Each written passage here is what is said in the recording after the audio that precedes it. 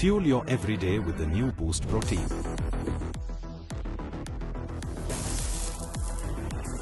Boost is the secret of my energy.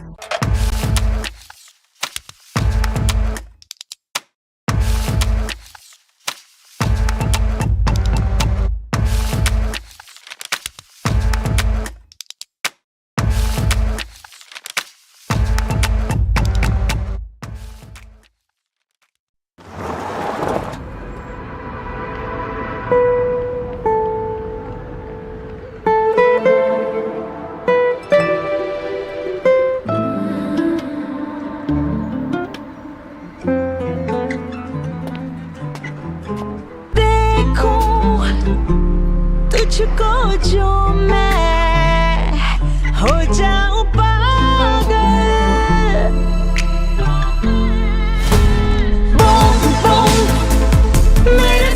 You glow different when you're in love. 16 million shades of love to choose from. Unlimited love. B6. Mahindra Electric Origin SUVs.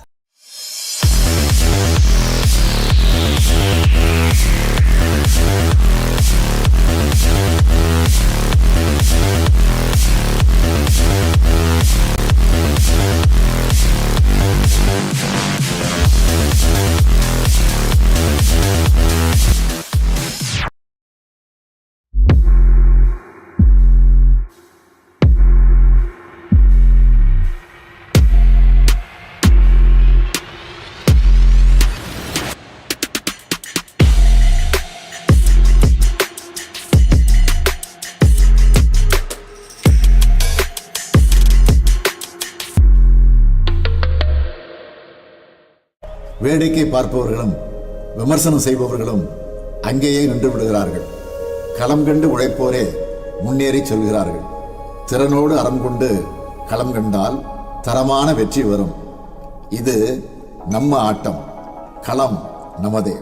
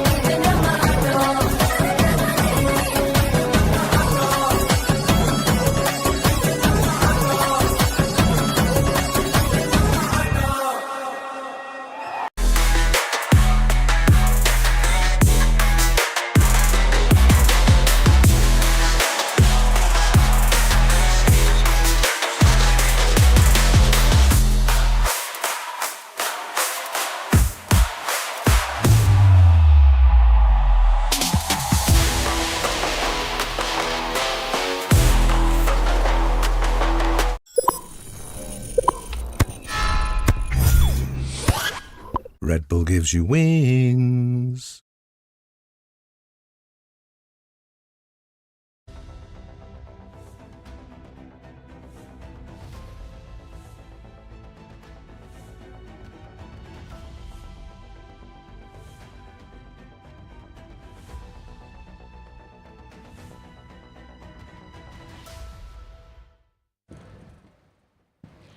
All right, ladies and gentlemen, boys and girls, and gaming enthusiasts from across the globe, welcome back. We are back with all the action and an e-sport revolution. Ladies and gentlemen, the gaming world once again takes center stage right here in Chennai. I'm Samina, your host for today, and super excited to welcome you all to the Chennai Esports Global Championship 2025, the first of its kind and the best of its kind. CEGC 2025 is presented to you proudly by the Sport Development Authority of Tamil Nadu in association with the Government of Tamil Nadu and the powerhouse team at Sky Esports. Powered by Boost Protein, co-powered by AMD with Mahindra as a mobility partner and supported by our incredible associate partners, the Production Lab, WD Black, powered by SanDisk and Red Bull, and our official display partner Zoe and our ticketing partner Kin. Can we have a big round of applause for all our sponsors for all the support that they've given us? இவ்வளோ பேர் உட்காந்துருக்கீங்க, கைத்தட்டல கேட்கல. Can we have a big round of applause? Wonderful. Now, ladies and gentlemen, before we get cracking, let's start from where it all started. It all started with a small little spark, the CM Trophy 2024, which wasn't just a tournament. It turned out to be a massive, unexpected, game-changing revolution, and it sent out one loud and clear message that Tamil Nadu was ready for a global esport revolution. The CM Trophy didn't just showcase talent, it reshaped esports landscape of India, earning Tamil Nadu the GEM Awards for 2024 for its incredible contribution to esport. And with that, ladies and gentlemen, we have only grown bigger, better and iconic. And of course, then came the CM Trophy 2025, which was bigger, bolder and historic. We had cash prizes that skyrocketed. We had over 5,000 participants from across Tamil Nadu that participated, and most importantly, they made esport a medal sport, and all of that has led us to this very moment, CEGC 2025. Now before we get rolling, as I promised, we have a small little AV coming your way. Let's take a look.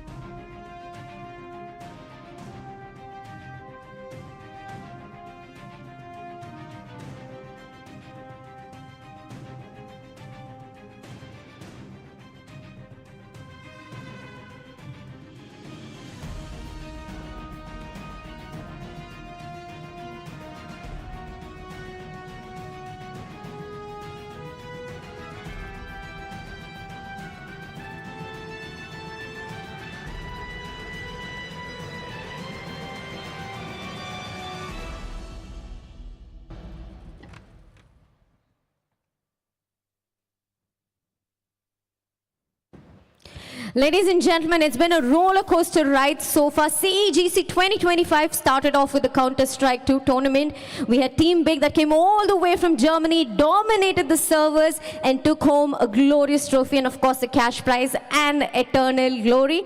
And that has brought us to the second week of CEGC 2025. We have 16 elite teams that are going to be taking on each other, battling it out for that trophy, the title and a prize pool of $50,000 US, and this is how the rewards stack up. We'll have our first team that takes home $30,000 US. Second team that places second will be taking on $15,000 US, and our second runner-up will take home $4,000 USD, and we'll have one MVP who will be taking home $1,000 US. With that, ladies and gentlemen, it's time to welcome our casters for the day. We have casters in Tamil, Hindi and English joining us.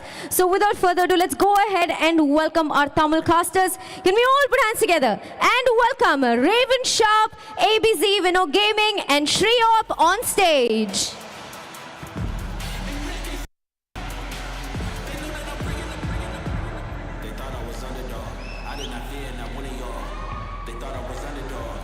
Number Tamil casters Koruvati Balata Karagoshan Dalama. Let's hear it for the three of them. They're going to be here at the stadium with us live, taking us through the entire tournament. Thank you, boys, for joining us. And up next, we have our Hindi casters. Can we put our hands together and welcome Spiro, Engineer Whitey, and Mayavi on stage. A big round of applause as they come forward. Ellarume onna send, if you can put your hands together.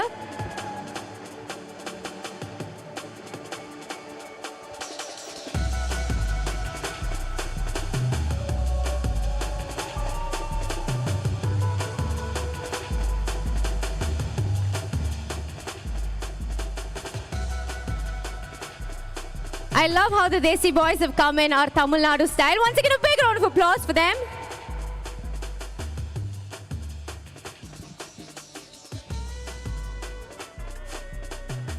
Thank you, boys. What style and swag. Wow. Thank you again. All right, we also have our English casters who will be joining us remotely. We have Sanat Sam, Arka and Necros. A big round of applause for them as well. Can we have a big round of applause for all our casters? They have a long, grueling day ahead of them. All right, with that, it's time to welcome our 16 teams on stage. Team number 1, disciplined, precise, ice cold under pressure. The team that never cracks. Ladies and gentlemen, please put your hands together and welcome WELT Sports on stage.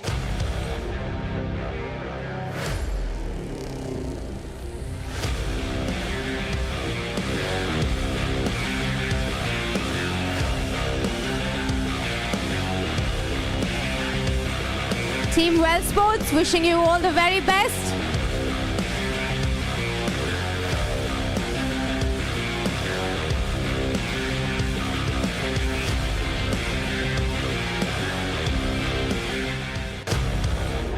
I'm going to request you all to take your positions and all the very best.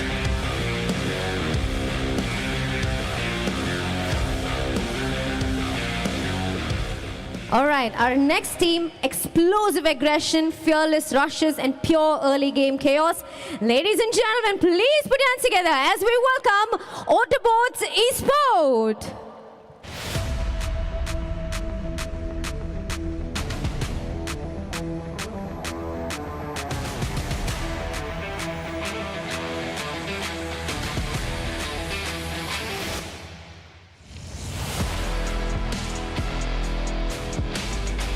Ladies and gentlemen, a big round of applause for Team AUTOBOTZ Esports, wishing the team all the very best.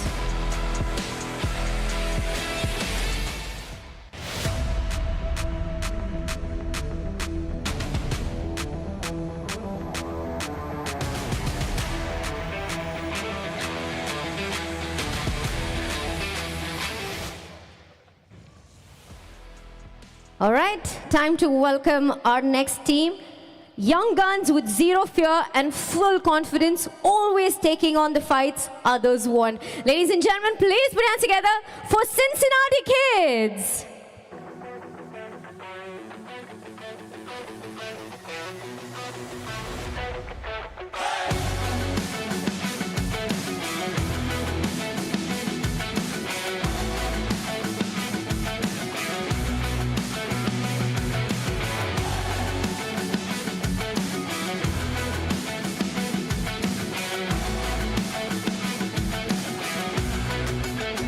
Cincinnati Kids, show main business, wishing the team all the very best and requesting you all to take your positions.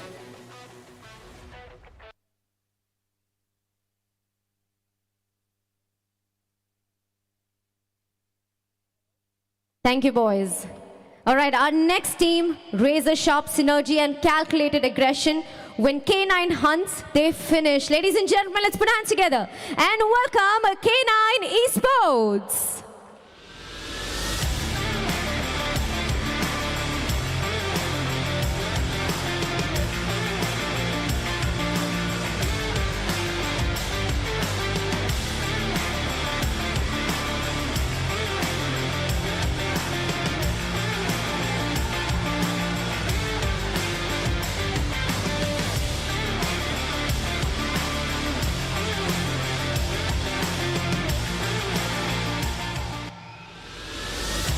Got some fans in the house for sure. K9 Esports, requesting you all to take your position.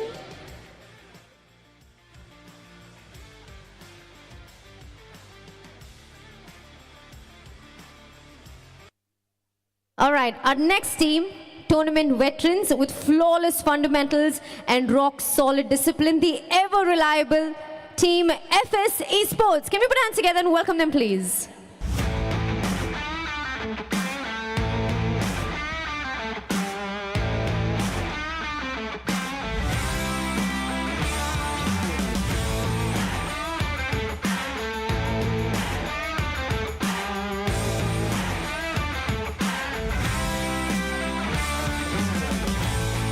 Ladies and gentlemen, that's FS Esports for you.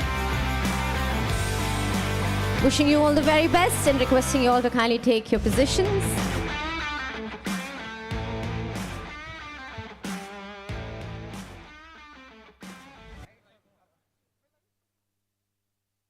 All right, our next team is unpredictable, clutch heavy, and capable of flipping any lobby on its head.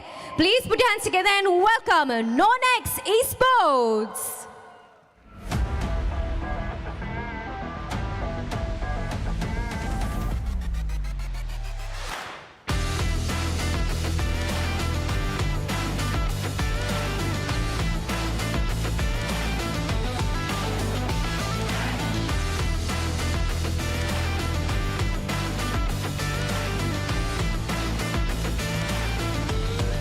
Team NONX Esports, wishing you all the very best. Please take your positions.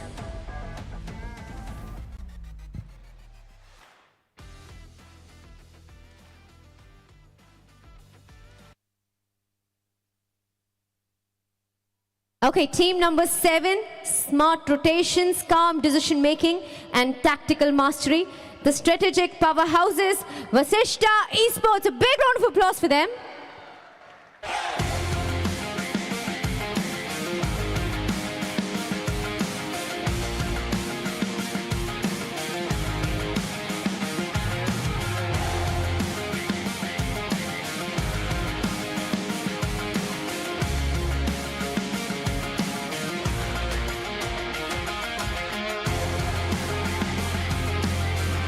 Wishing the team all the very best.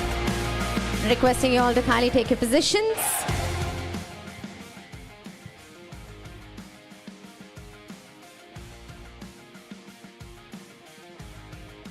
Alright, our next team is built on raw frag power, bold peaks, high tempo, and they know no fear. Without further ado, ladies and gentlemen, let's put our hands together and welcome INFINIX True Rippers.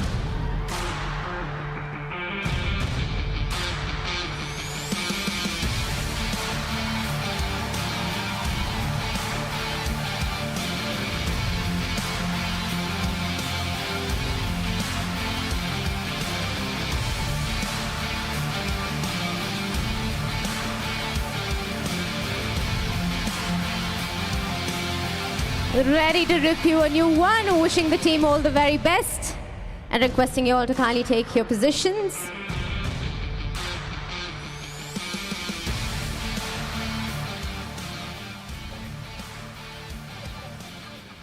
Our next team is fast, sharp and always hunting for that perfect opening, and they bring to us pure tempo on the battlefield. Without further ado, let's all put our hands together and welcome BLITZ Esports on stage.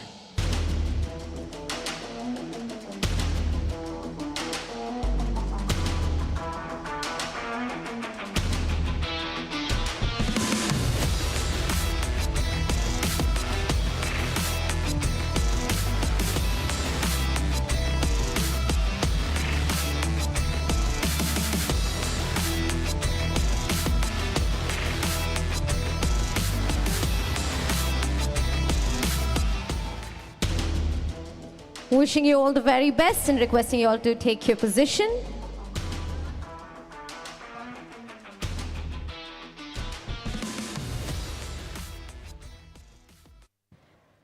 Our next team brings us legacy, structure and relentless star power. Threats on any stage. Ladies and gentlemen, please put your hands together for ONEPLUS, God's Reign.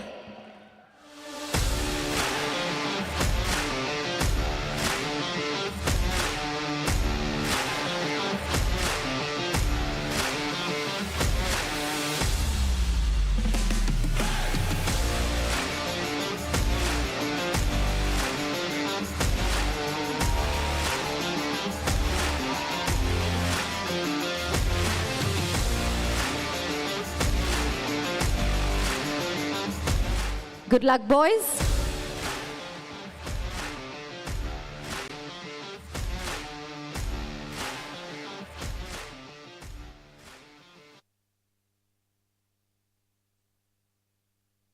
Our next team is considered masters of adaptation, aggressive when it counts and composed when it matters. Let's all put hands together and welcome Team Versatile on stage.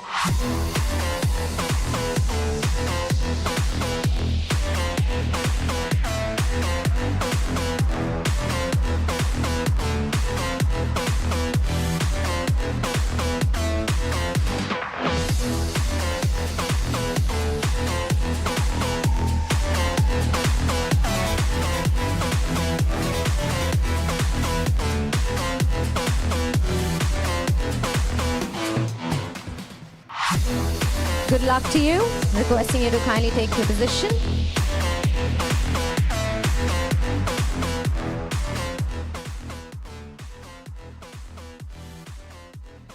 Our next team, a battle-hardened squad known for composure, clutch plays and ice-cold finishes. Ladies and gentlemen, please put your hands together and welcome IQOO, REVENANT, XSPARK.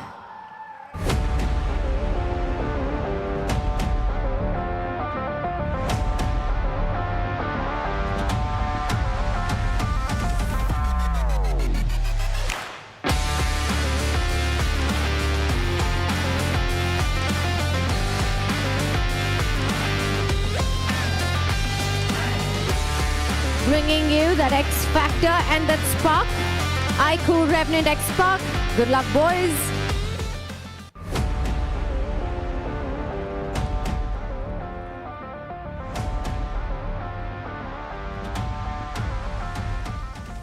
Our next team are clearly fan favorites with a massive following and star power to match. Please put your hands together and welcome IQOO 8-Bit.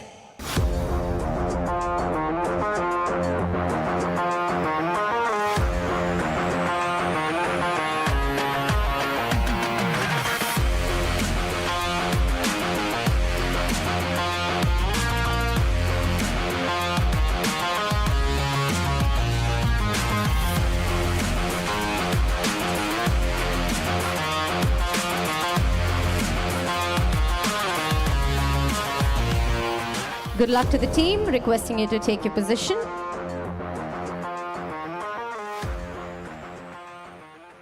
Precise, patient and highly coordinated, a team that thrives under pressure. Please put your hands together and welcome victorious SUMUS on stage.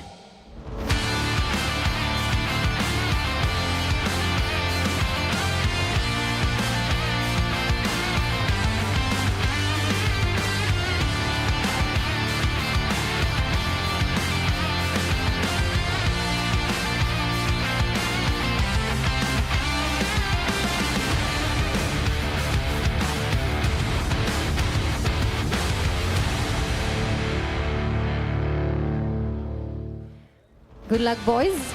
Requesting you to take your position. All right, 14 down, 2 more to go.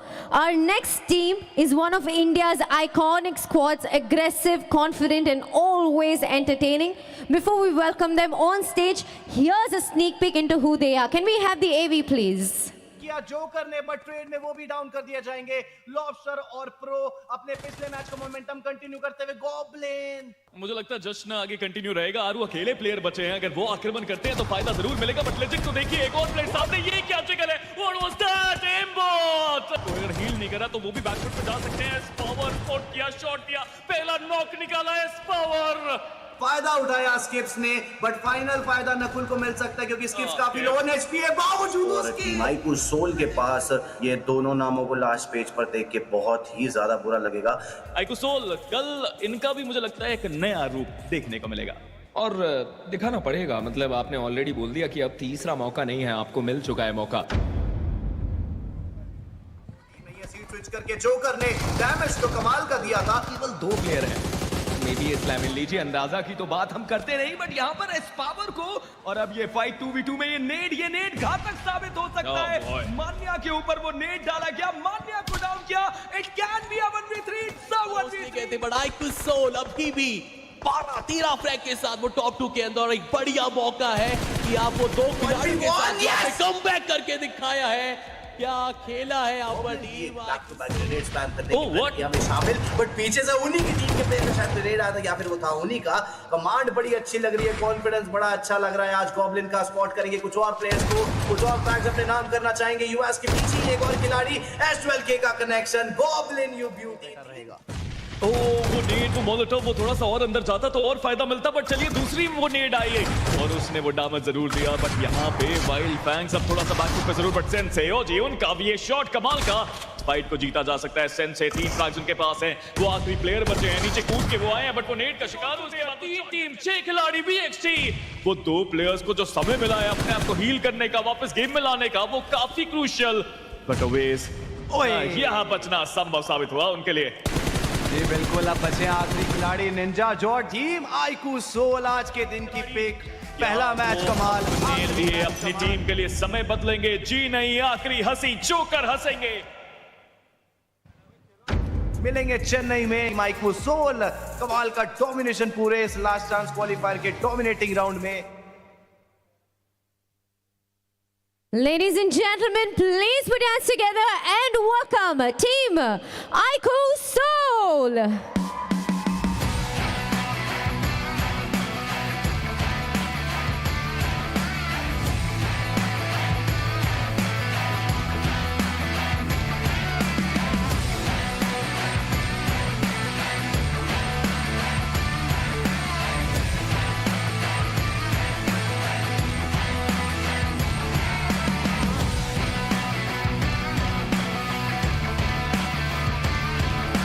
All the very best, boys.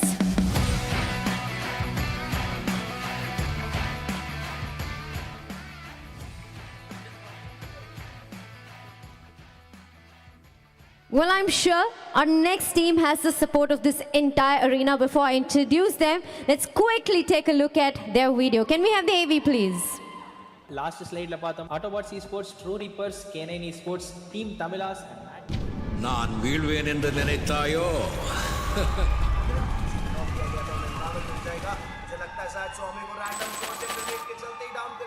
जी हाँ, IQ team तमिलास number advantage के चलते वो जो fielding set करी थी bridge पर hero extreme God like और team तमिलास ये तो चौथे सर्कल में ही मैच ऑलमोस्ट अपने नाम कर चुके थे। इतनी बढ़िया जोन एडवांटेज के पास थी। डिवोटी को डाउन कर दिया जाएगा, इसी चीज की हम बात कर रहे थे।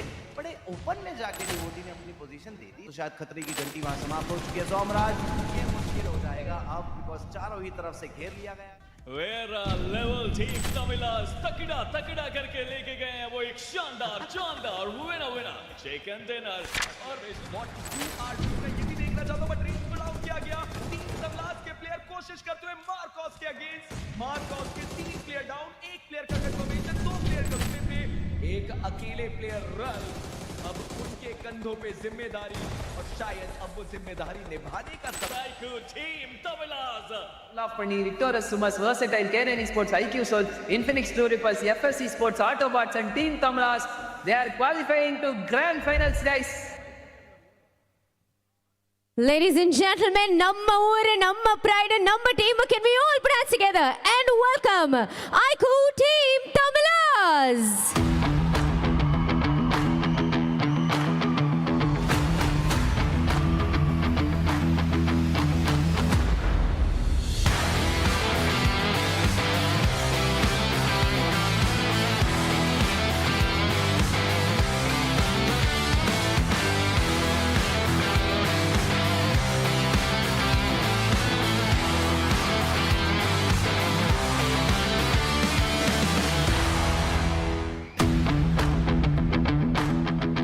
Wishing IQOO Team TAMILAS all the very best and requesting you all to kindly take your position.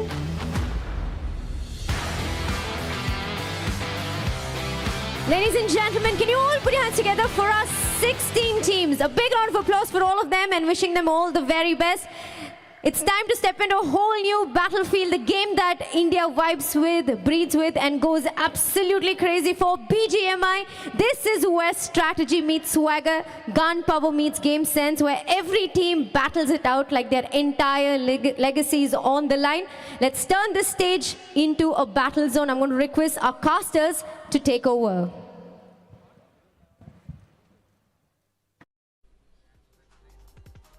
"16 matches of the semi-finals, 24 in the LCQ, but one final challenge awaits, and that's going to be the 18 matches that they will be playing here in the LAN stage. Welcome to the Sports Development Authority of Tamil Nadu in association with the Government of Tamil Nadu presents the Chennai Esports Global Championship by Sky Esports. Powered by Boost Protein, co-powered by AMD, mobility partner Mahindra, associate partners The Production Lab, WD Black and Red Bull, official display partner Zovi, ticketing partner Kin.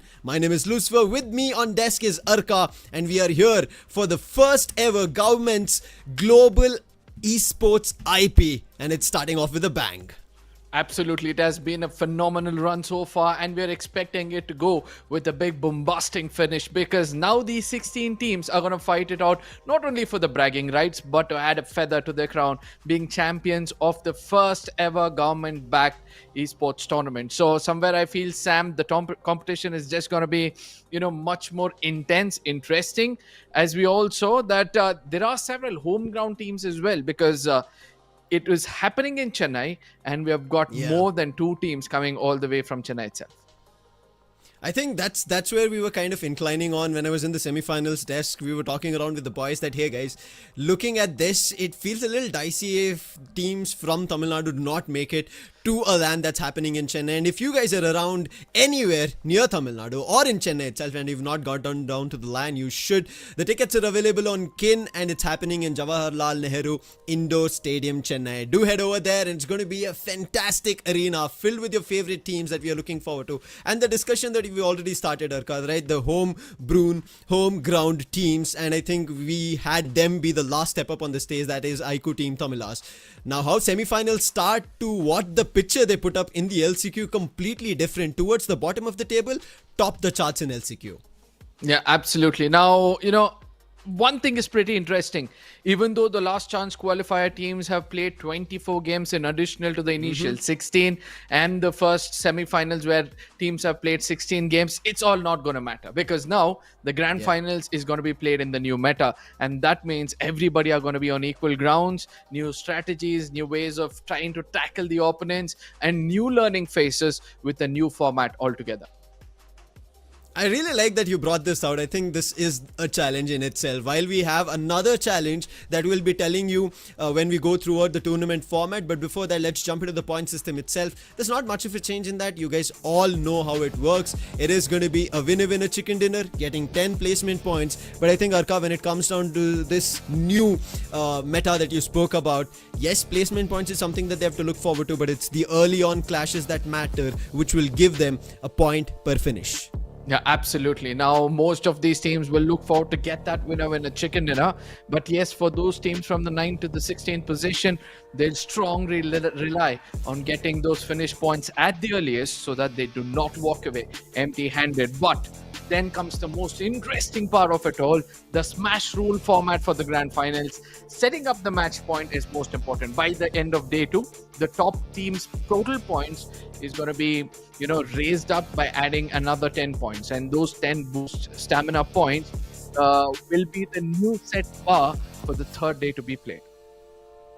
That's an interesting one to stand up, right? The team at the top will already have a little bit of a buffer that they can reach up to this 10 boost stamina points and then get and activate their smash rule and become the champion at the end of the day. But hey, could it be possible? Because Arka, we have seen teams struggling even with the smash rule active. The teams who tend to get that last chicken dinner generally end up at that 18th match itself, and then we realize that nobody was able to get the smash rule and become the champions in itself. Yeah, but it doesn't end there, right? For people who need to understand how do they attain that championship at the earliest, is try to make sure that you reach that match point or complete the smash rule format, and then the immediate next map you start to aim for winner chicken dinner. If you're able to achieve one, then immediately you're going to be crowned the champions. But just in case no team is able to achieve this, then we're going to consider the overall standing, and the team at the very tippity top after all the 18 games will eventually awarded the championship. I'm not too sure who that is going to be. Whether the team at the end of day 2 are going to be the champions on day 3, or is it going to be somebody else? Because we've seen a lot of changes in the overall standings itself, right from the semi-finals to the LCQ, and now that we are in the grand finals. But as Arka said, all of that paper that you had in LCQ and semi-finals, crumble and throw it out. Because right now in the new meta, everything is going to change. The meta, the shifting time, players deciding to rotate, all of that comes into play. And maybe towards your stage 3 and 4 is where you have some breathing space, but the early game is going to be very quicker, and let's talk about it being a quick game for these participants, these grand finalists, starting out with the top 8: Cincinnati Kids, AUTOBOTZ, K9 Esports, FS Esports, NONX Esports, VASISTA Esports, INFINIX True Rippers, and BLITZ Esports. Yeah, absolutely. Now, these are the points I would like to bring in as soon as we see those team lists, right? VASISTA, a brand new edition of Simp, and things are working absolutely phenomenal for them. Then you've got K9. Yes, there's been a bit of a change. We've got JD Gaming, a young blood coming and joining. Even that is going to go in their favor. So all of these teams with a lot of expectations will now have to perform. And there are few teams who carry similar weight, just like that of VXT, IQOOSOUL, REVENANT, XSPARK, Team Tamilas. Oh my goodness, look at these names. I'm just going bonkers, my friend. It's a big list, right? God's Reign, Versatile, Revenant, XSPARK, IQOOSOUL, 8-Bit, Victor SUMUS, Team Tamilas, WELT Esports. Who do you think is going to be the champion? Now, on one end, the change in shift in terms of the IGL and who's going to be leading this squad, Team IQOOSOUL have now found legit in one direction. And on the other extreme, there is ONEPLUS God's Reign, where Neo is leading, and this God's Reign looks way different. And IQOO Team Tamilas, it's been a very dry spur for them for this 2025 year. And what do they do now as we start off the Grand-Finals? Yep, Cincinnati kids, one of those teams who have been, phenomenal so far. The one of the main reasons why I bring up this point is they've always been underestimated, but they prove time and again that they are capable of qualifying into every single LAN. FS Esports is also going to be my other favorites from this lineup because after the addition of Silo P, we are able to see that, FS is looking much more promising. Levi, Lovesh, Roman, this team looked more packed than anybody else as of now. But K9, again, as we have already spoken about it, JD, he's doing a phenomenal job after being added. That firepower which was missing out from Beast has been completely fulfilled, and it seems like Amit is going to make the complete use of this team's potential. Nevertheless, let's come back to the next slide and see which other teams out here. VASISTA Esports, they're going to be so happy. And let me remind you, for every tournament being hosted by Sky Esports so far, VASISTA have been the reigning champions. And even for this Sky Championship, they are the reigning champions, and they're looking forward to defend it, as Sim comes in to be the perfect addition for this team. I think this is going to be picture perfect if it actually happens, as you said, Arka. They ended the last year with a bang. This is one of the tournaments towards the end of the year 2025, and VASISTA Esports and Hector would want that. But I think looking at where Hector would have wanted it even more, but I feel like God's Reign have it coming for them, and they are even more desperate for this, because I think there's been a long list of time that we've been waiting for God's Reign to jump up on that godly stage, to get that aura in there, but I think that's been somewhere missing. But with Neo now taking up that helm and it working out for God's Reign, closing it on the top of the semi-finals, that is a lot to work on, along with the newest addition for Revenant XSPARK, and leading this charge in Punk's name is where I want to see how they fare out. They did not have a great start in the semi-finals, but they did end the semi-finals on a good note, qualifying into the Grand-Finals. Yeah, Punk, I think it's good for us to say that he's got a lot to prove. Exiting from Godlike and then joining a big name, I'm looking forward to what he can bring on the table. But then comes the big names, right? WELT and Team Tamilas. Both these teams are the home ground teams. Both these teams come from Chennai itself. They have a lot of expectations. A lot of fans in the LAN event itself are looking forward to, see them lift the trophy.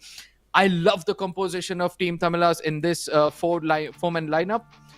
Because now we have got experience in the name of Mr. Rigel and Beard Baba. You've got the young guns blazing in the name of Dragon and Rico.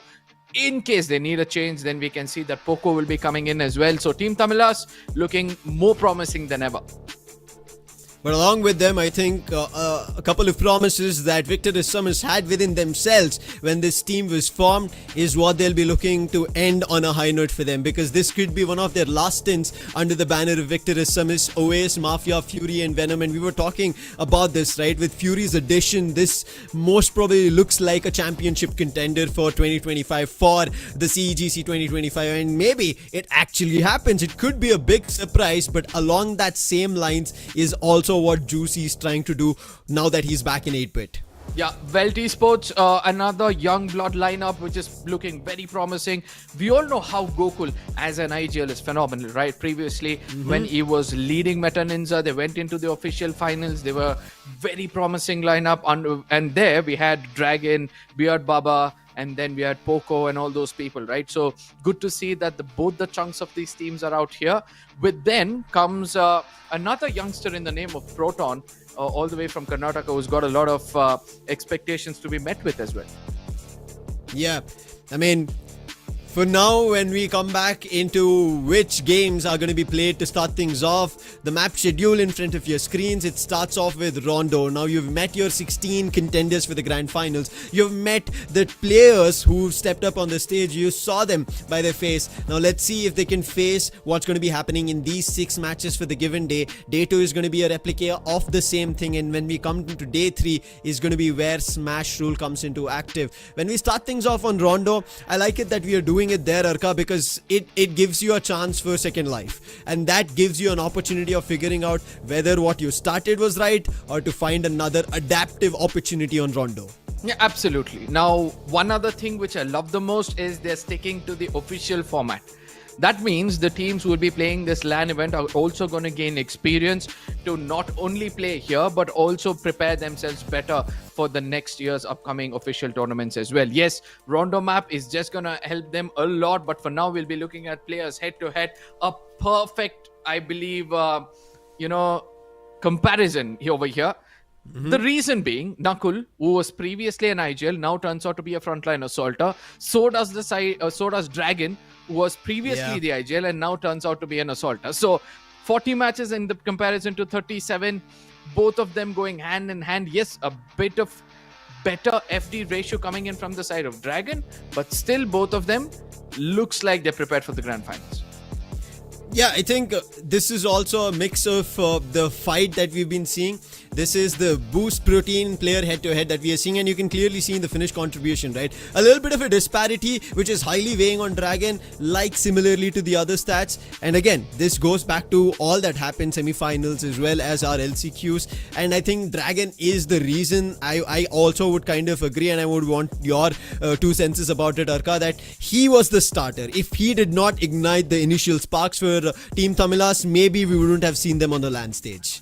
Yeah, absolutely. But again, these 2 players also leave another message. Just in case the current IGLs are not going to do well, then there's an added, advantage for them. They have 2 different IGLs in their lineup. Dragon can take over Team Tamilas if required. Nakul can take over IQOOSOUL if required. So I'm waiting to see whether, such circumstances come into play, and we might see a very different approach with both these teams. But for now, yes, I'm loving the way Legit is leading IQOOSOUL as well as Mr. IGL is leading Team Tamilas. Okay, now let's come into the discussion, right? We've done the deed, we've introduced the teams, the players, a little bit of their history, storylines, what is at stake for this Grand Finals. Let's talk about, as we're going to be jumping into Rondo very soon, the first game of the Grand Finals of CEGC 2025. A tournament, a trophy that everybody's been looking forward to. And as we said, this is the first government-backed global esports IP. So there's a lot weighing for all these players. Who do you think is a probable first map winner chicken dinner team? Since it's Rondo, it completely relies on how many points you're going to pick up in finishes rather than trying to get those position points. Because over here, it's not about who gets the winner chicken dinner, who walks away with the maximum points, especially finishes, because that is going to pay way for the confidence into the next few games. And we have seen that, right? A good start always leads up to a great finish. So I'm hoping to see teams like Team Soul do much better, because in the last chance qualifiers, the way IQOOSOUL ended those final 4 games was with complete aggression. 9 finishes in minimum within the first 2 circles shows that they might be looking out for a very good run in the map of Rondo. I would kind of tend on that, but I have God's Reign on my list because of their performance in semi-finals. 100 plus finishes. Completely. Yeah, completely so aggressive, and a map that enables you to get so many finishes, and I'm pretty sure Godrin will be planning for that. And I don't know what's happened, but Neo, for me, like when we talk about different games, right, when we look at chess, is that comparison brings me in with Neo, because he's making some master moves that the other teams are unable to understand, and it is working in play for God's Reign. And if they're able to do it, they'll be super happy. But I'm pretty sure IQOOSOUL, they will be trying to break that down, because for them it's been a big spell, just like how we spoke about God's Reign, that they've not had a trophy. Now, one interesting person on the screen just a few minutes back was Smoker from that of VXT, right? We have been speaking about IGL standing out to be frontline assaulters. If there's another person doing the same kind of, role switching, probably it's going to be Smoker. Because being an IGL of Likita from now coming to be the frontline assaulter for VXT, he has done a phenomenal job as well. Let's talk about Revenant XSPARK. I think here as well, when we saw the initial starting days for them, Punk, Trace, all of them trying to still figure out what's the best foot forward, it was not working in their favor, and we were wondering, is this the way? A lot of people had questions, and then Punk started commanding them like they are the championship contenders. He became the true leader, enchanted, all of that in his favor, and let's see if that works out. But another big contender is going to be for sure K9. I think they lifted a trophy very recently, and everybody thought they would be lifting another trophy immediately, but it did not happen. It ended up in the other team's favor, and that tells us that there could be a lot happening, especially with even Team Tamilas getting back Dragon. IGL now going to be very comfortable with his assaulters, as you mentioned, those riflers. I want to know if they can actually do it from the very start. They ended on that top LCQ, but I'm not sure if they're going to start off at the top itself. I don't know, man, because Rico's synergy with the team is going to be the most crucial thing for Team Tamilas, if you ask me. The reason being, he's got wild firepower. He's always been the first point of casualty for the side of Team Tamilas. In case we have seen him survive after the 4th or the 5th circle, Team Tamilas have always ended up with the winner chicken dinner. Let me remind you, they had 4 winner chicken dinners in the last chance qualifiers, which was the highest among all the teams out there. So probably that controlled aggression is what I'm expecting from them. But again, since the map of Rondo is going to favor teams who tend to go in and take that risk, I'm hoping to see somebody like Mr. IGL away from the fight, so that we'll be able to see 3 good assaulters like Beard Baba, Dragon, as well as Rico going in to pick up frags. But all of this is just going to add on to some more masala as to where they're going to be picking the spot, because in this map of Rondo, Stadium, Test Track, Jaden City, these are the hotspots. When we talk about hotspots, I need to talk about one player and also a team. I think this is a topic of discussion that we did have. Unfortunately, they did not qualify right from the semi-finals. It is going to be FS Esports and a player in FS that's going to be Sahil OP. And I think that man was doing brilliant stuff, and tagging along with him was Roman. So that was a wonderful feat to be seen from FS Esports, but I wish they qualified from the semi-finals. They did not start continuously being consistent, but when LCQ mattered, they did step up, Arka.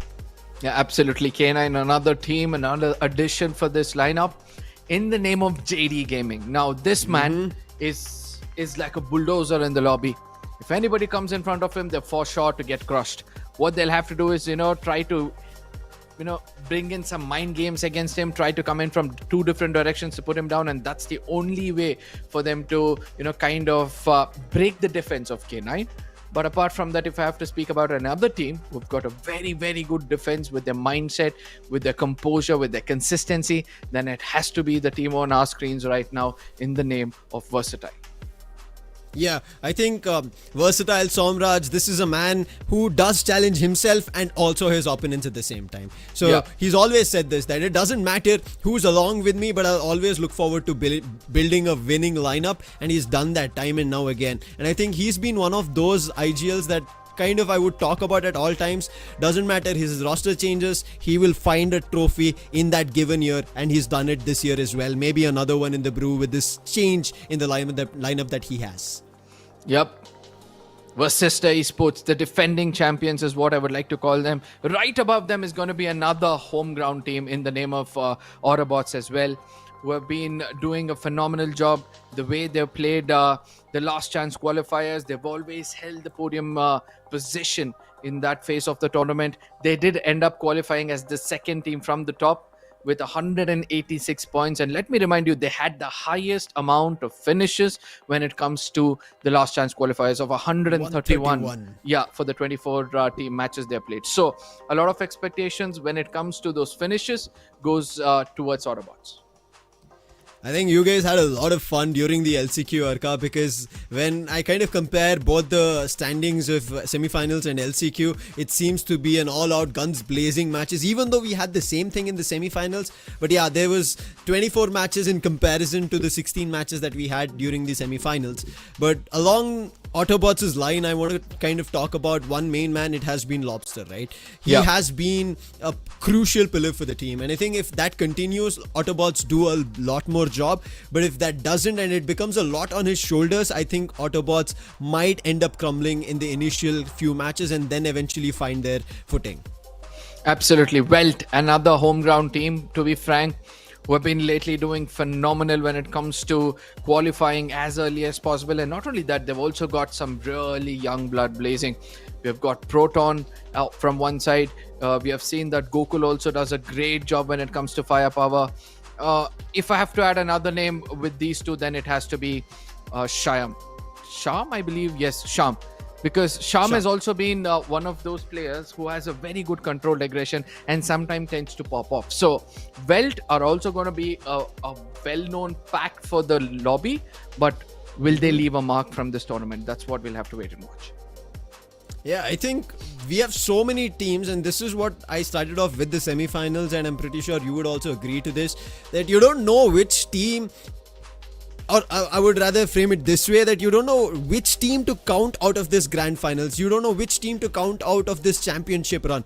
Every team who's qualified into the grand finals, even during the semis, the 24 teams that we had, I was talking about this, you don't know which team to count off for this grand finals. And right now, even for this championship, we don't know who to count out, but it's time to start things off, at least to gauge how teams are going to be playing. The very first game on Rondo is where we are jumping in the CEGC 2025 grand finals, day 1, match 1, and we are at the helm in this control with IQOOSOUL's Legend.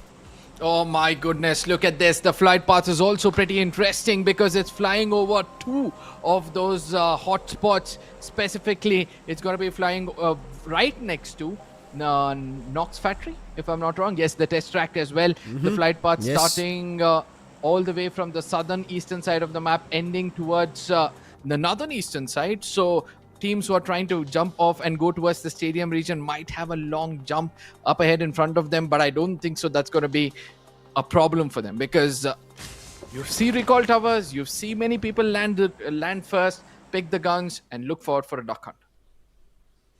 I think this very beginning on Rondo is actually a good way to start off on the new meta, Arka, because as we said, right, even in the old meta we ended up seeing teams having very early clashes and then figuring out, is this the right way to move forward? But that time it was ERANGEL to start things off. But now, because it's Rondo, even if they have the drop clashes, even if they lose players, have casualties, just because of that recall, they'll have another chance. But again, remember, they have to ideate for day 2, because if they make a mistake here, give away a lot of points, team at the top have an advantage, and it seems like already the advantage has started, as Goblin, who was knocked, his confirmation will also come through, and IQOOSOUL already have an opening casualty. IQOOSOUL, one of those teams who had a lot of expectations coming in the map of Rondo, losing a player seems to be a bit of a disappointment. But yes, the retaliation comes through. Legend lands one against them. Oh, a trade game comes in on the other side. Fierce is going to be stepping up, making sure that he gets the confirmation of Joker. Nope. Even though the revival might come through from one side, it's going to be Goten trying to do his best with that UMP, jiggling around, missing shots. He's not going to be forgiven for it, as Legend lands one. Fierce running out in the open, makes a big mistake. Luckily, no shotgun in his hand. Now Fierce. Oh my goodness, Legend lands another player down with 3 finishes. A 1v3 for IQOOSOUL. And suddenly, the expectations so high. Teams today aren't here to be the average. They're here to beat it, just like Boost Protein, and Legend just made it happen. He is carrying a crate to make sure that he doesn't have to be worried something out in the open. What a play coming in from his end. It looked like it should have been Revenant XSPARK's surge, as they would have done this finishes in their favor. But hey, that's not going to happen for now. But there will be recall confirmations. They're still trying to fight for it. Trace is here. Fierce back again. ready to pack a punch. They're looking forward to a full-on team vibe because all the three players are here in the same spot and they're going in for it. But again, Legend, he gets another confirmation, a fourth one, but they finally put him to rest. And thankful, Knuckle, he's gone in the other direction this time. And IQOOSOUL, after getting those initial 4 frags, will survive. And the same could be said because IQOO, REVENANT, XSPARK, they get 3 after they try to avenge what happened. But on a lost cause, REVENANT XSPARK, they lose Fierce twice, and that means they'll have to play with just 3 men in this game. Whereas on the other side, Legend, he's got 4 valuable points. And now everybody knows why he was considered one of the best options as an IGL right after Knuckle. What a start this has been, Trace God.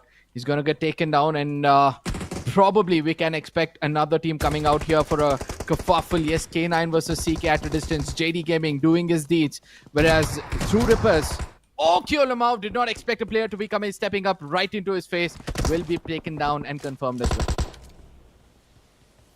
Battles continuing. K9 also grabbing a couple in their favor. Again, as you said, this is Rondo. The circle, if we talk about it, it's moved towards Jaden City.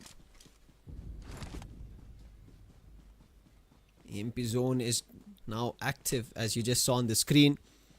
3 minutes and 50 seconds. And you could see the EMP zone is right close to Hirsch. INFINIX True Rippers have already lost 2 players in this battle with 8-Bit and Jelly getting to a recall tower. The very start of things, and I think a lot of eyes will be on INFINIX True Rippers because this is a team who's going to be representing us on the global stage, now playing in a government-backed global esports IP. So maybe if they get the best of both worlds, Arka, it's going to be a big deal for all of us. True. But again, I've seen few other teams playing it very, very responsibly. I mean it. The reason why I'm being responsibly is because they know the value of being in this LAN event. They know the value of proving themselves yet again, especially IQOO 8-Bit. They've not had a great run in the recent past. There's been lineup changes, time in and again. Now they've got this lineup where Juicy comes back to lead the team. And Sarang, for the first time, will be under this banner.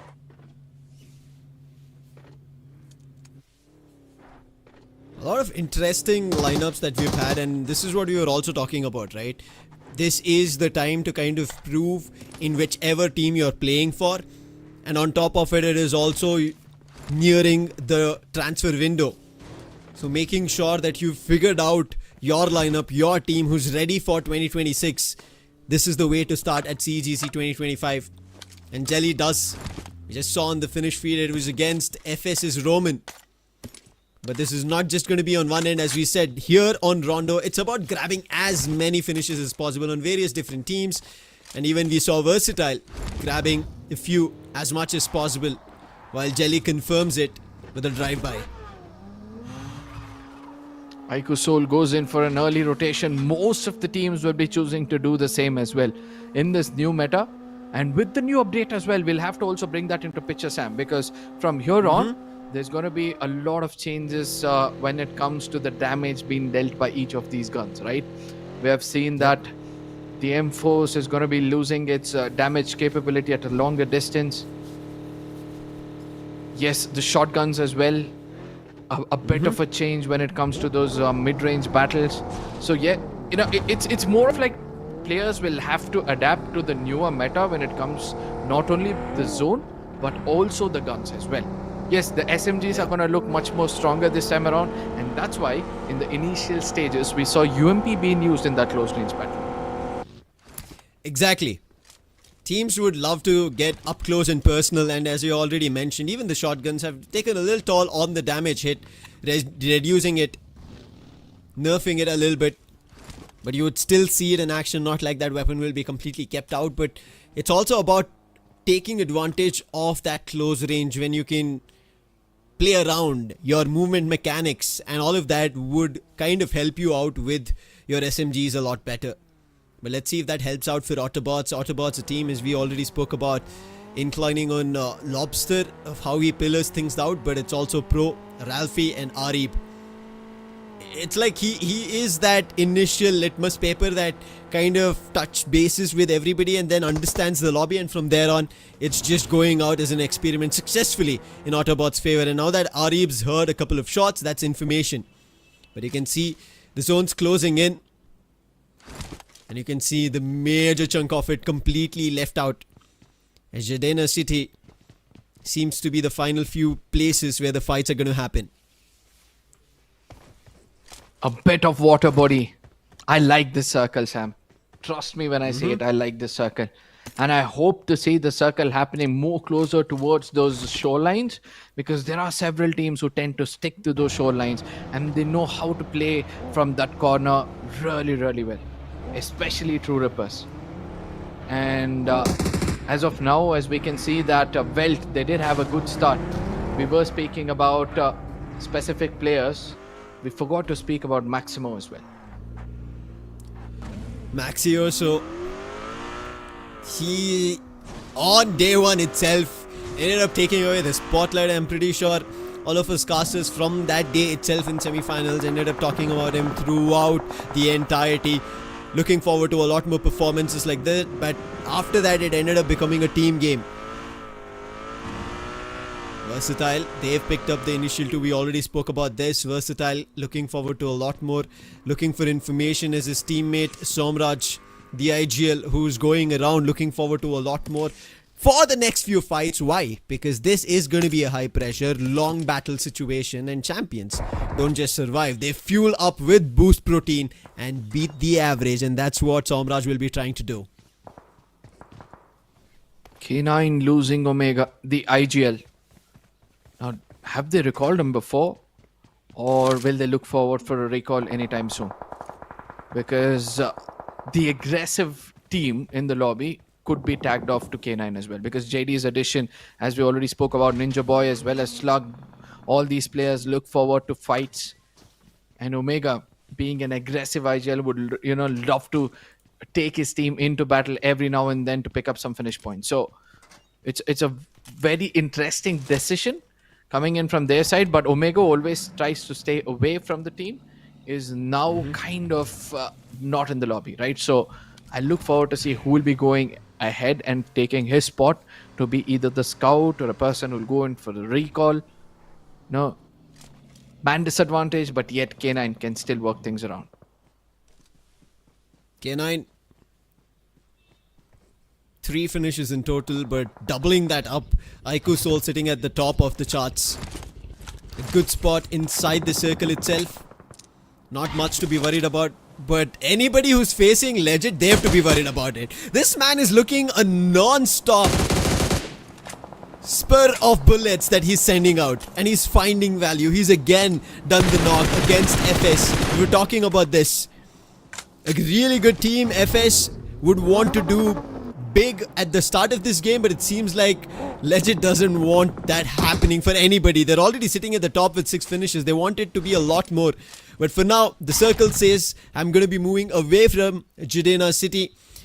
IQOOSOUL is still close by, and if they clear off the edges of that circle of FS, they have the control of it, and nobody will be able to push them out. And that is the reason Legit was trying to take a fight, already having that intention that maybe the circle is going to just move a little further. But right as now, within the edges of the circle, trying to gatekeep each other, VASISTA and AUTOBOTZ, while on the other end, Cincinnati Kids and ONEPLUS God's Reign in a big tussle, and Delta has to save the day because CK are surrounding them.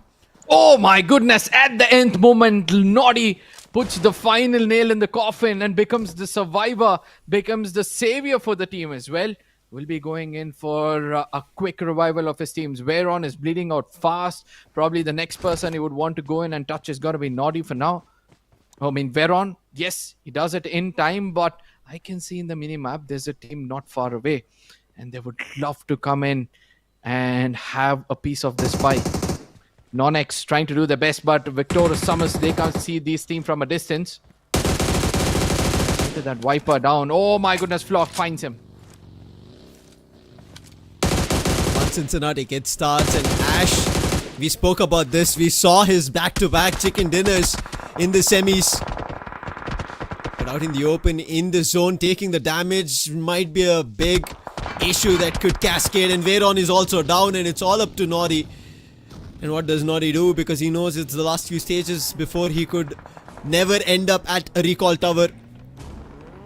We'll have to head for it as fast as possible, but the problem is the circle's closed and there's not much, and he would have to maybe head out of the zone in case he has to go for a recall. And it seems to be the case because inside the circle there's only one at the edges of the play zone on Jadena City and nothing else inside the circle itself. So I'm not too sure what the play might be here, but for now AUTOBOTZ and VASISTA seems like they're not going to have a fight anytime soon. Rather, the teams coming in from the outer edges of the circle, the sights on K9. VASISTA, FS, BLITZ, Victoria SUMUS, AUTOBOTZ and NONX. These are the teams who have not been interested in any kinds of fights so far. Scary Jot puts down Ralph. We were speaking about few teams who have kind of had a controlled aggression so far. Seems to be popping things off. After putting down a player, VASISTA still not looking forward to push against them because they know they have the control of the corner of the circle. So what they'll do from here on is to make sure that they eradicate AUTOBOTZ completely, make sure that the backlines are clear, and then probably look forward to get into the next circle. Circle makes another shift and now it's going to be faster. They have 50 seconds before moving into the play zone closing in, and it moves towards open areas. There doesn't seem to be a lot of buildings to play by. So it has to be an all-out brawl with 13 teams still surviving, and K9, they find Nodi, the last man, and he is out of the lobby. Another team, I think so. Maybe Nodi did not have a chance to revive over there, and yes, it is another team to be eliminated. Holding things off. We spoke about this, AUTOBOTZ and VASISTA, both of them right now outside this circle, but both know that right in front of them is danger. And Ari at the front of it spots Scary Jot. This is the opportunity, and maybe he puts him down. He still holds off. That is big trigger discipline coming in from his end. And he's still holding off. Cheyenne on the other end, he's fighting on with somebody else, so this is the opportunity. While Simp, he finds one on server, and BLITZ are behind VASISTA Esports trying to get to the circle. Oh, this is where he'll have to put him down. Scary Jot gets taken down and the confirmation follows up as quickly as possible. This is going to be the fourth stage. They've just got around 2 minutes left to revive one of their fallen comrades. VASISTA, they're not going to be happy with what has happened out here. And BLITZ on the other side, they're going to be so happy that in one way or the other, AUTOBOTZ were a blessing in disguise for them. But guess what? K9, they come in to give AUTOBOTZ a taste of their own medicine. Danger striking at all ends of this circle right now. Rondo now getting closer to its final stages. Simp on the other end quickly making sure that BLITZ, who are trying to cause them trouble, instantly put them down. But yes, they've still managed to survive, and the best thing for them is they've managed to actually get inside the circle because of AUTOBOTZ. As you said, the blessing in disguise did work out. They did give away a finish though, but on the other end, VASISTA Esports' trouble, it has not stopped. Now it's going to be versatile on them. Saumraj has spotted Hector, but thanks to that smoke, Hector will be able to get out of it. But Scary Jot with his teammate is trying to make a move, but that smoke, that dip is not going to be enough to put that spray and screw a player down on the ground for now. So Versatile, with a lot of information in the position that they're in at the edge of the circle, still unable to find the next few finishes after the initial two. I believe VXT, they'll have a very, very tough run after this. VASISTA completely concentrating their firepower on BLITZ, weakening them, making sure that now they can pounce upon them. Pardon me, it's going to be AUTOBOTZ. And immediately we see a person trying to push in against them. Get into that radius from where they can put some throwables as well. But all of this is going to be closely watched by VXT. And I know that VXT at any given point of time, they'll look forward to third party. Patience has been the key for this team, but another team in front of our screens is going to be Victoria SUMUS cooking up a grade against FS Sile OP. A good one actually, does a chip damage.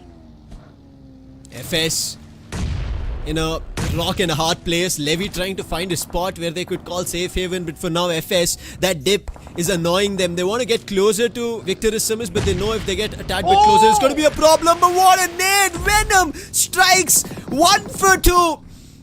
And this is the best kind of offer that anybody would want when they're going in shopping. And Fury, what a toss that was. A Kobe and double it. Touche. Two of those frags going in his favor. But Sahil OP, I wonder why that call was not given, that yes, I've been damaged with a grenade. It seems like somebody is close to us and is trying to put us down. Whereas on the other side, it seems like Team Tamilas as well are going to have a tough time with BLITZ trying to pin them down. Ninja Boy gets in closer, but True Ripper says, we have been over here for a long time and we know this topography better than you. We'll be getting those frags as well. IQOOSOUL on the other side after losing Goblin and Joker. They've also gone on a back foot. For now, Legit and Nakul, they have to be in unison if they have to look forward for a chicken dinner. 8 finishes in total, that's big for now in this lobby. But as you said, the numbers a little weaker on their end. INFINIX True Rippers just ended a battle, but Victor SUMUS this side, that to make a move inside the circle, they move from the southern frontier and now get closer. After doing a hefty damage on FS, if they're able to do it on True Rippers, it could be extra finishes for them. Victor SUMUS have been counting their cards, playing very smart, tactical in nature. And True Rippers, they're another team who do it. And Jelly, he will be commanding, especially now that he's not in with the playing team. He will be making sure that they move towards a winner-winner chicken dinner itself. Whilst trouble still strikes, Autobots and VASISTA Esports, a long-fought battle all the way from stage 2-3 is still ongoing at stage 5. Team Tamilas, another team you have to watch out for. They're still breathing. And we have seen how Dragon has been a menace in the lobby after the 5th circle. But yes, for now, Victor SUMUS with all 4 men standing. Also got a good position inside the circle. So they would want to, hold it for a brief period of time. Even though it's one corner of the circle, there's nobody to backstab them. 10 teams in this lobby. But I'm kind of worried for all the teams out there, because until now, Revenant XSPARK have been very silent after the first few fights. And they've been watching the lobby. They've been learning the lobby. And once they start to kick things out, we have seen how well they can perform in the semi-finals. And they will also have a lot of utilities to back them, but there's Pro right behind them along with the squad of Autobots and Revenant XSPARK. If they've not read information right, if they've not checked their backlines, it could become a trouble for them later down the line. True Rippers, it's down to Hirsch, Kyo, Hydro. We spoke about it. Hydro, already a man who's been topping the charts in finishes, is also right now topping at 4 finishes for his team, making it a total of 6 shared with Hirsch and Jelly. On the other end, the last surviving player for Versatile is going to be Smoker. He's somehow trying to survive in the waters, but I don't know for how long, because I think BLITZ have an idea, but BLITZ are not trying to peek, because on the other edge is NONX, who already tried to fire at them, and Smoker's position is already compromised. NONX are firing on him. I don't think he'll be able to survive for long. He's trying to get closer to the riverbed from where he could survive a bit longer.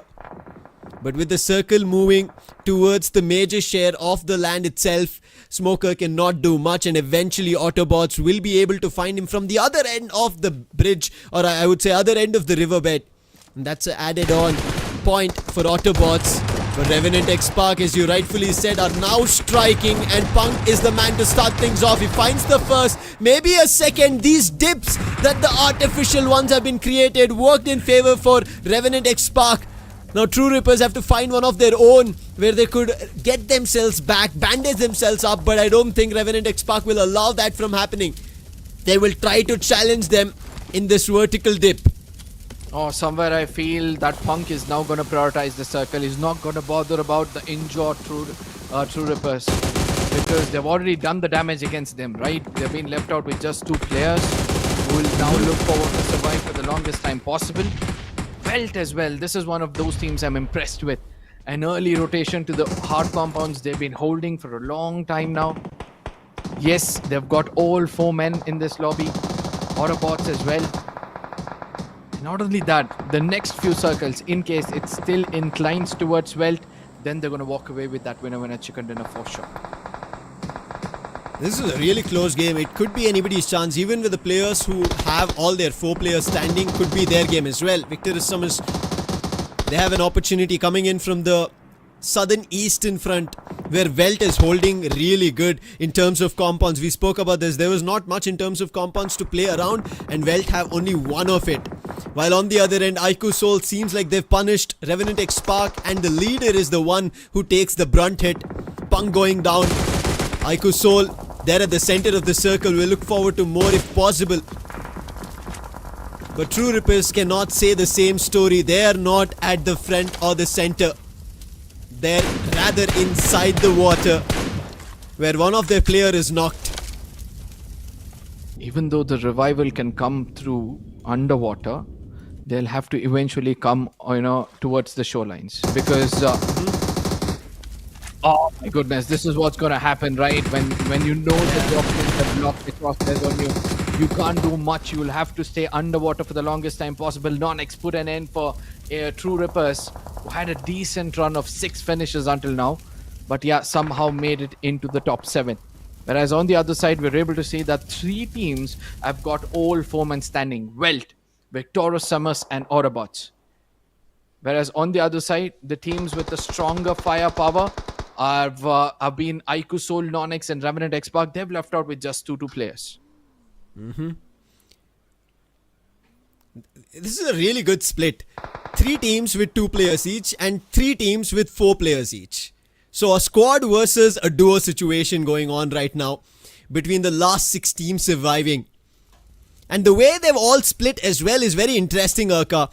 Majority of the teams who have all their 4 players surviving are at the extremes edges of the circle. Only one team with a duo player surviving is at the center, and that is IQOOSOUL. And right now, with the circle taking a slight shift, they're still at the center of it. The other 2 teams are at the edges along with the squad teams.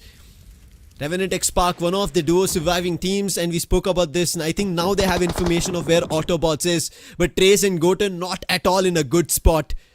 They're not at the edge of the circle. The play zone will start closing in the next 10 seconds, and they have to make a move. And once they do, AUTOBOTZ will know what's happening, because AUTOBOTZ, they're not trying to get anywhere. They're at the edge of the circle. They're at a very safe spot.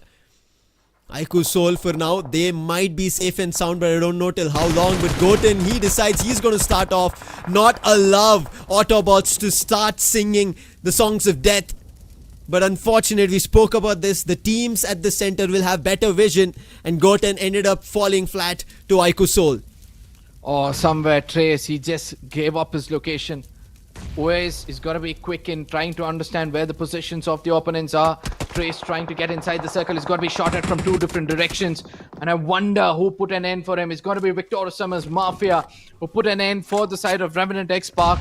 And that means now IQOOSOUL, holding the center of the circle, would want 2 teams to go in head-to-head with one another.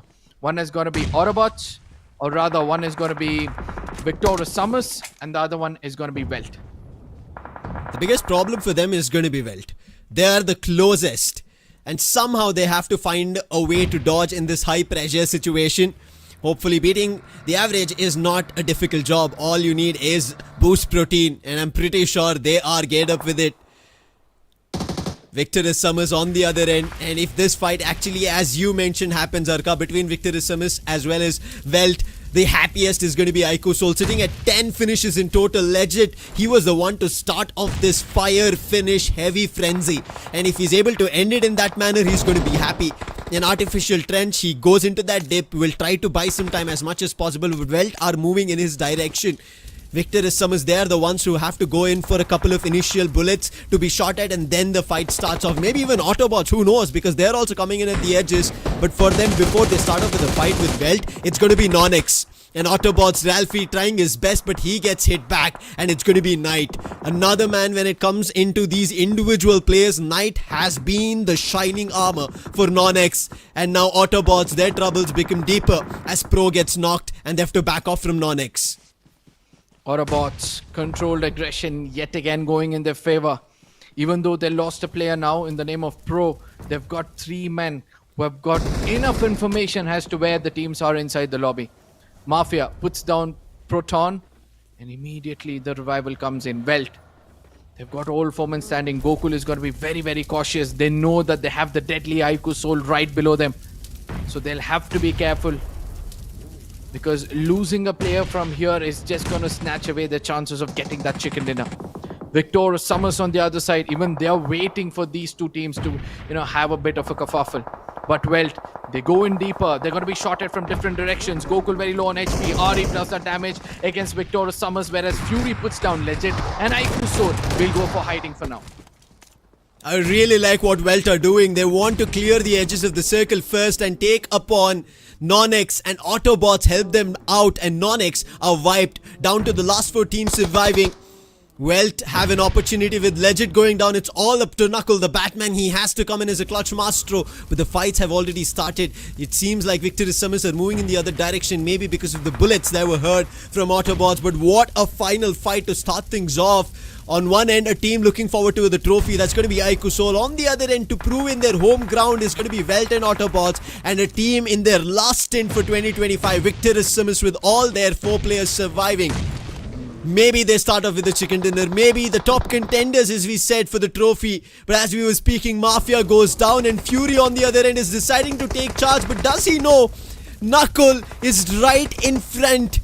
Knuckles not made any sound, uses TPP, and Fury, he gets hit by another and gets taken down. Unfortunate for that to happen.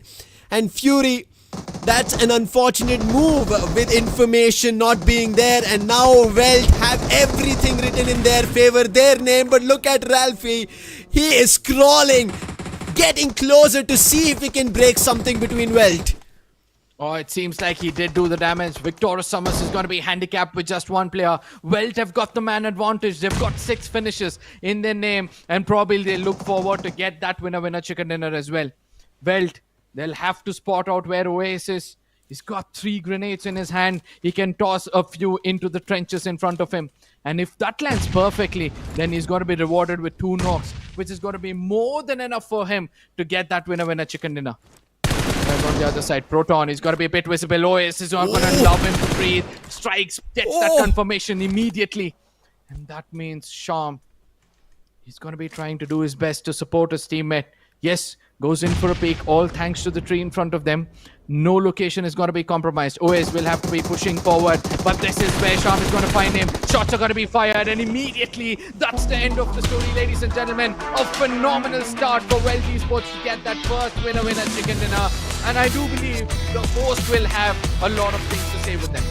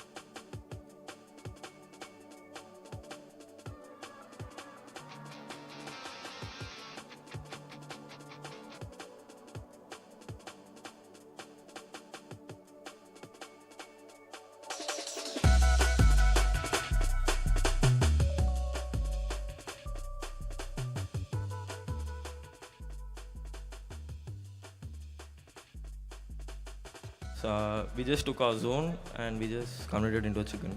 Alright, you won the first game. How does it boost your confidence going into the next? Yeah, we'll carry that confidence. Okay, who was the loudest on the comms in this first match? Rigel. Okay, and if you had to describe this first game in a word, what's the word that you'd use? Wonderful. Alright, okay, seems like a man of very few words.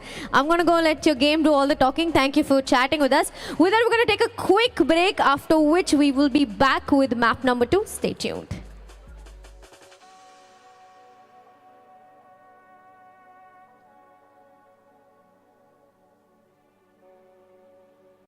Fuel your everyday with the new Boost Protein.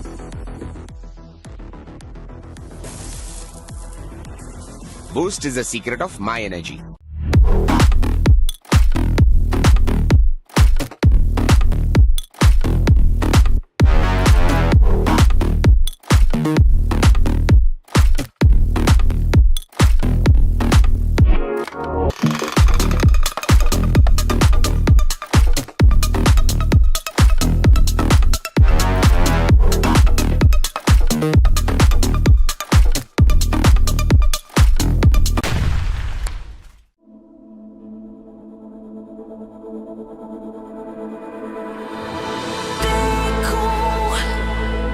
तुझको जो मैं हो जाऊं पागल boom boom मेरे सीने की धड़कन को सुन मेरी सांसों को तेरी ही धुन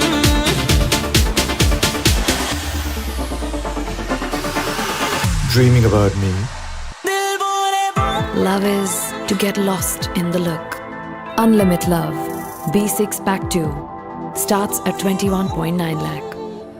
Mahindra Electric Origin SUVs.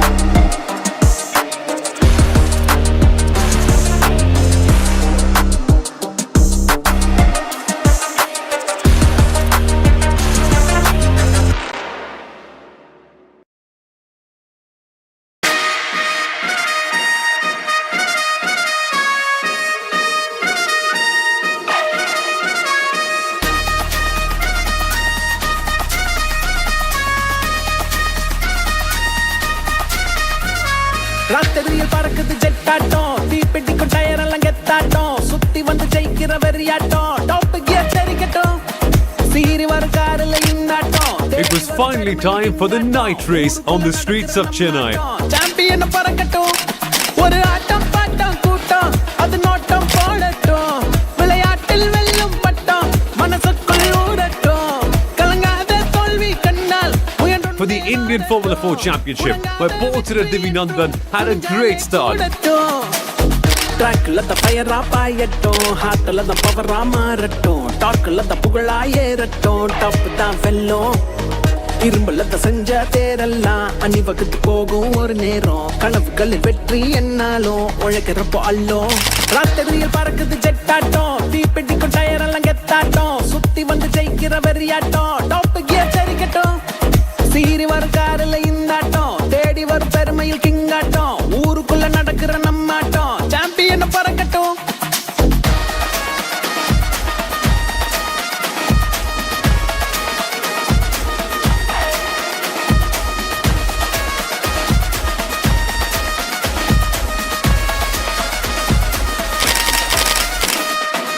Life என்ற ரேஸ்ல ஸ்பீடா போகும் லேப்ல உருட்டாத மாப்பிள்ள பள்ளம் நேடும் கடையில உன்னோட நெஞ்சில வெற்றி தரும் தெம்புல நிக்காத எய்மில்ல ஜெட்டா ஆவோம்ல அச்சா இருந்தா அது துச்சாவாதா வந்தா வளர்ந்தா அது உச்சாவாதா வாட ஸ்பீடா அட தங்கம் போதாதா முடியாத ரேஸ் தான்.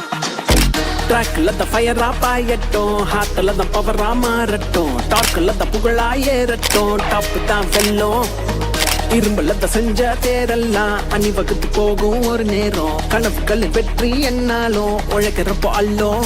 ராத்திரியில் பறக்குது ஜெட்டாட்டம் தீப்பெட்டிக்கும் டயர் எல்லாம் கெத்தாட்டம் சுத்தி வந்து ஜெயிக்கிற வெறியாட்டம் டாப் கியர் தெரிக்கட்டும் சீரி வரும் காரில் இந்தாட்டம் தேடி வரும் பெருமையில் கிங்காட்டம் ஊருக்குள்ள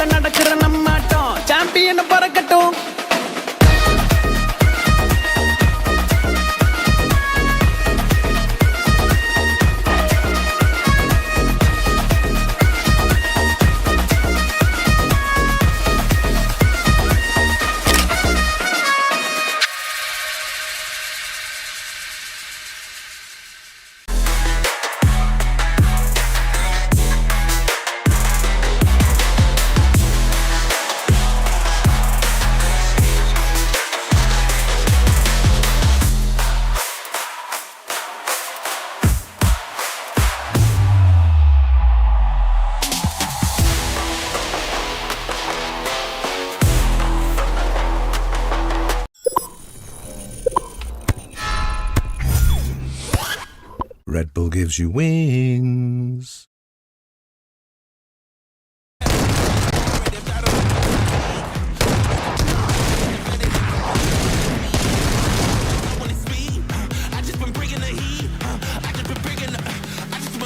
I just been bringing the fire.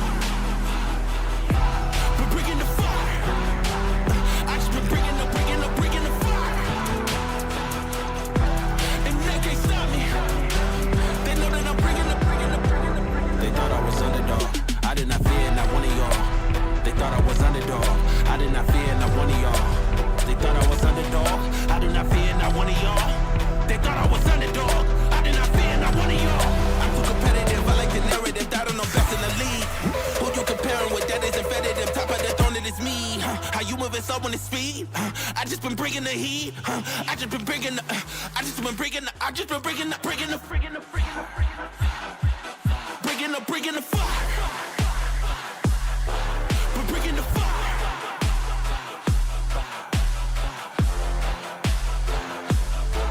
And they can't stop me. Been bringing the fire. Been bringing the fire. And they can't stop me. They know that I'm bringing the.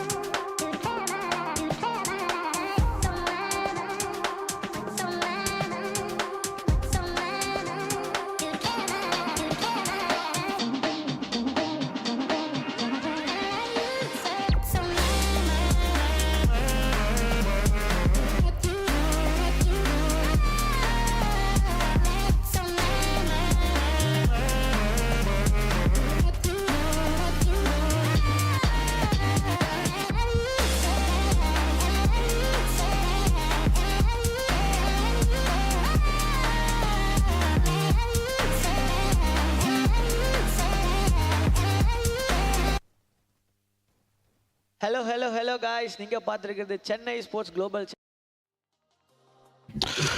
Welcome back, ladies and gentlemen. You guys are watching Chennai Esports Global Championship 2025. With me on the desk is going to be a bit of a switcheroo. I'm going to have Necros back. And Necros, the first game has been phenomenal. Not the names we expected to get that winner chicken dinner, even though there were a few fan favorites trying to compete in that final circle. What did you feel the first match was all about? It was all about finishes left, right, and center. The way everything kick things off, like IQOOSOUL getting so many finishes for themselves, followed by even WELT Esports. They also had a decent amount of finishes in a line. Even for Victorious Summers, it was a great game. In all total, the first map of Rondo gave us a gist that this grand finals will all be about how teams are going to go aggressive, because what we've got a small gist of aggression in the LCQ. It is probably the biggest picture that we're going to see in the grand finals. Yeah, absolutely. But the bigger picture for now is going to be which among these players were the MVP of this game, because there were a lot of players out there who were performing exceptionally well. To start things off, we did see how IQOOSOUL's Legit played so well, but later on it was Venom from the side of Victorious Summers, who's got 5 finishes and still be ranking 3rd with 45% contribution for his team. He has done an exceptional job, followed by Owaze, who was the last survivor for his team. Tried to get some couple of more finishes before going down in the final moments against WELT Esports. Victorious Summers, they had a very, very decent run in the LCQ. Yes, they weren't directly qualified to the grand finals from the semis itself, but the LCQ run was phenomenal. The consistent performance, what they showcased us in the LCQ, they're just trying to demonstrate the very same thing in the very first day with the grand finals. And yes, they will be walking away with 17 points in total, followed by we also got WELT Esports, who took the chicken, and they will have 18 total points in their bag. And IQOOSOUL, in spite of not getting so many placement points with 11 finishes and 4 placement points, they will end up having 15 in total for themselves from this map of Rondo. Yep, interesting numbers. At the very bottom, we see few teams who are still trying to, position themselves properly, but walk away with no possession points. Whereas teams at the very top are the teams which tend to get out of their, comfort zone, pick up finishes from the beginning. IQOOSOUL, Victorious Summers, AUTOBOTZ, all of them walk away with double digits. But that means in the map of ERANGEL, we can expect some really good comebacks. Oh, we have to. You talk about teams like IQOO 8-bit, ONEPLUS God's Reign, they have been really consistent in their performance in the semis, while ONEPLUS God's Reign, they were the table toppers with having 100+ finishes. But the game has changed from semis to LCQ, and right now the LCQ, the 4 days of action we witnessed just a couple of days ago, is probably one of the biggest momentum boosts for all of the teams, all the 8 teams those have qualified through that phase, and probably they are performing to their fullest. As you mentioned, in ERANGEL, we can expect some comeback performances. I'm really expecting a comeback performance from Team Versatile itself.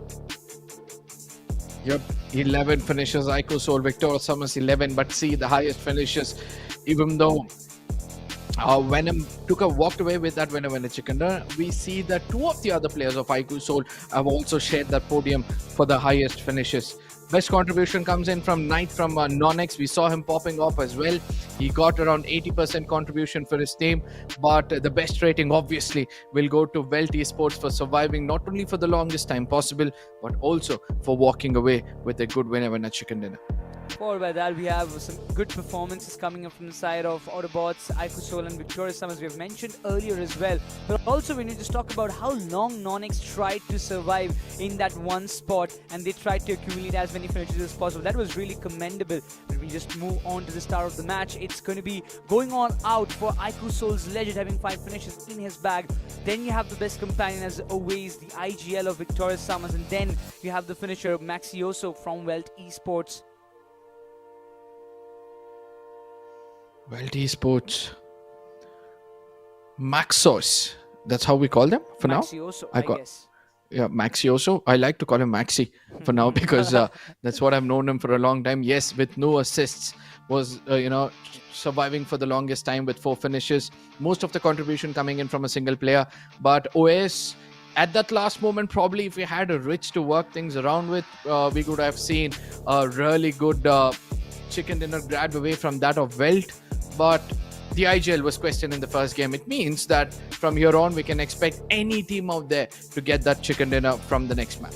this is the foundation day for the grand finals, and eventually when you just dive into a match like this after in the map of Rondo, where you have a chance to grab as many finishes as possible, you can just get a gist about seeing after seeing the entire match standings. Like every other team, they have at least of 4 finishes, while the bottom 3 to 4 teams, they were unable to reach 4 finishes in their total. But otherwise, that recall option does give you give you an extra benefit of getting more and more finishes, particularly in the map of Rondo, and score some more points. But right now, coming down to the map of ERANGEL, things are going to change, and right away we might be expecting some drop clashes. But although the top 8 teams, those who came from the semis, they have had a really good time coming up with the homework of the teams those have qualified from the LCQ. Absolutely, but again, most of these teams will look forward to hold the center of the map because the newer meta won't allow you to go to those late rotations. I do believe that there might be some drop clashes to the western side of the map of ERANGEL. So let's see whether that's going to be the case. For now, we'll be looking at the teams in the LAN event. On our screens right now is going to be Victoria Summers, who almost had that map in their name. OS, an IGL, a very composed IGL, an IGL with a lot of experience.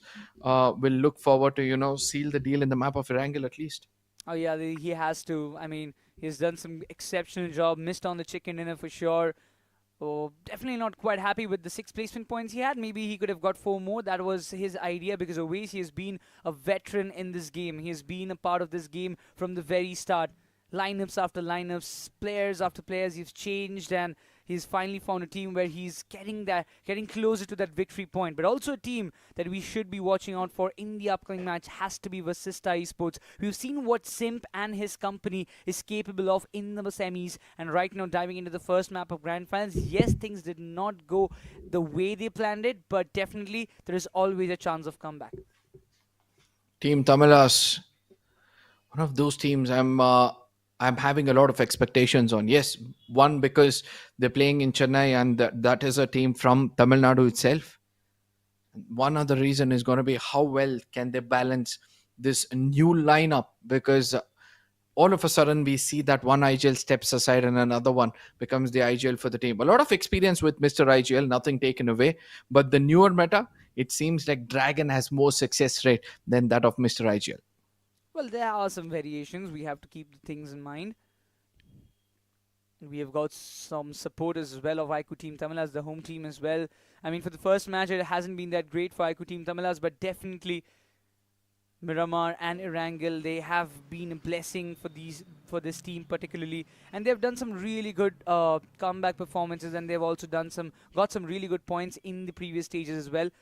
My eyes will be on them as well. But on the other perspective, on the other side of the spectrum, talk about K9 Esports, right? You've got some explosive players now. You've also got JD Gaming coming into the mix. Beast is out of the roster. A new player coming into the line. K9 Esports have also been really, really aggressive in the LCQ. But coming down in the grand finals, yes, they've started things off with 6 finishes, but can they do something very similar in the map of ERANGEL? That's a big question. Oh, we'll have to wait and watch, because the one reason why JD won't be able to perform as much as he did in semi-finals will be because of lack of experience, that LAN experience. The rest of the teammates have got really good experience in LANs, but JD, this could be his first ever LAN event, if I'm not wrong.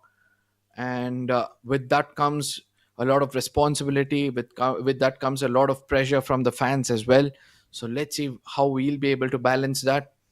Another team I'm looking forward to, obviously, is going to be REVENANT XSPARK, because Punk, the new addition, an aggressive IGL, a very controlled IGL as well at times, has got really good firepower. White Tiger, one inexperienced player whose shoes can be easily filled by Fierce as well as Trace God.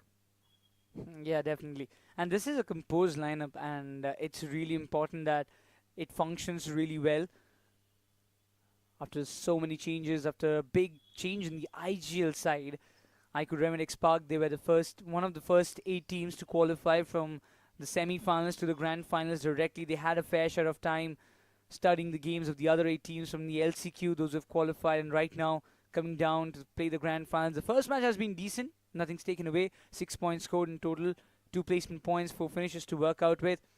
ERANGEL has to be really important for these lads, but also My eyes were on this team, Versatile. The start hasn't been great. 4 finishes registered, not a single placement point from the very first match. But we all know how Somraj plays. And now the eyes will be on them, just like as we have our eyes on Simp. Yep, True Rippers on the other side, a team to represent India in a few days. And Jelly, for the first time, I'm able to see him enjoy a LAN event. All the time we see him in a serious mode, trying to, in one way or the other, concentrate more towards the game. But this time it seems like he's not bothered. He's just going with the flow. And I'm 100% sure that he's going to have a great run here. Yes, Autobots, a few of their fans, present in the audience. With that comes a lot of pressure as well. Yeah, when you're playing, particularly on the home ground, you do wish to have a better performance and maybe even lift the trophy. There are 3 teams from Chennai itself. You've got WELT, you've got Autobots, you've got IQOO Team Tamilas in the mix, 3 teams. And one of them is one of the oldest teams from Chennai. That's going to be IQOO Team Tamilas. So everybody out there, those who have arrived in the venue, will be looking forward to see some really good performances from their home team side. But it can be upsetting if any other team just reigns supreme. It can be ONEPLUS God's Reign. Those are sitting in the bottom of the very first match itself, didn't score much points, a 0-pointer game for ONEPLUS God's Reign. Yes, they don't have Destro in the mix, but definitely this team is capable of doing wonders. And how they have performed in the semis, probably they will be looking forward to replicate the very same in this grand finals itself. K9, True Rippers, Revenant, XSPARK, Team Tamilas, all of those teams who need to prove themselves are sitting together. I know that from here on we can expect a bit of a change in the approach coming in from K9. Yes, after losing Omega, bringing him back, we saw them not performing that well. But I don't think so that's going to be, affecting them in any way. We are just done with one game. We have got a lot more to go. And after the 2 days comes the new format, right? Where teams will have to look out for that one team at the top of the table, try to restrict them from getting that chicken dinner and running away with the championship. The Smash rule will be really interesting to see which team is going to be on the top. Yeah, this is the foundation day, and now this is going to be really interesting because so far in the qualifying stages, we have been very used to seeing IQOO Team Tamilas on top in the qualifying stages. They've always been a team to remain consistent with their performance, followed by you've also got ONEPLUS God's Reign in the mix, who were the table toppers of the semi-finals. Even Victorious Summers, the way they have evolved, will be one of the favorites to be on the table topping position by the end of day 1. But I have to see how things are going to turn around for them because once again, this is not any qualifying stages that you're playing. You're playing the grand finals of CEGC 2025 and you are bound to make a difference here. FS Esports, another team we have not spoken much about. Roman, Levy, Loesh and Silopi. Now, all of these 4 players, they come in with a different approach towards the game. But yes, in one way or the other, they've had a great synergy so far. Especially Silopi joining this lineup and getting that space to, perform the way he needs to. More of like a Freeman frontline assaulter, and he's been stepping up.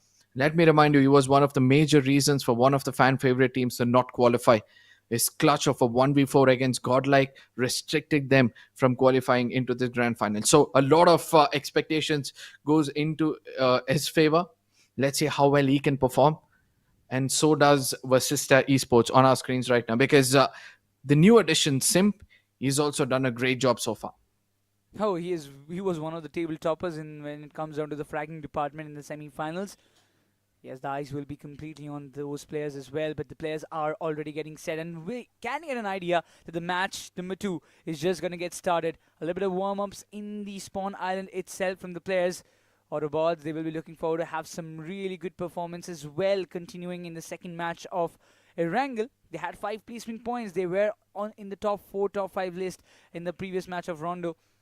Now jumping into the map of ERANGEL, a lot of differences can be made. You talked about FS Esports. There are also BLITZ in the mix. I would love to have them bring in the conversation. A team who can be the dark horses in the competition of CEGC 2025. If they outshine the other teams, I would really love to see how things are going to turn around overall in the entire Grand Finals.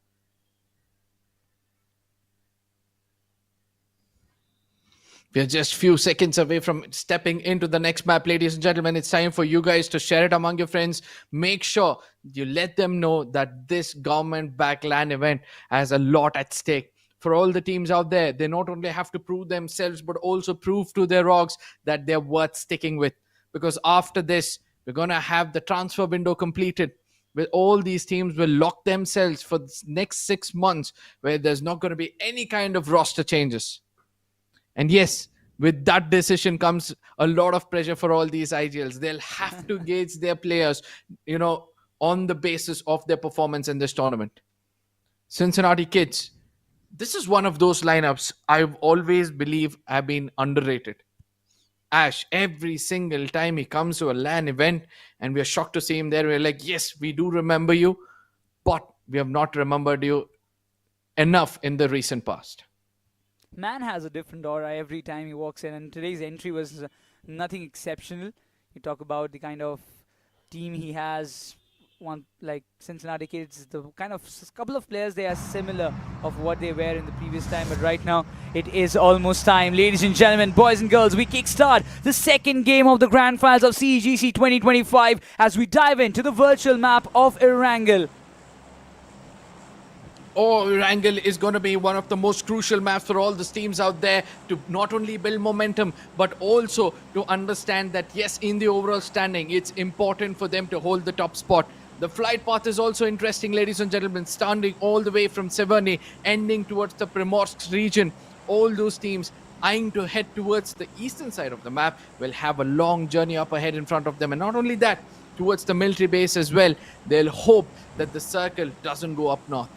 Oh yeah, definitely.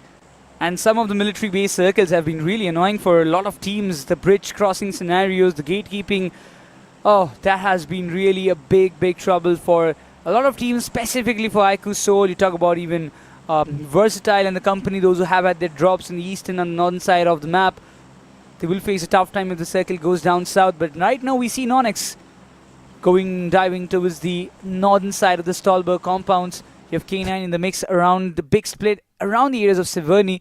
FS going around the shooting range trying to collect those early vehicles, and I really am not seeing any kind of early drop clashes so far, while BLITZ and INFINIX 2 Rippers, they might be a tad bit close, but mostly INFINIX 2 Rippers, they are aiming for to grab the vehicles on an early node and maybe rotate down southeast.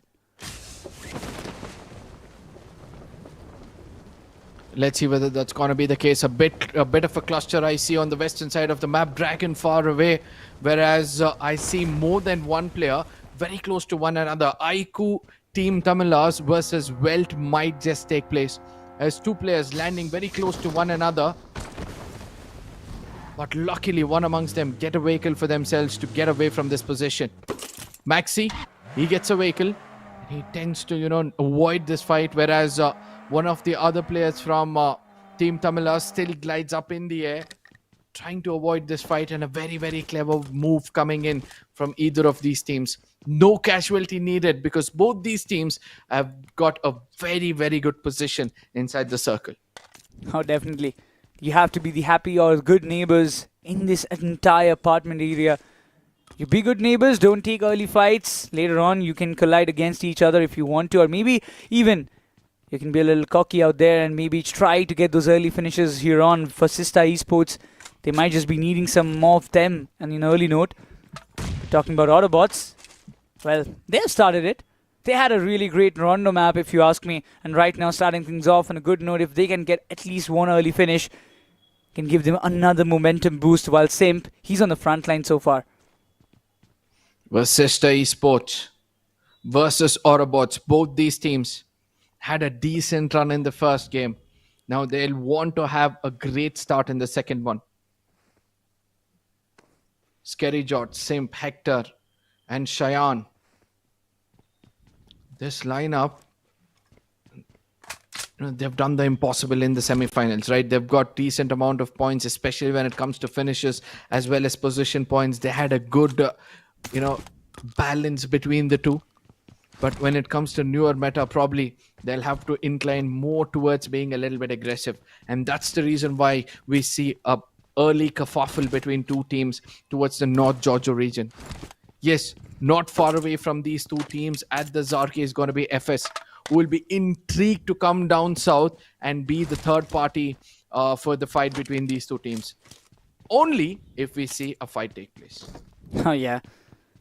Just like the Boost Protein, nobody wants to be average. They want to beat the average and become pro, right? They are here to compete and just be the best in the lobby out of the all 16 teams, or maybe keeping the other 15 teams aside. One team will always be there to win the competition and beat the average out there. But on the other end of the spectrum, we see IQOO, Revenant, XSPARK having a good outing so far, but Punk seems to be completely doomed. He is being chased by the players of IQOOSOUL. Two players coming in close by. Goblin shuts him down. It can be a death trap, but all the players are way too far away. There is nothing that they could have done to save their IGL, but they're coming up front and they can just fall like another disaster for IQOO. Revenant, XSPARK is Goblin. He's just going ham left, right and center. Takes down two players in a row without even a hinge. And that's IQOOSOUL in their form. I would rather say Goblin in form here, my friend, because what a beautiful crosshair control. All three shots were connected to the head to knock down the players.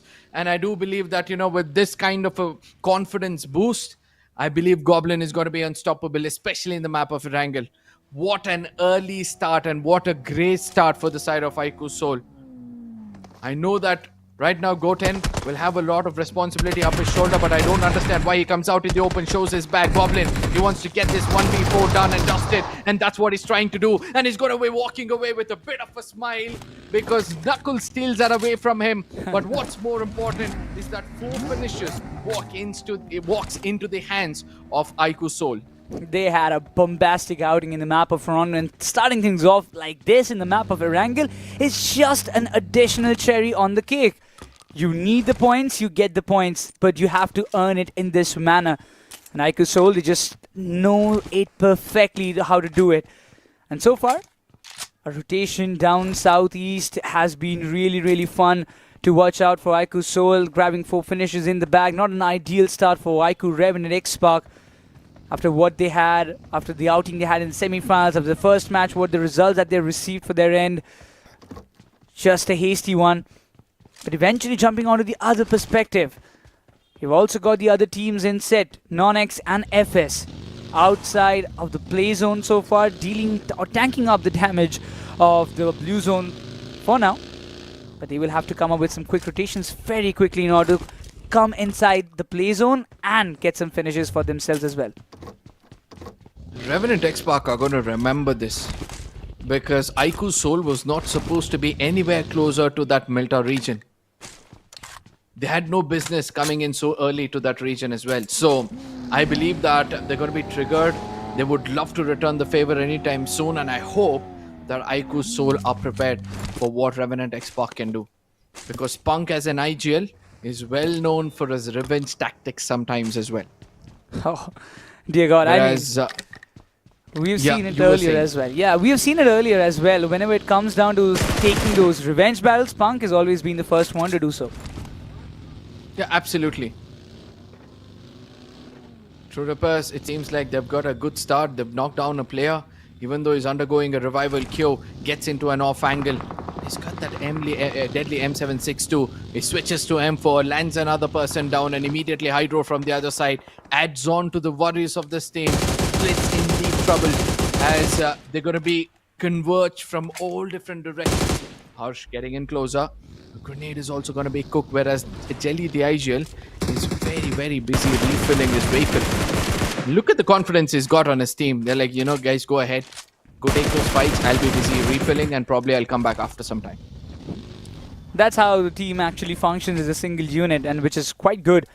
And once you know that you are going to represent your country in a few days and you have to have this kind of momentum and the kind of coordination among yourselves, well, it's good for INFINIX True Rippers. Can't say the very same for BLITZ because they are the one on the crosshairs end.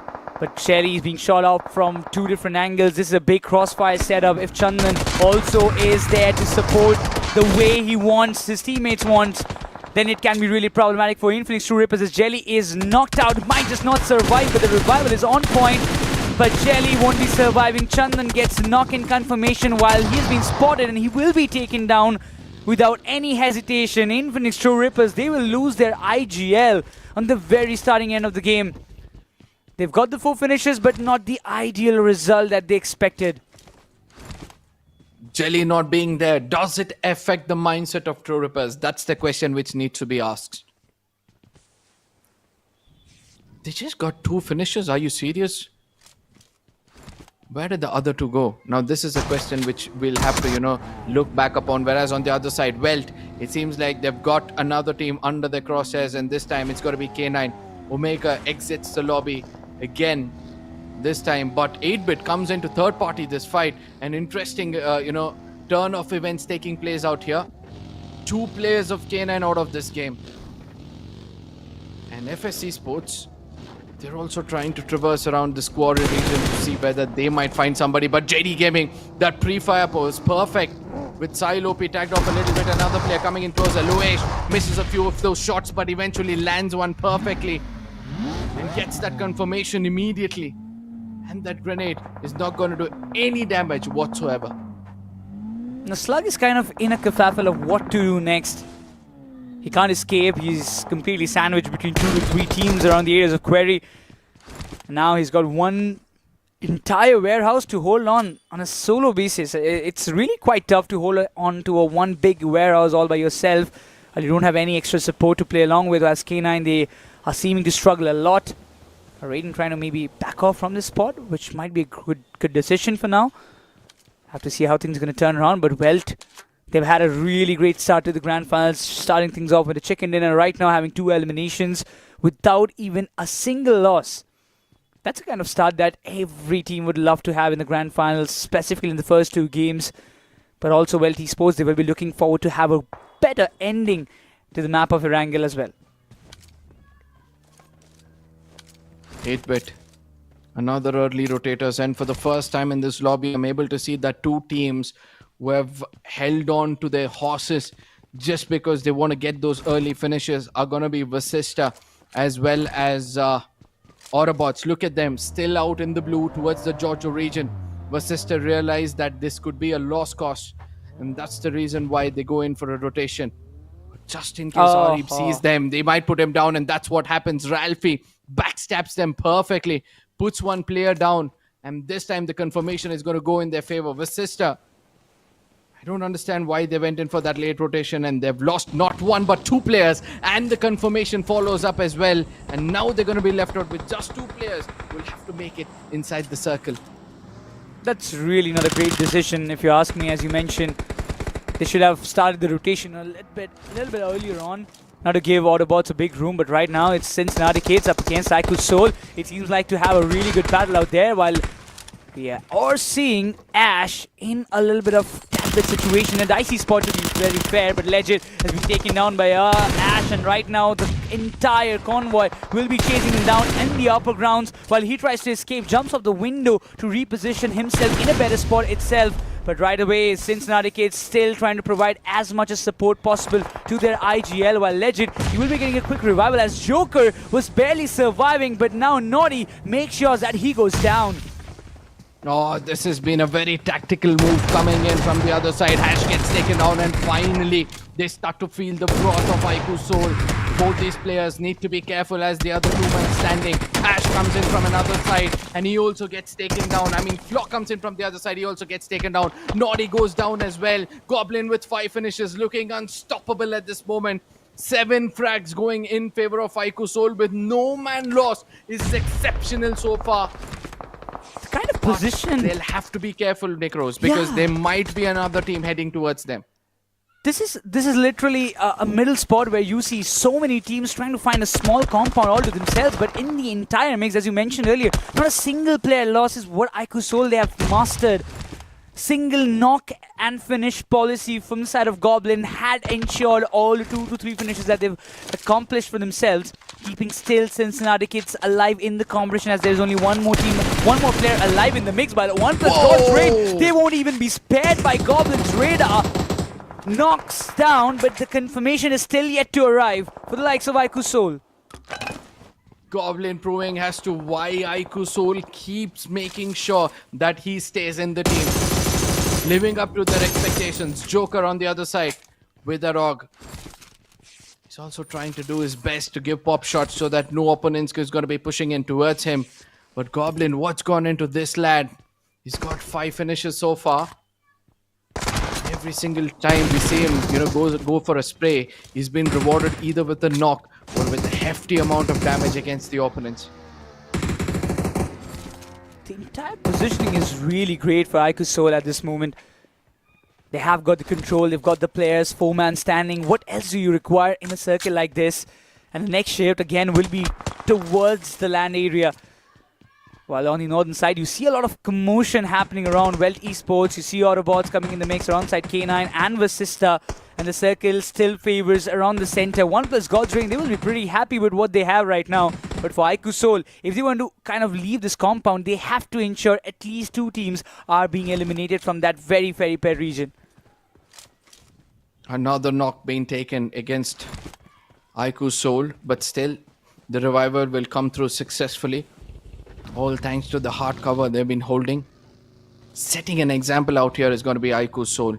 How to compose yourself. VASISTA Esports, not the ending they were looking at. They get eliminated with 0 points as Sim gets eliminated outside of the circle. The late rotation in this map is going to cost you heavily, and that has been read properly. That has been learned this time the hard way by the side of VASISTA Esports as well as K9. Whereas on the other side, we see that AUTOBOTZ, they somehow make it into the circle, even though they've got a man loss.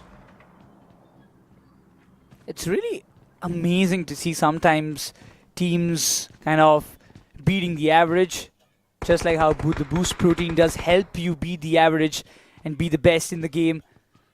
Just like that, the teams that are also doing their best to be on the top by the end of the day number 1. And for that, every game counts in. 39 players remaining, 12 teams surviving in the entire competition. This is stage 4 is what we are seeing. And around the shore, there are so many players on which I believe IQOOSOUL they will be trying to prey on. But WELT Esports, they're falling like shambles against Victorious SUMUS and ONEPLUS God's Rain in the mix. And they've been eliminated? This is what happens when you become the patty in the sandwich, right? You're going to be shot at from 2 different directions, especially when the final circle falls towards this very pure region.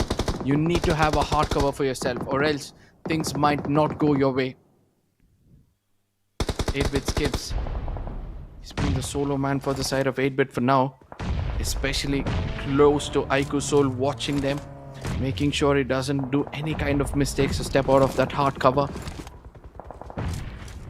ONEPLUS God's Rain, a different approach altogether.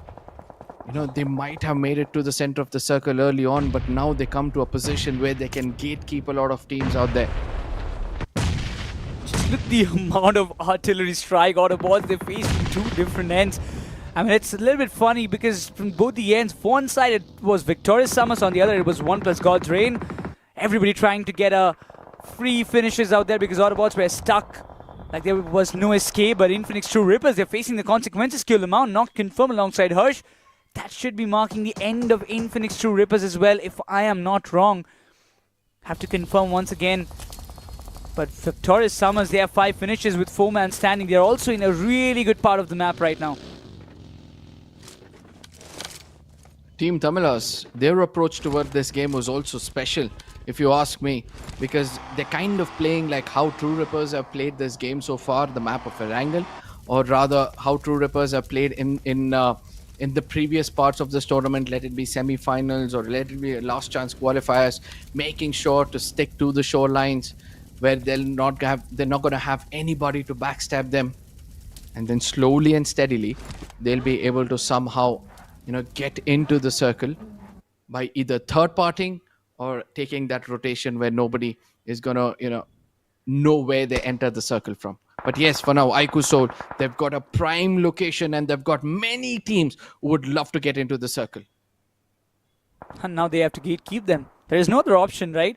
IQOOSOUL, they can get so many finishes of NONX. You get IQOO Team TAMILAS, you get IQOO 8-bit in the mix just behind you. Even CK Veyron is surviving. So Cincinnati case, they're still in the competition. IQOOSOUL, they can at least get at least 6 to 7 finishes is what they can rack up if they just hold this position tight. IQOO Team TAMILAS, they have to enter the circle, and that's going to be a really hefty job because all the compounds just in front of them are completely confined with teams. And FS Roman in the mix, even FS Esports, they are facing the consequences. Roman is knocked out. Not sure that he will be getting the confirmation or not, but right now, fights are brewing up left, right, and center in this map of ERANGEL. Team TAMILAS so far had been outside the circle, enjoying the view, picking up frags every now and then. We saw that Rico was also able to land a player on his knees. ONEPLUS GODSRAIN, even their position has been phenomenal. Now they've got the circle under their control. But one big disadvantage for GODSRAIN is going to be that they don't have a hard cover. They're going to be pounced upon from 2-3 different directions. But one lucky thing for them, not many teams are there in this lobby. And Team TAMILAS choose to pounce upon another team in the name of NONX. And let's see which among these teams is going to reign supreme. There's going to be IQOO Team TAMILAS trying to rack up finishes. There is no other way that they can advance in the circle if not beating the likes of NONX. But they also have to be aware of IQOO 8-bit just behind them. Have to keep all the smoke covers right, but Raiden was way too much in the open grounds and he will be punished for that by Dragon itself. IQOO 8-bit, they just don't get away with that. While NONX, they are still intact in their position, holding on to those perfect angles, trying to rack up the finishes of IQOO Team TAMILAS and hold them off in this compound. While IQOO Team TAMILAS, they've diverted their focus towards IQOO 8-bit as they are in the most priority list right now. I don't think so. The confirmation might walk through. Because one side, NONX are pressuring Team TAMILAS, whereas on the other side, Raiden gets into hard cover in time. Probably Mr. IGL had that off angle to get that confirmation. But still, Team TAMILAS seems to be a more composed unit than the rest of them. Slowly and steadily, they inch into the circle, building that pressure over NONX. Whereas NONX, Zin, not at all bothered about Team TAMILAS below them. He's gaining as much information as possible to make sure that in case there's a third party approaching, they're prepared for it. Now, this is going to be an interesting part. IQOO Team TAMILAS, they're trying to be that SWAT team to enter the compound, get the eliminations done. Nades are already on point, but Knight and Viper, they're in the bottom lane, in the bottom part of the compound, not trying to make any kind of mistakes or errors at this moment. NONX does have that realization that if we commit one single mistake, we're doomed. And the circle has shifted. This compound is going to be really, really crucial for both the teams. The one who wins the fight gets the compound and also gets a chance to bag a lot more finishes, but the Molotov completely missed. It's in the distance, not going to be connecting any way closer to Viper. Molotovs will be much more crucial, but that grenade coming in from the side of Dragon opens the gate, and this could be the gates of hell unleashed against the side of NONX. Knight, his location is going to be compromised, it's going to be bounced upon. Dragon breathing fire is going to be restricted for now, as Beard Baba, he'll have a lot of responsibility over his shoulder. We'll have to look out in different directions as Rico goes in for a revival. And there comes IQOOSOUL, who have been waiting to pounce upon the weaklings, as this is the moment where Team TAMILAS will be the weakest, and a perfect Molotov being tossed in by Goblin. Oh my god, you never expect the player to be like that! IQOOSOUL smacking left, right and center, all the teams getting pounded left, right and center at this moment. Even IQOO Team TAMILAS, they're trying to fall back. Legit comes into the rescue, takes down another player. Goblin will be confirmed. There's no way IQOOSOUL could have kind of helped him be saved. But right now, IQOO Team TAMILAS, one last player surviving, but this nade should do the damage. Mr. IGL still survives, but Knuckle, he was waiting and waiting, but 13 finishes is what IQOOSOUL they will have there in their bag, while Goblin will have 8 solo eliminations to himself before going down, ensuring the entire safety of his squad. We speak about an average for every single team out there is going to be 8 points, and there comes one beast picking up 8 frags for his team and taking all that pressure away from them. Levi, he's going to be landing one against them and perfectly ending the run for another team altogether.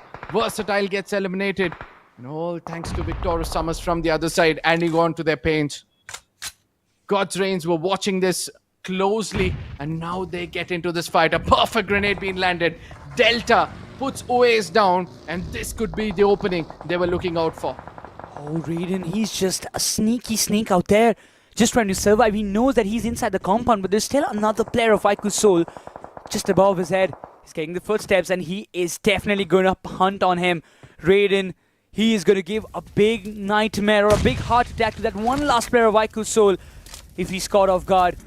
And eventually, IQOO 8-bit is still in the competition. That he haven't got a single finish yet in the game. But this is going to be the moment. Victorious Summers, 8 finishes in the back. They might have lost Mafia, but they are still in the competition with all the remaining 3 players. And after this, Victorious Summers will look forward to, get into the top 3.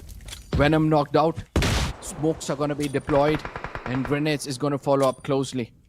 A lot of information is now going to be relayed, but OAS is going to be shot at. He gives a bit of pixel against the side of FS, who doesn't miss much. Loesh and Levy in unison gets in closer. Fury cooks up a beautiful grenade, lands it right next to Levy, but no damage whatsoever. Aquanox has now got a view on Fury, and Fury needs to be very, very careful if he's looking forward to survive from here on. Oh, meanwhile, IQOOSOUL, they're joining the party on the central part of the circle as well. But in the instant basis, Levi, he's trying to go up close in person and trying to end the run of Victorious Summers Fury.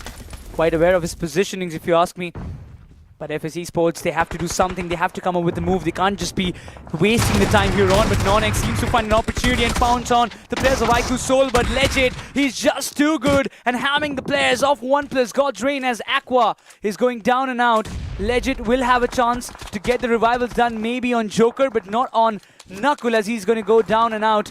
Joker still survives as IQOOSOUL. They're still in the competition with 15 finishes in the end, but ONEPLUS, God's Reign, they're trying to come up close and personal while Legit's HP was too low, and he just turned the back in the most vulnerable spot to get down and out. But FS Esports, they still remain in the competition and trying to get it done and bring this game home. FS one side and Victorious Summers, we have Fury on the other. The final 2 teams were heading on to a battle against one another. But Raiden, you were speaking about the sneaky snake who is still alive, slowly and steadily approaching the circle. He has no information about these 2 teams, but one person who has got information is going to be Fury. If he lands one good grenade or Molotov, another player from the side of FS might get taken down, but from a distance, Loesh is going to do the deed. Raiden, the last man standing, and FS, they're looking forward to seal this deal with a chicken dinner. Maybe they've spotted that one last player, Raiden. He's in the position where you don't usually suspect a player to be in. Between all these commotion, Raiden has got the 6 placement points for his team. His team will be happy. IQOO 8-bit will be happy that, okay, at least we've got 6 placement points alongside at least 1 finish. And if there is a chance that Raiden can grab at least 1 more finish, catch maybe Roman off guard, knock and confirm, can add some more additional points to their total.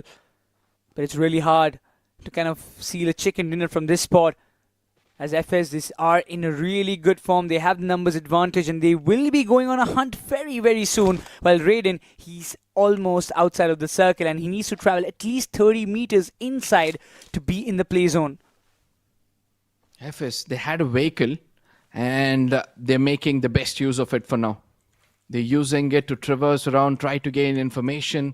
They know that there's one last lurking snake somewhere in the bushes, but they need to be careful. Raiden, even he's like a blind bat in this lobby right now. He has no clue where the opponents are, and he's become as cautious as possible. Whereas FS on the other side, Roman, is trying to check each and every corner before he steps forward. Level 3 helmet in West with all the players of FS. Whereas Raiden, he's got a bit of a damaged vest. Here footsteps close by. Obviously, his heart is going to be up in his throat at this moment. Just look at him using the eye vision to just look around his surroundings. That okay, is any player coming up from the top of the hill? Not, because you don't want to even give a pixel to somebody maybe who is trying to scout you in front. Maybe he's got some information that there is one or two players exactly 190 degrees straight from my position. So let's just not give away a finish like that. Maybe just Raiden can bleed out, tanking the damage of Blue Zone, not give an extra point to FS if he wants to. Because we have seen it earlier as well, Arka. Every point counts in, but Raiden decides to move inside the play zone, and maybe FS, they have spotted? No, not yet. I think they have. I think they have an idea that the player is right in front of them and nowhere else, and that's why Rowan picks up a vehicle to find an off angle and a perfect move coming in from the side of the field. Look at him coming in from a different direction, moves that vehicle right into the opponent's head, but Raiden is going to be very happy to get that finish, as well as a vehicle to work things around with. He's going to be shot at from two different directions. Levy trying to do his best, and now they'll try to explode this vehicle and in return get that finish as well. Raiden steps back outside the circle, tanks the damage of the blue and the explosion, and gives away that finish towards the blue zone rather than the opponents. A beautiful game comes to an end with FS walking away with that winner chicken dinner. Incredible game by FS Esports. A beautiful game and beautiful executed fight from their end, followed by IQOO 8-bit, but have to give credits to even IQOOSOUL, the way it demonstrated their aggression. Absolutely. But this game is... Esport, can we have a big round of applause for them, please? Big round of applause for Yellaru Onna Sendu Kai Tattu. The last couple of minutes were very exciting. We're going to quickly invite somebody from FS Sports to kindly step down and chat with us. Congratulations on the win. How exciting was match number 2? How much did you enjoy that map, Evangel? Yeah, I enjoy a lot. It's a normal game. We played our natural game and we got the chicken. Alright, how exciting was it to compete against 8-bit in the last couple of minutes? There is no excitement. We all play the same lobby, so there is no excitement. I just love how laid back and casual you are when you take on the battleground. But going into the next couple of rounds, how confident are you? This is the grand finale. You've come this far. Do you think you can go all the way? Yeah, we will aim for #1. Alright, okay. Thank you so much for chatting with us. All the best for the coming up rounds. And with that, we're going to take a quick break, but stay tuned. More coming your way. Fuel your everyday with the new Boost Protein.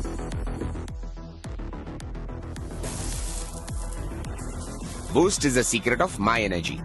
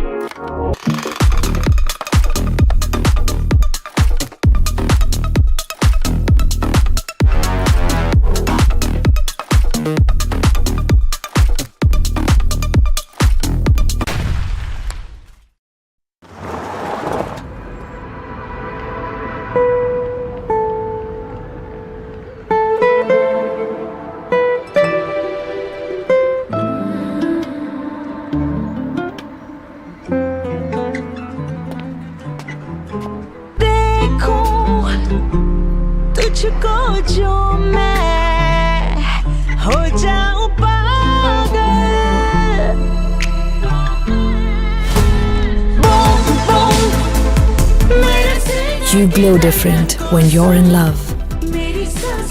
16 million shades of love to choose from. Unlimited love. B6. Mahindra Electric Origin SUVs.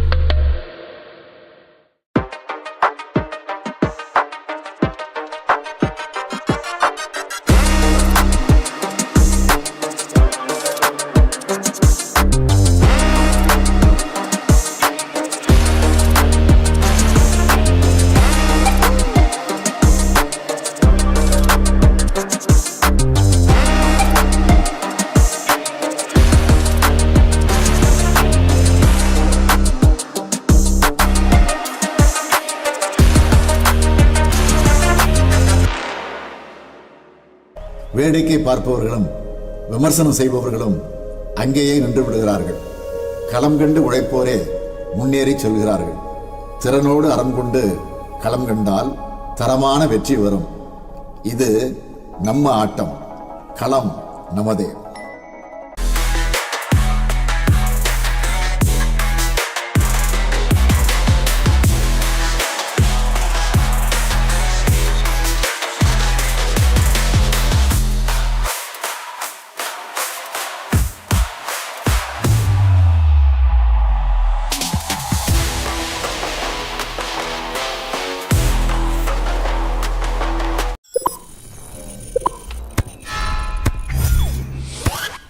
Red Bull gives you wings.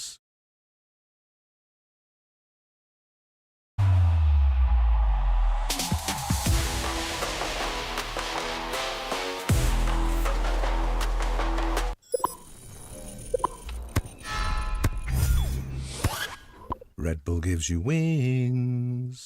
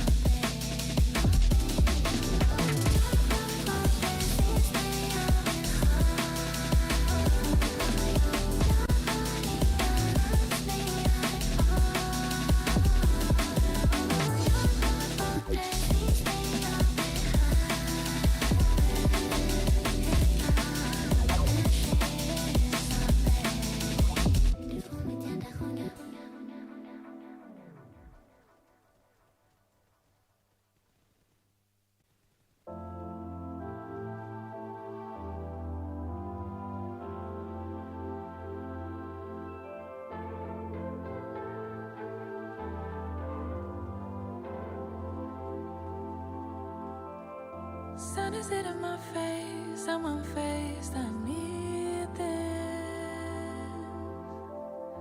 Calling out my name, say meet me, cities away. Now I go under, hold my breath and flow. Trust the current takes me safe for sure. Now this is my remedy, remedy. Let the seas sway with me, with me. Getting my energy, energy. Let the seas sway with me, sway with me. My remedy, remedy. Let the seas sway with me, with me. Getting my energy, energy. Let the seas sway with me, sway with me. I would try to hold on, treading water in this big storm now.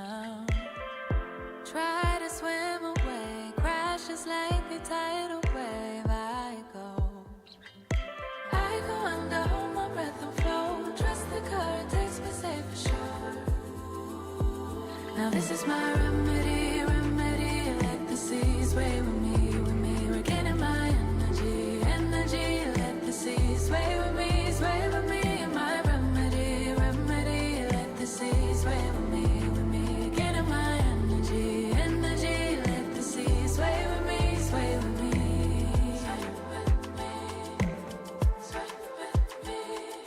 Feels like gravity can't touch me when I'm here. Look at me levitate, look at me levitate. Carry all this weight, but still I'm light as air. Now I go under, hold my breath and flow. Trust the current takes me safe for sure. No, I gotta go under, hold my breath and let it go. Trust the current takes me safe for sure. Now this is my remedy, remedy. Let the seas sway with me, with me. Regaining my energy, energy. Let the seas sway with me, sway with me. My remedy, remedy. Let the seas.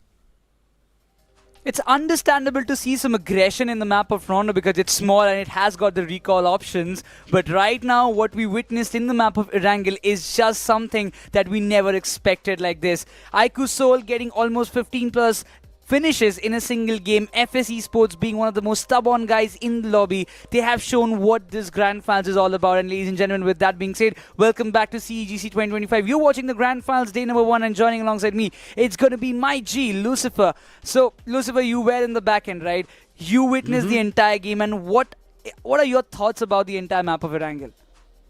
Victorissimus. You were speaking about the others. Mine is going to be Victorissimus. They've been making it to the top. They've been very well keeping their play consistent, and I think that is a lot to say of what OS wants to do. As I said, right, this is their stint. This should be a high end for them towards the end of this year 2025, and I'm pretty sure OS is trying to target for that. If that works out, such a brilliant play coming through. But I think you would also have to give, we spoke about FS, we spoke about WELT, we spoke about AUTOBOTZ. All these teams are right now getting up towards that championship, right, getting towards the grand finals last day that they want to be the champions, and you could clearly see of how inclined they are in this manner. But on top of it, you already mentioned about IQOOSOUL, and Soul have been hungry for quite some time. A lot of roster changes, additions, minuses, pluses, but I think maybe this is the way to go, Necros. It's happening, maybe. Yeah, I mean, off the start, they have been really aggressive and they're showcasing the lobby that we are here to rule. We are not just here to be an average team trying to compete for the trophy. We are here to kind of beat the average, be on the top, just like our Boost Protein, the kind of protein shake that you can have for yourself. But eventually, slowly and gradually, we will be advancing to the next map of Miramar. Before that, we're going to break down the entire map of ERANGEL. We'll see who is going to be the MVP. Though we are quite aware who is going to be, which person will be getting that tag. But over the course of time, we have to say things are just getting started and it's getting heated up. Yeah, big time. I think on the things getting heated up, you would also kind of try to shed light on REVENANT, XSPARK and Soul. It's kind of becoming a tandem matchup that's happening at the start of things. Let's see if it continues, but for now, let's jump into MVP. It is going to be Goblin with 8 finishes and now sitting at the very top in the MVP rankings at #1. Before this, when you would have banged on Rondo, it would have been legit, but right now it's going to be Goblin, and a 53% finish contribution says a lot about him. Oh, definitely. This man was looking like a monster in the lobby. We've seen Joker turn out to be some of like that in the last LCQ stages. Then we have also seen Legit performing the very best. And right now, Goblin coming into the form. This is just a blessing for the entire team of IQOOSOUL to have all the 3 assaulters function in a single unit and kind of rationalizing the points flow for themselves. Just see, 15 finishes is what they have accumulated. In total of 17 points is what they will be walking away, while FS, they have a 18-pointer game for themselves. Yeah, this is a little trouble for a lot of teams because we've been talking about this, right? The smash rule, when at the end of day 2, if you're at the top of the table, you get an additional 10 points which will be added to your score, but not on the overall standings, which makes it the championship criteria.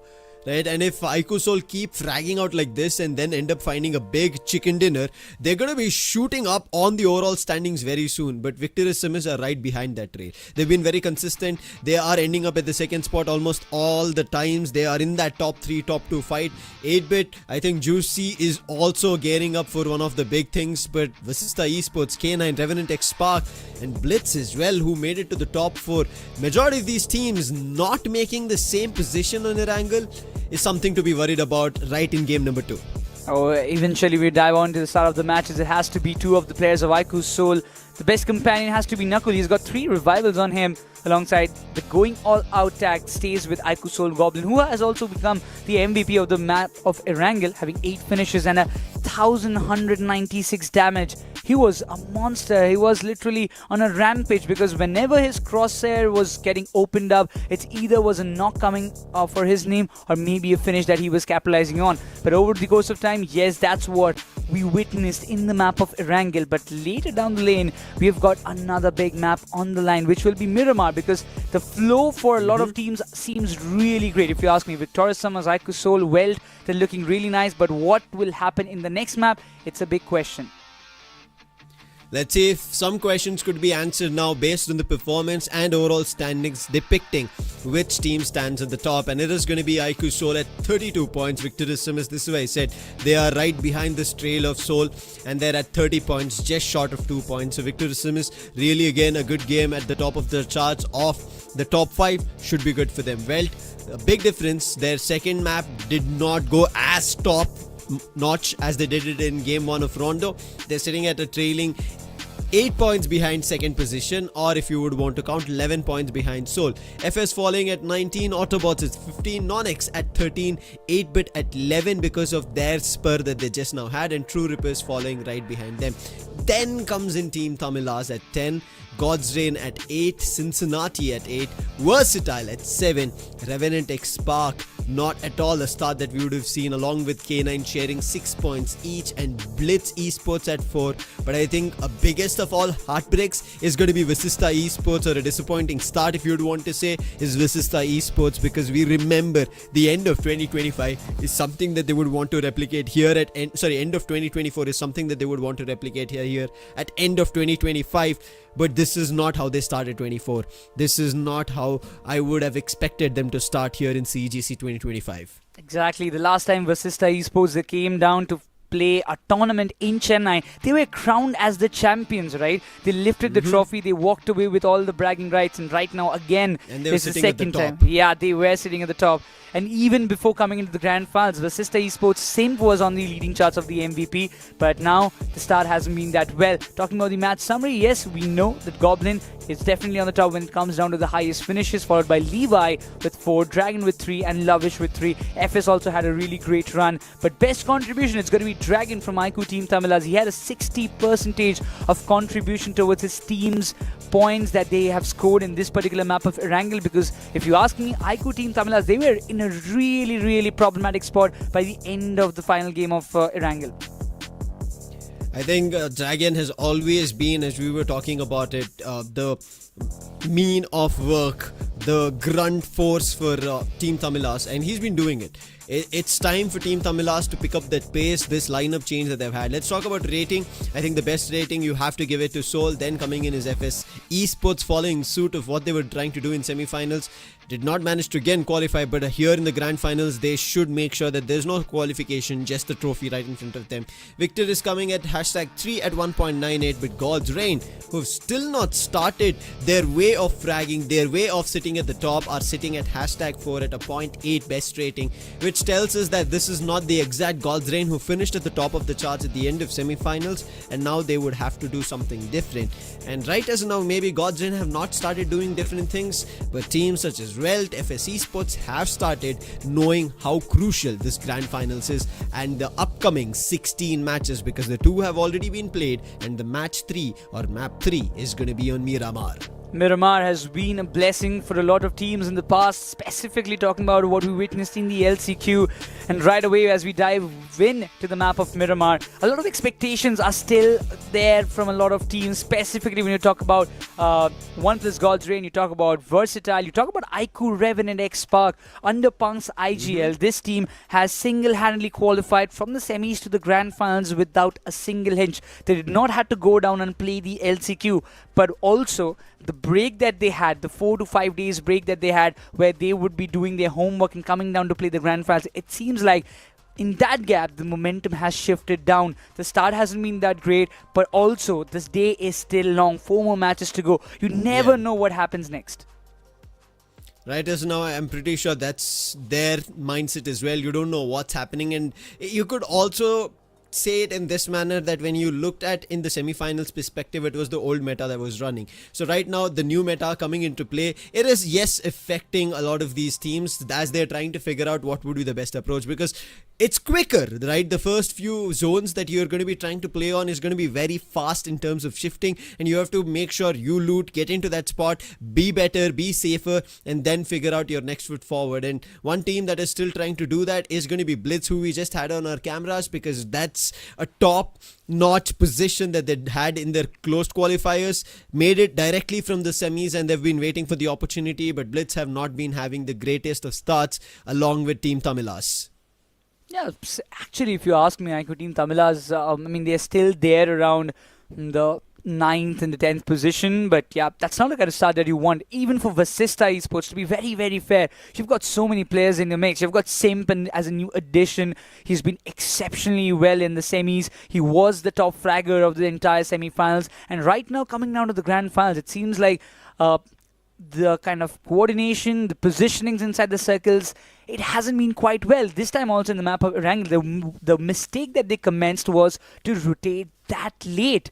It gave the opportunity for the other players of AUTOBOTZ to have a better position and set the entire fielding to trap and get 2 of their crucial players, Scary Jot and Simp, down. That's big trouble for VASISTA Esports if that continues to happen. On the other end, NONX, we already saw them in the top 8. And they've been like this. This is a team that I did call that they try to play in the shadows until the very end of it. And once it matters for them to have a chance to qualify, that's what they did in the semi-finals. Ended up getting a chicken dinner right at the very last game on semi-finals. And if they're able to do something like that here in the grand finals, that's going to be trouble for every other team, because 2025, to put it simple, plain in facts, Necros, has not been any big name team doing it all. It has been every team doing their best, winning trophies and finding ways to show the whole of India that, hey, you also as a team can find your winning ways. You just have to be dedicated, consistent on it, and eventually it'll happen for you. You will be lifting a trophy in the LAN stage, and who knows, it could be one of the teams who've actually made it through the closed qualifiers itself. Yeah, definitely. I mean, just look at it. The way the teams have performed, even from the Luna qualifiers, we witnessed 2 beautiful teams coming in the LCQ and trying to have a chance for themselves to qualify for the grand finals. One of them, Why Not Esports, another DSJ. Yes, DSJ did not had a really great outing. Can't say the very same for even Why Not Esports as well, but at least the kind of potential that they have, the kind of hope that they have from the lineup and the kind of aspiration they have within themselves to be playing on the LAN stage was really great, and it was visible in their game. They were trying and putting efforts left, right and center, trying to find out the openings. They were taking the fights against these pro teams. It is really not that easy always to, directly come into a tournament and play in a tier 1 lobby and compete and win against them. Sometimes it happens. There's no doubt about it, but not every team can do so. But the kind of potential that they showcased probably have won the hearts of millions and millions of aspirant players, those who desire to be on the stage. A dream for all. And one such dream is currently happening live as you guys are witnessing. You are a part of it. The people at the LAN stage who are sitting and watching this are a part of it. And I'm pretty sure us as casters have been looking forward to a situation or a tournament like this is going to be a government-backed IP, and that too a global IP backed by a government, which is happening starting off from Tamil Nadu, and recently it is going to be happening in a lot more states eventually, because that's how it's seeming like, because with government now completely making sure what esports is known to the public, known to even our parents, right? Everybody right now understands that esports is a career, is going to be a viable option for the future itself, and everybody will look forward to make their move in the millions to get into stages like this, win in tournaments like this, go into bigger stages down the line, and maybe make us all proud as we are gearing up for Miramar with all our discussions had. I think we also kind of have to slowly put spotlights on 8-bit, because Juicy back with 8-bit's banner is looking really sharp. His team has been getting closer to those top 4, top 5 situations, and if he consistently does that, we've been calling Juicy as that very ever so consistent player that he brings his team to the LAN. But this time he stands a chance to put them on the podium, maybe even looking to lift the trophy on the podium itself if possible. Yeah, I mean, the kind of players he has in his team, it's really looking nice. Even for like Raiden, the way he survived in the last game, man, that was really close.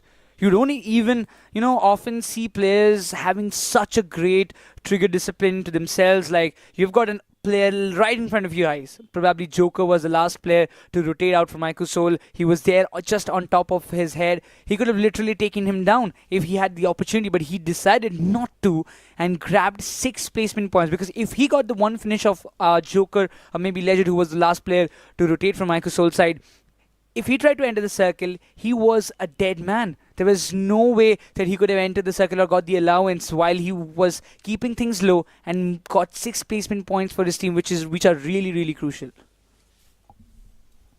Now, as we tend to shift this momentum towards Miramar, Cincinnati kids will also look forward to doing something similar with Ash in that frontier. As we did see his performance in the semi-finals, once they started off with chicken dinners, there was no stopping them.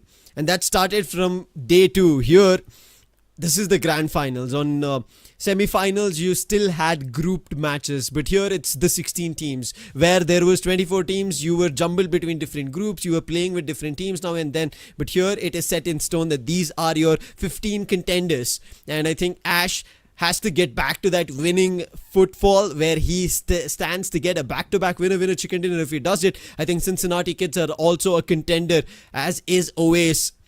Looking forward to getting this lineup right and ready, and Fury in the front of it. They could have had a chicken dinner right at the start of it. A little bit of a mistake, not having enough information, and it would happen, Necros, to the best of all of us, right? When we kind of look at the total number of teams present, the number of players present, and especially that Victory Summers had already got a confirmation on Rondo in the dip on Legit. Fury, it was kind of right to make his move to get the control on the circle, but let's see if they'll be able to continue it, as they will have more numbers as we step into Miramar. This is game number 3. This is where we all look forward to seeing the overall standing making a lot more sense once this map has ended. Let's start our journey on Miramar. These 16 teams looking forward to starting things off, because now is where everybody would understand each other of what they're doing. This is going to be another testimonial map and a flight path that everybody would love to see for their Miramar map itself, completely dissecting the map in equal halves, while every other team will have the opportunity to reach their respective drop locations without a single hinge. But once again, are we witnessing any early drop clashes? Because VASISTA Esports and WELT, they are seeming to drop very, very close by around the areas of Val Del Mar and Minas del Sur split. And there can be a very, very big opportunity if the circle goes up north.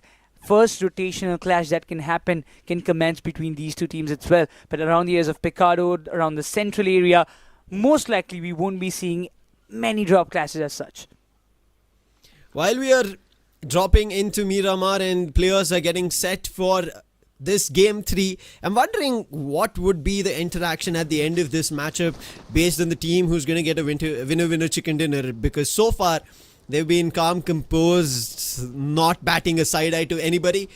Maybe I would want something to spice up, and it has already done. Cincinnati kids in true represent. Look at the circle. It's a big western circle that we end up seeing while the teams are all moving eastern. And it's continuing. Cincinnati kids, they have 2 players knocked, but they want to continue this on True Rippers. But Hydro, he is the MVP man that we ended up seeing in the LCQ. Can he continue that run? As confirmation comes on Flock, Noddy gets knocked. It's all up to Ash, the IGL. This is not Rondo, so there's no revival. And it seems like the very start for Cincinnati kids, the highlight, the story, all that build-up that I did is going to be put into the drain. As Ash is trying to make his getaway, but I don't think Hydro will let that happen. He spotted him out in the open. A free frag and a full team wipe.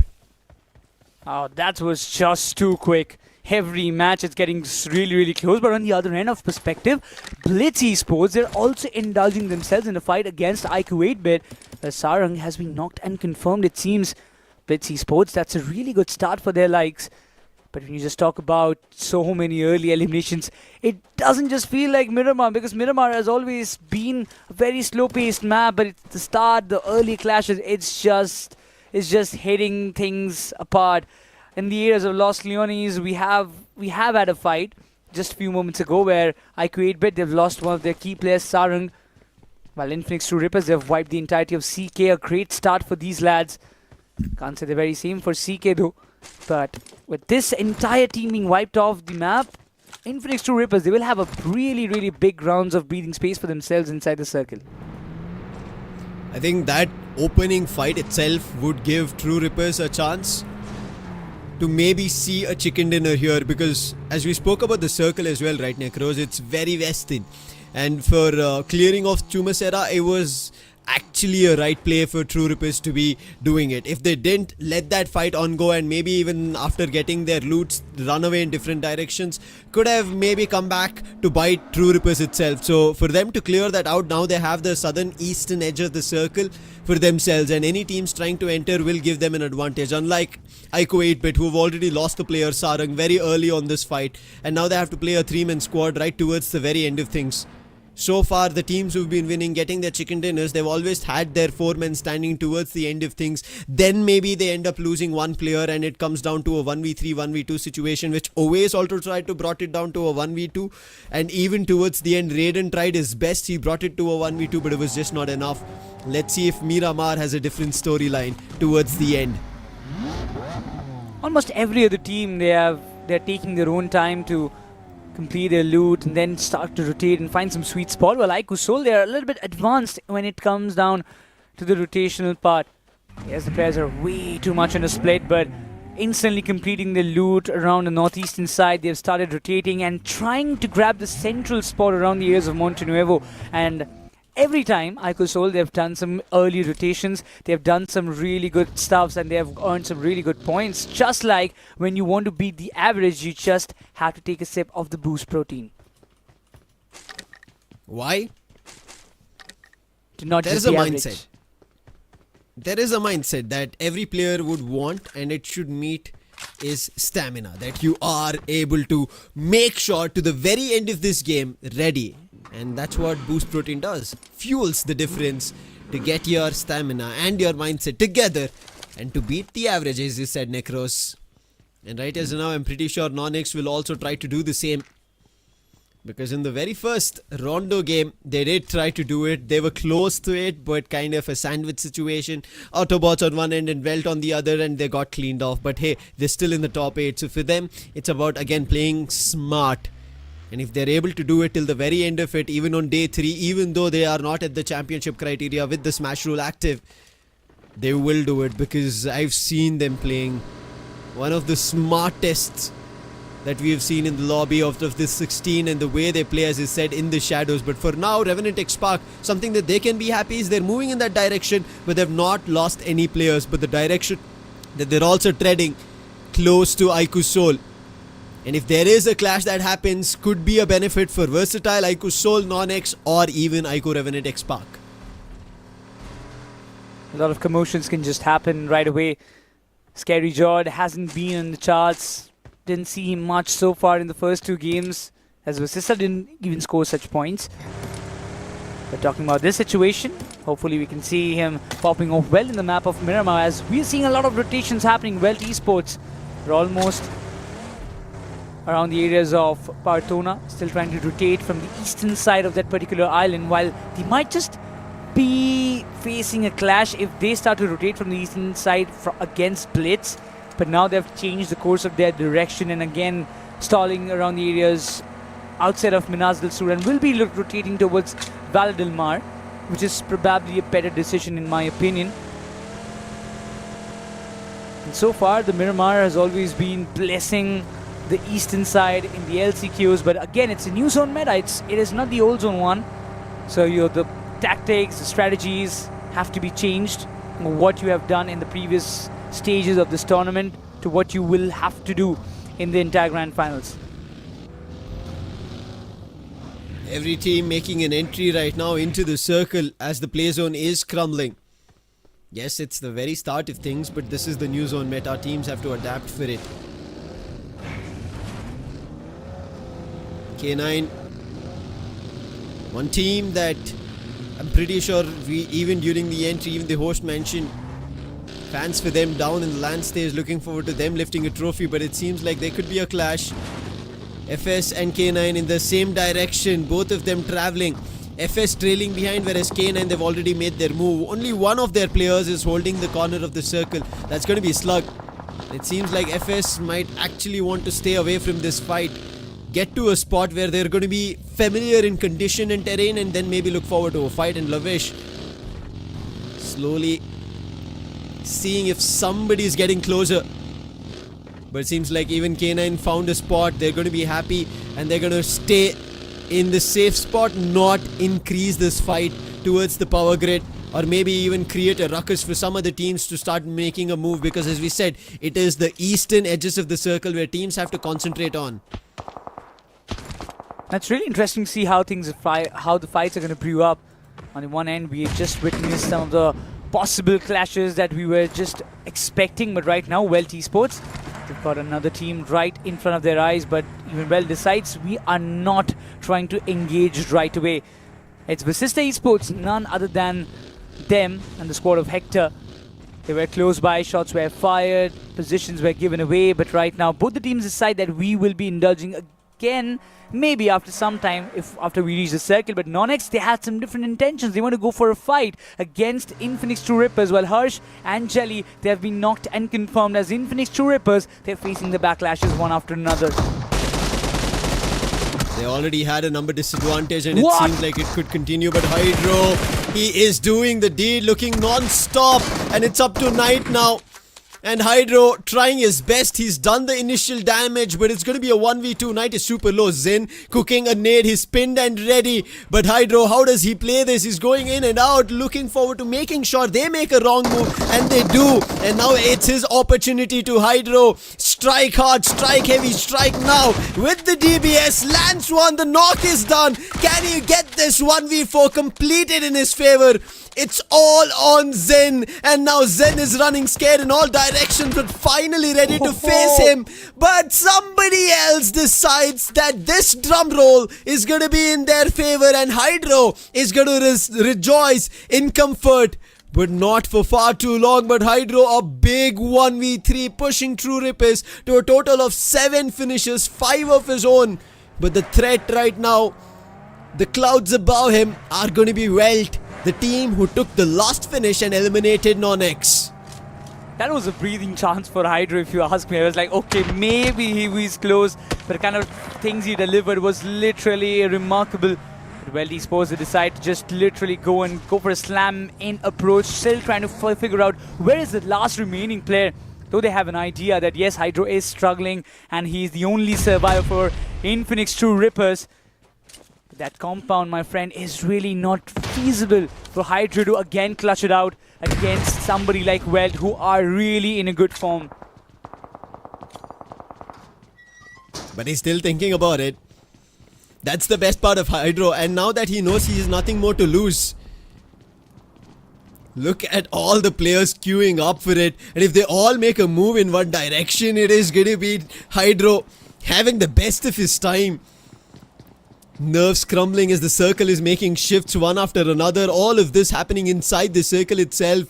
WELT for now will be comfortable because it had them in the center, but with the circle making a move towards the north, they're at the edge of it. They have to decide whether they want to continue this fight or finish it off as soon as possible. They're also worried. They just saw Hydro's name time and again popping up on the finish feed once he was getting the confirmation in NONX, so they know there's a worthy contender who's trying to hold the building off, and they don't want to rush into it. They want Hydro to make a mistake, and they're trying their best for it. Ah, nice one. There it is. A Kobe coming in from Gokul. Hydro stayed his stay far too long. His welcome was not there, and he's eventually vacated. Just imagine if literally Welt went in for the approach. Things could have been really dicey. I mean, looking towards the form of how Hydro is playing, you never know what the result would be. So yeah, going for all the utility strike was a better call, and yeah, they will be completely looting out the crates of every other player. But 7 points is what INFINIX True Rippers they will be walking away with. But talking about IQOOSOUL, they are inbounds, and just right in front of them will be another team. And if I'm not wrong, that is going to be VXT, their arch rivals.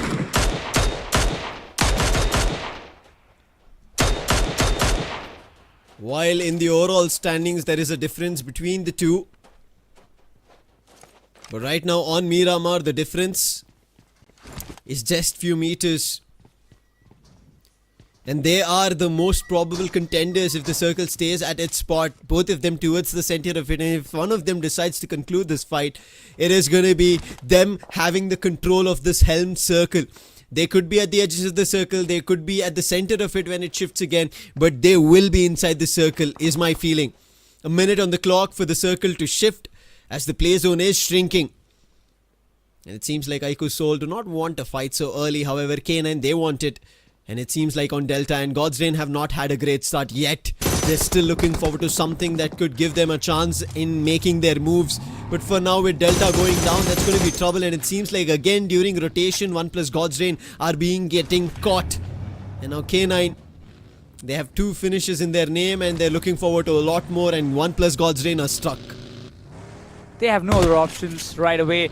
Omega with the pump shotgun wants to go up close and personal and maybe take them down, but now it's going to be direct push. Omega from an off angle can be another blessing to the side of K9, while JD Gaming they're facing the kind of backlashes at that moment. Ninja Boy is on the front lines as JD has to heal. Omega has to step in. Ninja Boy still trying to inflict the damage against the odds. What he's standing up against, again a 1v2 situation for this lad. Ninja Boy has got 2 bullets, but Omega, he just helps Ninja Boy a bit more. But 3 of the players are knocked out and confirmed. Aquanox, the octopus, is still on a hunt as Omega has to bear the flag for K9. The damage, Aquanox has to pay attention to that. In time, mostly he is popped that first aid. Look at it. He was almost about at the brink of elimination and a full team wipe, but for now confirmations, but Aquanox does not have enough time to revive his teammate, whereas the other person, he's gone closer to his teammate, gotten the revive. Omega will try to buy time, but Aquanox, he doesn't have much. He's using the last first aid, and Omega, the nade coming in the right direction, but it fell inside. And Aquanox spared by the misdirection of that nade. However, Slug on top of the roof, nice molly, will force Aquanox towards the fight. But he has to be worried, 1 in front of him, 1 above him. 1 as an eagle and another 1 as a lion. And what does Aquanox do? Can he go under the water and find his ways, spread his tentacles and find eliminations? It'll be a tough battle. Another molly, he's burning in it. He has no water to breathe in. But they're trying their best. The nades are not reaching him. Somehow he'd found another first aid. But with that, K9, at the expense of losing 2 players, they will be able to grab Aquanox and get them to a total of 5 eliminations, as even 8-bit suffer a full team wipe. Oh, Ledger has been taken down in the meantime, Lucifer, and it seems like VXT, they are on aggressive note that they might be telling IQOOSOUL that yes, you have showcased your domination, but it's now our time to be that one restraining factor for you guys in the map of Miramar. While even IQOO, REVENANT, XSPARK, they're also trying to pop off well, but IQOOSOUL's Joker, it is going to be a very tough task for him to get the revival done while the shots still are being fired by Somraj. It is his empire that he wants to build on, trophies that he's going to win, and even this time coming down to play in Chennai, he will look forward to lift that trophy for himself and he's just trying to lay down the foundation with each and every match that he's trying to play and grab the points. While IQOOSOUL, they stand in the way, right in the crosshairs. But now it's a big responsibility. Legend, he has been revived. And now, again, VXT versus IQOOSOUL, they will be there in a close range, in a cold war for a tad bit longer. Shots fired in all directions. On one end, it's going to be BLITZ, as you just see in the finish feed, trying to hold off REVENANT XSPARK, who tried to make a move in, but the mistake that they did was they were firing in one direction while they had no information about the other. This is happening at the southern edge of the circle. Versatile and IQOOSOUL still right at the center of things. A lot to be worried about because these two teams have not taken a fight, and now even IQOO Team Tamilas have gotten closer. REVENANT XSPARK as well, we saw them. They've gotten closer. It's time to understand where the circle shifts now. 30 seconds on the clock, and that is the reason IQOOSOUL, REVENANT XSPARK, Team Tamilas, and slowly K9 and FS at the complete extreme of things. And I feel like there could be a eastern shift here favoring FS, and FS have a really good split. If that happens, they'll be the most and the happiest. 10 seconds on the clock to decide where the circle actually moves, Necros. My god. Next circle shift again will decide the fate of K9 as well, those who were on the northern side. Because they can be the party spoilers for IQOOSOUL, but the circle still stays in the central part. Monte Nuevo will be the golden spot in the golden map of Miramar. While there are so many teams in the mix, I'm really concerned about how VASISTA Esports are going to just survive out there. They have the advantage of the height. They have the players, but are they aware of Victorious Summers being just in the foothills? If they are, then they will be looking for to prey down on them, while WELT Esports, even their rotation will be heard. WELT to go up to where VASISTA Esports are is going to be tough. That is the reason they're trying to see if there's going to be shots taken. But VASISTA Esports actually clear the compound and make a move in the other direction. They want to get inside the circle. They want a central spot for them. And because of which now WELT have a comfortable position and also in the same terrain and land of VASISTA Esports, which also gives an advantage for Victorious Summers, who are behind them. And this is a great side. This just became a blessing for Victorious Summers. Even though they were the ones hard stuck, this just becomes an opportunity for them because the other teams disregarded, had no information, and now all Victorious Summers have to do is play smart in how they make their move inside the circle. VASISTA Esports, they have a 2-2 split and they're now close and behind enemy lines of IQOO Team Tamilas. And Team Tamilas, they've also not had a great start, but whenever we talk about Miramar, and I'm pretty sure a lot of you guys watching, one name in synonym is going to be Team Tamilas, but they've still not started. But start is going to be WELT. They started with the chicken dinner, now with the knock, and let's see if they continue with finishes. Now this is going to be a golden opportunity if the players of Victorious Summers are reading things right. Well, they have two ways of entering the circle. One towards the side of VASISTA Esports if they want to pound on them, but on the other side of the spectrum, WELT Esports can be really happy if that happens. They can reap a lot of benefit out of that position, but IQOO, REVENANT XSPARK in the mix, they're around the very edges. Not in an ideal position, to be very honest, but Sham gets a complete retaliation from Shayan. Man, that was a really, really good spray. An eye for an eye hit over there. Not sparing WELT for the knock that they dealt on Shayan. But again, this is happening. Buildings apart, players will be able to recover and get back to a fight. But as you can see, the finish feed, as the stage 5 circle formed, it's not popped up other than seeing a knock. There's no finish confirmations. We have 10 teams surviving, all of them in the circle and all of them very close to each other. And it seems like the stage 6 is the one which is going to push them even closer further into a fight, and until then there's going to be nothing. And all of them wishing that the circle moves in their direction. One team that wishing that they get finishes is going to be both BLITZ as well as IQOO REVENANT XSPARK. And REVENANT XSPARK, BLITZ meet each other trying their best to find a knock, but it does not happen. However, BLITZ have had an opportunity to get 4 finishes in their name. Unlikely is REVENANT XSPARK, who have only 1. Being completely dismantled out there, but the positionings are completely wrong. IQOO, REVENANT, XSPARK, they're still surviving on the edges, but not anymore. The circle has shifted again towards the compounds of Montenuevo. This is just a blessing after blessing for VXT and IQOOSOUL. They don't even have to move and hinge from their position. While the other teams, they have to enter the circle, but the grounds are way too open. It will be a tough job for BLITZ, IQOO, REVENANT, XSPARK, and even for FS. But the first one to move in might just fall prey to the other teams, those who are inside that circle and have the hard compounds to play along with. While IQOO, REVENANT, XSPARK, they will be trying to get a little bit of benefit of this positioning while the shots are being fired on the players of BLITZ. IQOO, REVENANT, XSPARK, they've got the green signal to move a little bit closer towards the circle point. Versatile, they found an opportunity to open up, and that's on BLITZ, a team who decided to make their move thinking that they will be safe and sound, and victorious SUMUS, they did kind of see that on the finish feed, but Versatile and Soul have been at the center of the circle from the very beginning of things around stage 3 and stage 4, and they'll be comfortably sitting even now, firing across. Victor's SUMUS, a couple of bullets being dealt while WELT pick up a frag in their name. There's so much happening at this stage 6, but it is also not going to come to an end with information known in all directions. Teams are still playing inside the compounds, Necros. That's what they're doing. They're taking it one step at a time, and because there were compounds, teams are comfortably hiding for now. The city circles have always been really chaotic, right? You see the team surviving. They have a lot of hard compounds to play and hard covers to play along with, to be very fair, and which is quite good. But for K9, can't say the very same. VASISTA Esports have their eyes on. Then look at the circle. IQOO, REVENANT, XSPARK, K9, FS, way too much in the open grounds. Tough call to enter the circle at this moment. One shack to play along with for K9, and they are completely under the radars of VASISTA. While there is literally no escape route for them. They can't even go outside. From one end, it's VASISTA. From the other, it's going to be VXT or IQOO Team Tamilas, to be really fair, who have their eyes set on those two players surviving from the side of K9 Esports. Very tough call to enter the circle, even for FS Esports. They're under the radars of IQOOSOUL's mighty Goblin, who is completely in an immense form. Somehow K9 have to try and find time, but right now Goblin, he's finding a TPP opportunity of spotting FS Esports. That's a big one.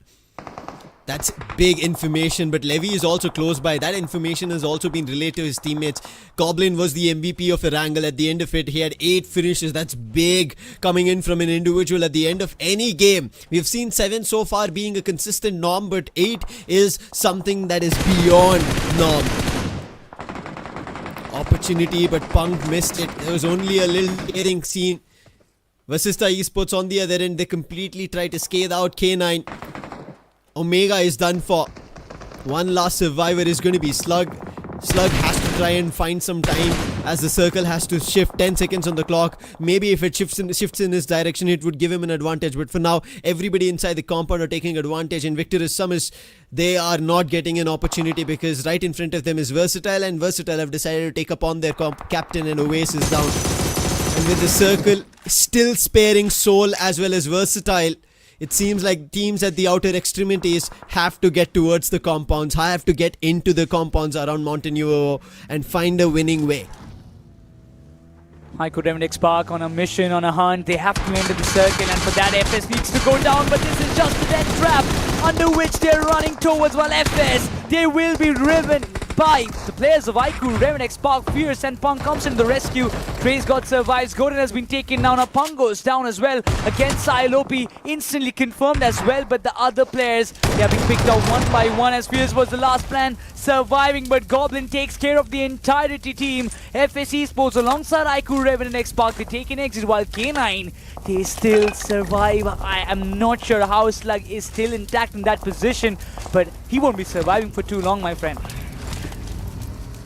Mistakes again. REVENANT, XSPARK had all their 4 players surviving and still end up losing here in this fight. 7 teams. Soul and Versatile, we spoke about this. They have the circle for far too long, but look at what Goblin and his teammate are doing. They're getting towards the open edges of the circle. I think they now understand that after having such a long time that the circle has been moving in their favor, it will eventually shift in the other direction in an uncomfortable spot, and that is the reason Goblin has already taken a forefront push. Legit has made that call for them. While Versatile, they're moving into the other direction. They want to clear the buildings in front of them. And that is also a good call. If they start clearing all the buildings, eventually it'll come down into the fight in the open itself. This is the kind of spot that you want to be in. Specifically, you have got so many players in front of your eyes. WELT Esports, they might have lost Gokul, but not the momentum. But Goblin will make sure that K9 goes down. That's going to be the run being ended by IQOOSOUL itself. Finishes being racked up. Goblin on a different hunting mission. While IQOOSOUL, the other soldiers, they're already underway to find a suitable spot for themselves inside the circle. While Victorious Summers, they've been completely sandwiched from both the ends. Not maybe from 2 ends, but from 3 ends. One side, it's IQOO Team Tamilas, then you've got WELT Esports in the mix, then you've got another team right exactly beside you. Not a great spot to be in if you ask me. But WELT Esports Maxi also trying to pave a path for themselves to enter the circle, because the circle is shrinking and it's getting closer and closer. But Legend Snade, they are just way too precise against VASISTA. Just like the sphere of the circle, Soul have managed to have a semicircle control. A 1-1-1 split. Legit on the right extreme, right at the center, in the top of the circle is going to be Goblin. And towards the complete left end is going to be Joker with the cover. And while Versatile are trying to crunch the teams inside the building, Legit is trying to do the same in the other front. Nade lands, does the damage, but not the knock. But that's information, because there's no knock. Now they will start bombarding in that direction. And who received that was VASISTA Esports. VASISTA Esports deploy a lot of smokes, but it's not going to be enough. However, they also have a really good position, Necros, because in the compounds that they are in, no team is close by. Every other team is close to Versatile. So Versatile have a brunt of a beating that they have to deal with before they get closer to VASISTA Esports. And Somraj is the one who receives, and Team Tamilas, who've been nice and flat in the entire fight for now. Not at all making even the slightest noise or a whim of information. Now are ready to pump bullets across the teams, and Somraj is down. His confirmation should come through. Smoker, his health also beaten to a dust. He goes to revive, patch himself up, but a big nade coming in from Aimbot, the savior nade. And now the Frontier hitter Rico will also be cleared, and now Victorious Summers and Versatile will feel a lot more comfortable, and Team Tamilas will start feeling the pressure because their numbers are down. In the backfoots is what we speak. Victorious Summers, VXT, all intact. They are aware of Dragon's position, it seems, but on the other end of receiving things, WELT Esports are also ready. But Soul's Legend, look at from where he's nading. His nade confirms Shayan, gets Hector down. VASISTA Esports, who were looking really good in the position that they were holding for such a long period of time, now seems to be struggling. All the finishes being registered. Hector won't be surviving is all. IQOOSOUL, 7 eliminations counted, but Legend will be the one to go down this time, because Victorious Summers, they had enough of being silent throughout the game. 2 players remaining for IQOOSOUL, but they're way too much in the open grounds, and now they have to be really cautious with every move that they take, because Victorious Summers, maybe they can be the one to take things home, but maybe I've spoken a little too earlier, because VXT, they're also coming into the mix from backyards.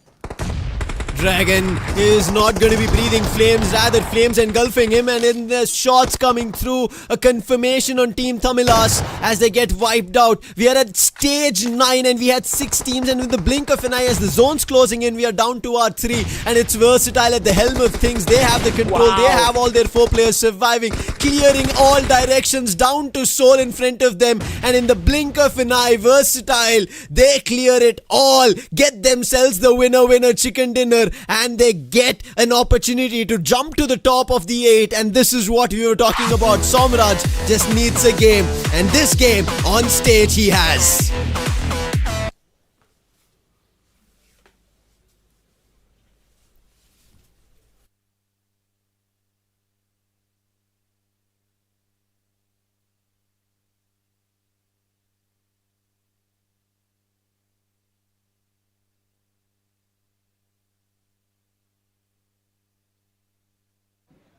Check. Congratulations to Team VXT, aka Team Versatile. Can I request someone from the team to come forward for a chat? Can we have a big round of applause for them? Where everybody else saw sand, they saw an opportunity. Congratulations to the entire team. Miramar तो desert है, लेकिन desert को आपने picnic बना दिया. कैसे वो आपका जो गेम प्लान था वो आपने परफेक्टली एक्सिक्यूट किया क्या? Basically हमारा जो IGL है, and he did the perfect rotation, and we got the perfect zone. So we converted that into chicken, and also we got some kills and we got a big chicken dinner. That's really great. We're also going to play another Miramar map in the 5th round. So winning this gives you added maybe confidence going to that one? I guess my IGL Somraj, and he's a perfect in like Miramar. And I have full trust in him and my teammates. So obviously like next Miramar and next matches, we are going to convert every match. ठीक है, आपके अलावा ना यहाँ पे 15 teams हैं. आपके ख्याल से कौन सा टीम सबसे खतरनाक है? मेरे ख्याल से अभी सोल अच्छा खेल रही है. उन्होंने 15 किल्स का लाइक मैच खेला था. बाकी हम लोग भी खतरनाक हैं. हम लोग तो लाइक खेलेंगे अच्छे से. बाकी सारी टीम्स अच्छी है मेरे ख्याल से. कोई एक टीम परफेक्ट नहीं होती है. अभी बहुत लाइक टूर्नामेंट बचा हुआ है.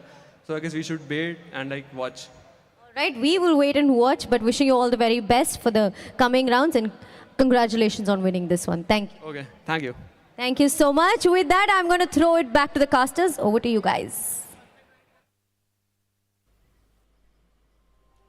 Man is humble and polite, just says that, you know, I have full trust in my IGL, and Somraj is one of the best in India that you can ever have. And the way he got the circle, the way he coordinated the fight, just imagine few moments ago, VXT were in a position where they could have been literally hunted down in the open grounds. And Rico was the one to just kind of withstand that position, getting Somraj down, putting a pressure on the others. But Aimbot's one nade turned the entire tide, turned the entire flow of the game for VXT. And that one opening just probably gave the boost to the entire team that, okay, we've got the green signal and now we're just going to go all in no matter what it takes. If that nade did not come across, I'm pretty sure, as you said, Necros, there was no savior. No another saving grace, no angels coming down. But I think, as mentioned on stage, right, as how Somraj is, that's what he's conveying to his teammates as well. And you could clearly see how what you could say, a poker-faced communication of what they were doing is what they convey once on the interview as well. And as simple as it, I think even Somraj tries to make sure that his team doesn't feel the heaviness of a game. They kind of take it with the flow of things, even if they're feeling that some other teams are trying to put them down, which did happen, and they still stumbled and made it work. But I think one thing that I was kind of unsure of what just completely unfolded was how VASISTA Esports fell flat to Goblin and Legit from Seoul, because that end, it was an open position for Legit and Goblin that they were playing from, and VASISTA Esports had compound which was in their favor, and we spoke about it. There was a path in between, a road which divided the other compounds from where Versatile was firing on other teams and VASISTA were in the safer spot. But I think they did not pay attention, or they thought maybe just one player, because we remember we only saw Slug in that spot. But once Slug was cleared, it was all Soul controlling in that position, and maybe VASISTA Esports thought it's only one player, let's not worry about it. But once the nades started jumping in, VASISTA Esports caught off guard. 2 players got knocked, Hector following that suit, and it was only down to the last player from VASISTA Esports. Another opportunity lost for VASISTA Esports. Now that's 3 games, and it seems like Versatile picking this pace up. IQOOSOUL already doing the damage. Victor SUMUS tried their best, but we're in a crunch with WELT, with Team Tamilas, a lot of it. But even Team Tamilas tried their best here. Imagine 9 teams, 9 or 6 teams at stage 9. No circle, it's the play zone shrinking. That tells you how heated up this Miramar was. I mean, it was again a city circle, and every time we witness, it's either a Los Leones circle or maybe any kind of city circle we witness in the map of Miramar. It's always this complicated for teams, and specifically for the IGLs, to kind of figure out that where should I put my players in to grab the finishes, because only getting finishes won't win you tournaments, only getting placement points won't win you tournaments. You have to balance things out in a good proportion. But talking and jumping on to the most valuable player of this match of Miramar, it has to be the XT Ninja Jod with 6 finishes. But in the MVP rank, he might be lying a little low in the 6th spot, but the contribution and the things that he has done in this match was immaculate. Yeah, I think Versatile is coming back into their form, right? This is what we end up knowing about them. And Ninja Jod has been the fragger that I think a lot of players, and even Somraj himself, when Ninja Jod joined the fierce force of Versatile, or their previous when they were 8-bit, looking up to him a lot. But I think finally he's getting out to the spot where he's felt a little more comfortable. Maybe with a change of in their roster is also working in his favor. Let's see if that continues with the lineup that he has, and he has to look forward to this continuing. While in between, we end up seeing in the stars of the match, while yes, we spoke about Ninja, there's Omega, who's the best companion, and it was because of him that K9 were able to survive against the fight that they had with Equinox on GTR. And if it did not happen, maybe Equinox had the opportunity for completely cleaning off K9. He had that Have to give credits to him as well. But talking and jumping on to the entire match standings, we have the top team VXT with total of 22 points. The first 20-pointer game is what we're witnessing right now in the Grand-Finals day number 1. Followed by that, we've got IQOOSOUL with 13 points, double-digit points again on a hat-trick basis in this entire Grand-Finals day number 1 itself. We've got Victorious SUMUS having a consistent performance. WELT also coming into the mix with 8. INFINIX True Rippers 7 finishes is what they have had thanks to Hydro and his contribution to its team. The man was literally standing as a solid rock until unless WELT came into the picture and dumped him down with one nade, though they were kind of scared still. Hey, you saw the finish feed, and if I would also, I would kind of stay away from it. There would be no questions. Like, you survive for however long you want. I have a molly or a nade, I'll try my best, and I think WELT played that to perfection to clear him out. Kanan as well played out really well, as we spoke about Omega. Now that was the match standings that we just witnessed, but let's talk about the match summary. Highest finishes, we already saw him at the MVP for Miramar, but following right behind him is going to be Hydro with 5 finishes, and then Goblin. And Goblin right now, I think, should stay in the #1 of the overall MVP with 4 finishes that he grabbed. Now Slug with 3, but highest finishes in his total is going back to, again, Versatile. The team who got their chicken dinner will also stay at the top with the highest finishes at the total of 12. Yeah, they have done a fantabulous job, and thanks to that one good nade, as we mentioned earlier, things just started going good for VXT from that nade on. Yes, before that, aimbot even becomes God. Yeah, aimbot becomes God, exactly. And at the very moment, we can see the entire overall standings right in front of our eyes. With 45 points, IQOOSOUL, they're on top with a total of 33 finishes in the back, highest so far in the lobby. Followed by that, we've got Victorious SUMUS, WELT Esports with 38 and 29 points respectively. Versatile climbing up the ladder on the 4th spot with 29 points, equalizing with WELT, and FS just below them with 23 points in the mix in top 5. TR at 18, NONX coming at 16, and AUTOBOTZ at 15. And in the first page itself, we end up seeing a difference of 30 points between the top 8 teams. And as we said, the Smash rule is going to come into activation at the end of day 2, adding on to an additional 10 points to decide the championship criteria. Moving into the second page, it's going to be Team Tamilas, who should have had an even better game in the position that they were in, and Rico was right in the front of it. And even Arka was mentioning, with Rico being there, it's also helping out Dragon. But as soon as Rico fell, instantly everything broke loose for Team Tamilas. They couldn't do much. K9, even after a well sought out fight, unfortunate due to the position, they just had a shack. 8-bit, not much to work here in this fight. Very early on that they had a clash with, and they couldn't come on top of it. God's Reign not playing their best. REVENANT, XSPARK, even though had their all 4, it's still not working. BLITZ, Cincinnati Kids, and VASISTA. Worried for them. Where do we see these 3 teams going? BLITZ, this is not at all the start that we saw during the semi-finals. They started off with chicken dinner. They started off staying in the top 4, top 3 teams in every game, but day 2 was different. But here, day 1 itself completely in question for them. Whereas Cincinnati Kids, with Ash leading it, as I said already, he starts things off on day 2. He did it in semi-finals, and I'm pretty sure he will try to do it here in the grand finals day 2. I would have wished that he started right now. He's not as of now. We'll see if he does Necros, but after this short break. Fuel your everyday with the new Boost Protein.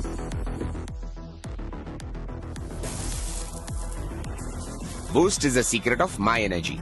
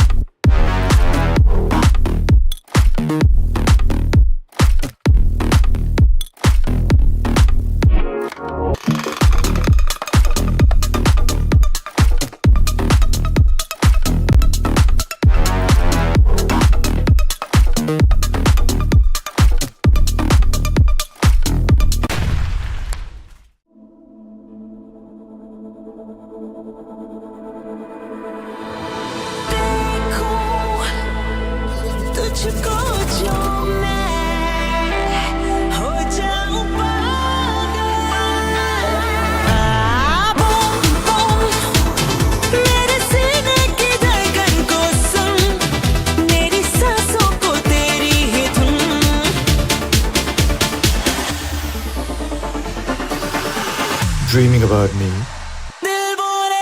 Love is to get lost in the look. Unlimit Love B6 Pack 2 starts at 21.9 lakh. Mahindra Electric Origin SUVs.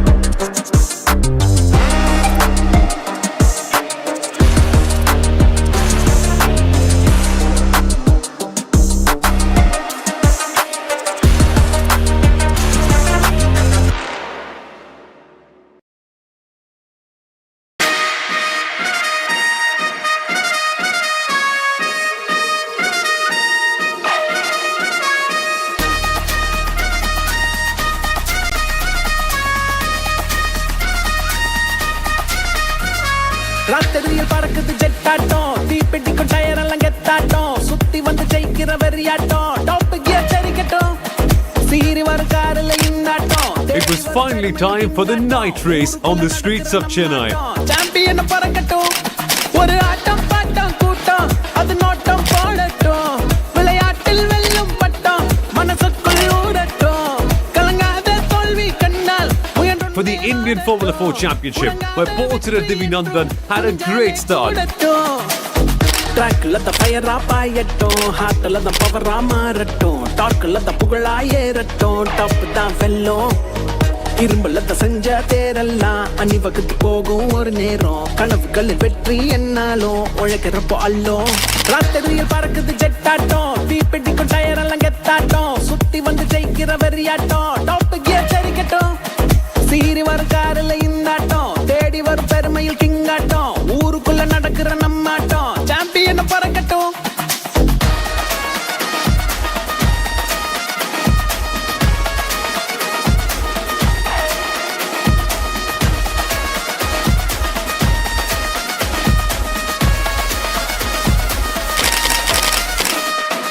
Life என்ற ரேஸ்ல speedo போகும் லேப்ல உருட்டாத மாப்பிள்ள பள்ளம் நேடும் கடையில உன்னோட நெஞ்சில வெற்றி தரும் தெம்புல திக்காத எய்மில்ல ஜெட்டா ஆவோம்ல அச்சா இருந்தா அது துச்சாவாதா வந்தா வளர்ந்தா அது உச்சாவாதா வாடா ஸ்பீடா அட தங்கம் போதாதா முடியாத ரேஸ் தான்.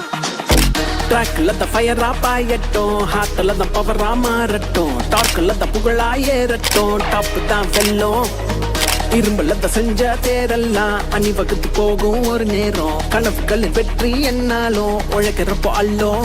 ராத்திரியில் பறக்குது ஜெட்டாட்டம் தீப்பெட்டிக்கும் டயர் எல்லாம் கெத்தாட்டம் சுத்தி வந்து ஜெயிக்கிற வெறியாட்டம் டாப் கியர் தெரிக்கட்டும் சீரி வரும் காரில் இந்தாட்டம் தேடி வரும் பெருமையில் கிங்காட்டம் ஊருக்குள்ள நடக்கிற நம்மாட்டம் champion பறக்கட்டும்.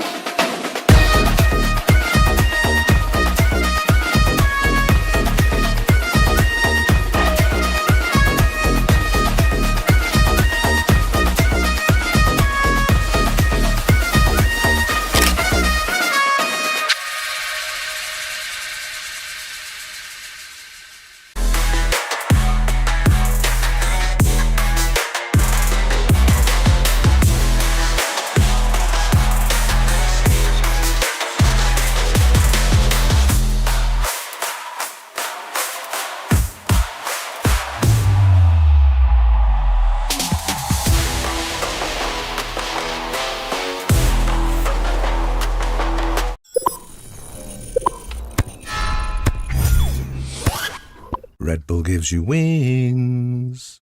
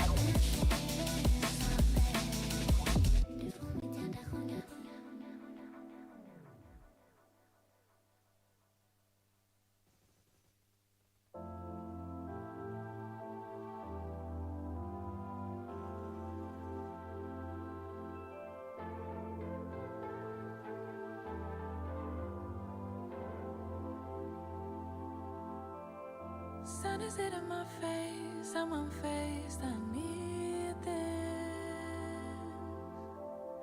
Calling out my name, say meet me, cities away.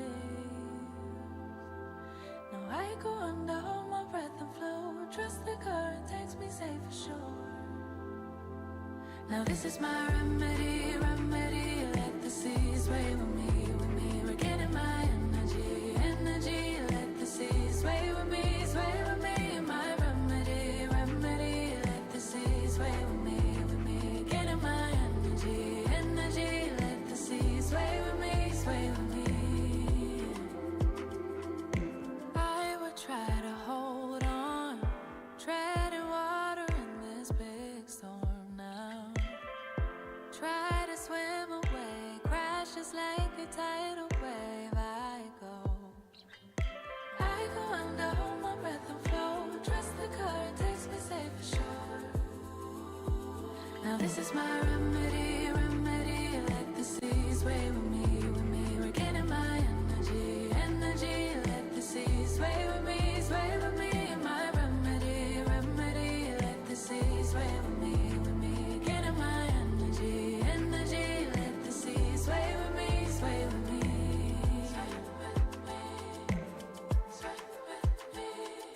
Feels like gravity can't touch me when I'm here.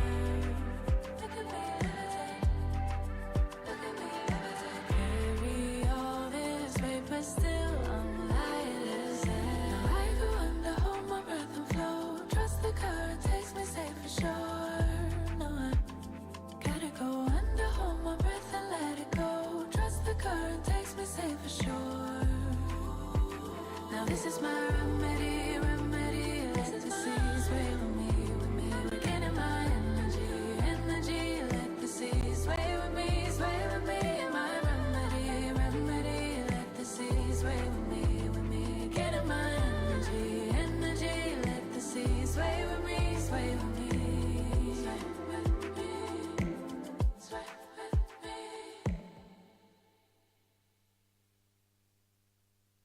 Till all I want is you. Till all I want is you. Till all I want is you.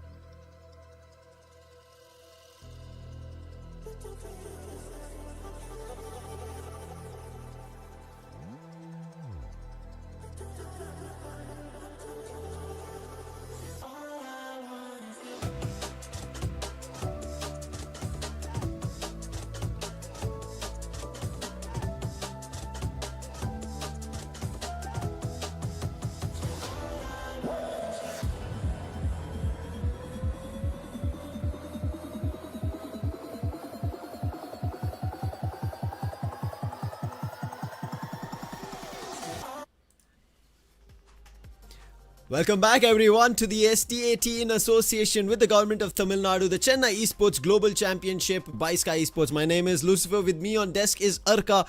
We just had a brilliant chicken dinner coming in from Versatile. Ever so composed they are.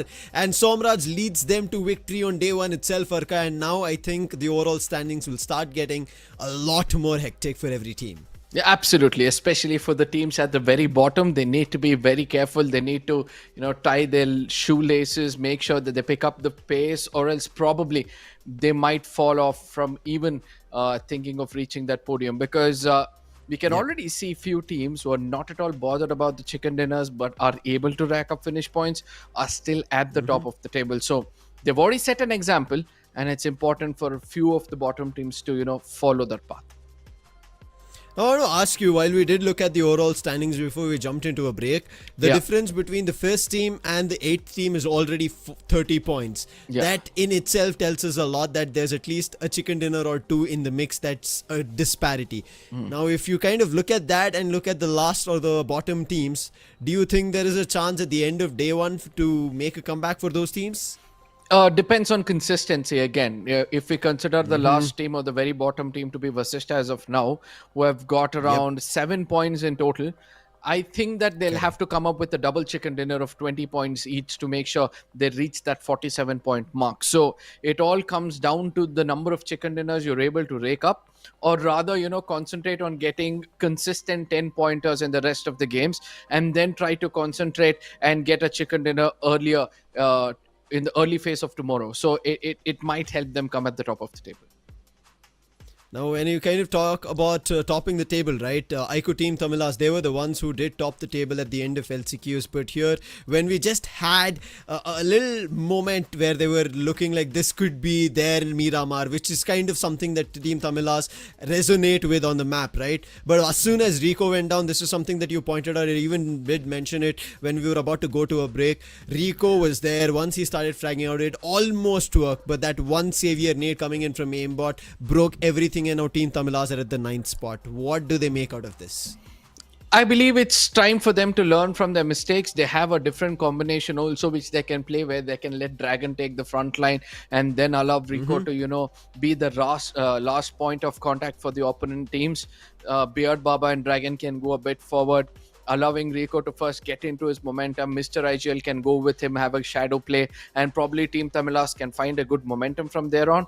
Or rather, I would say that, send Rico to be a free man, allow him, give him some space, make sure that you set off angles so that you can give him a good cover so that he'll be able to pick up frags. Because what Goblin is able to pull off in IQOOSOUL, that is the kind of gameplay Team Tamilas expect from Rico as well as Dragon.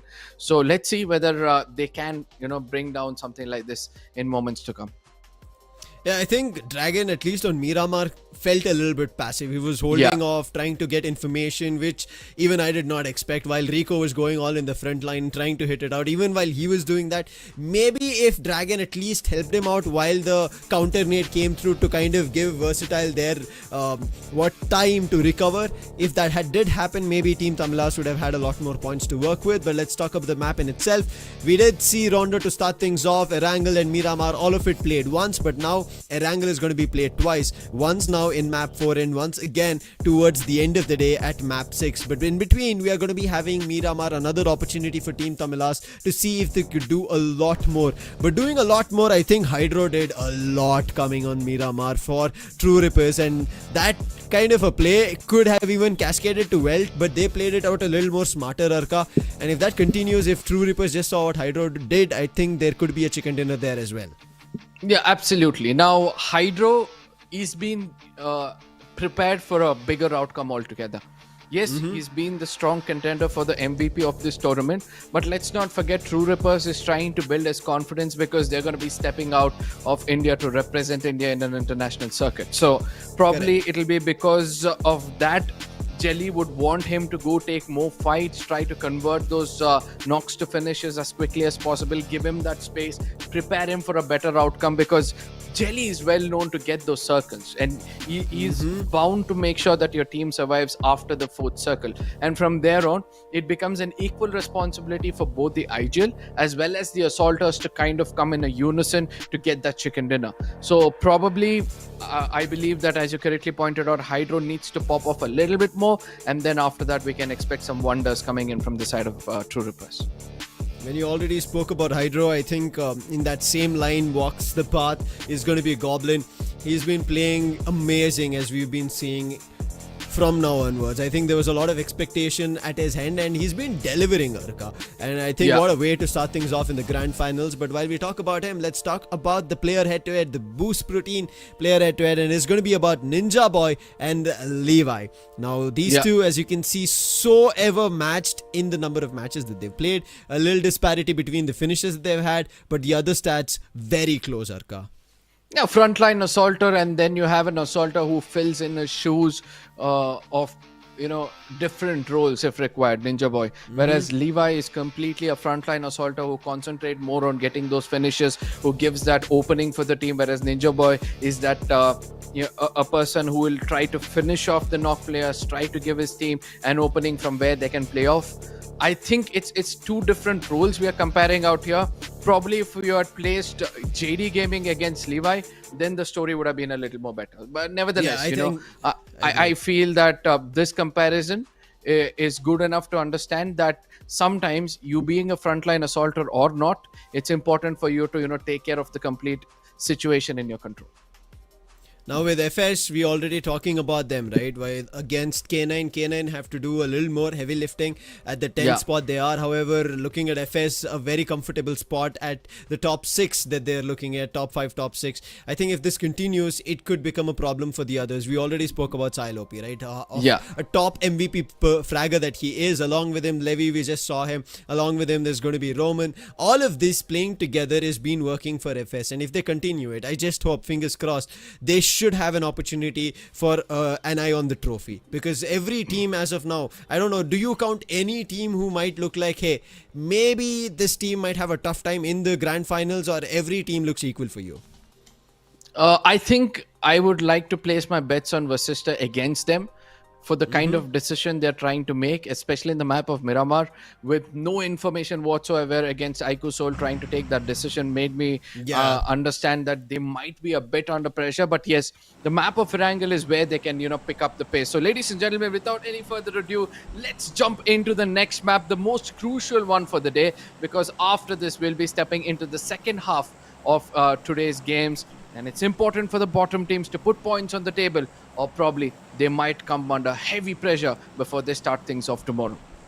Yeah, and especially tomorrow, there's a lot more at stake. Teams coming up at the top, they will be the ones deciding what the criteria for the smash rule is going to be, meaning the championship criteria, adding 10 points, and that could be maybe 80 points, that could maybe result in somewhere 100 points. It all depends on the top team. So if you want to stop that bar, that threshold to come down lower, the bottom teams should start fragging. The flight path, as we did see, complete west to east, ending down at Lipoka.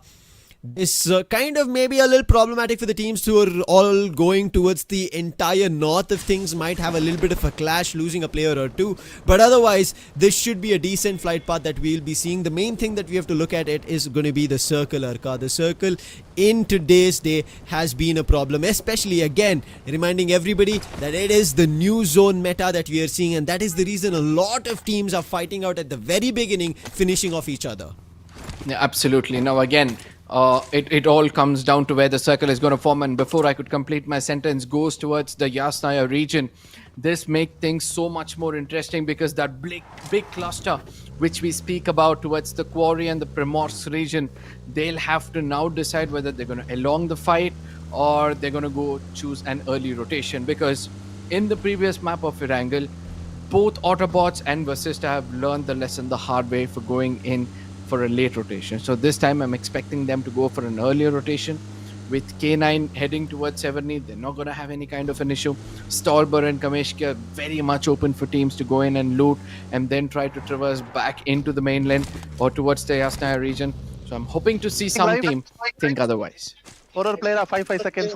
True Rippers heading down to Nova, God's Reign to military base. Team Tamilas. Very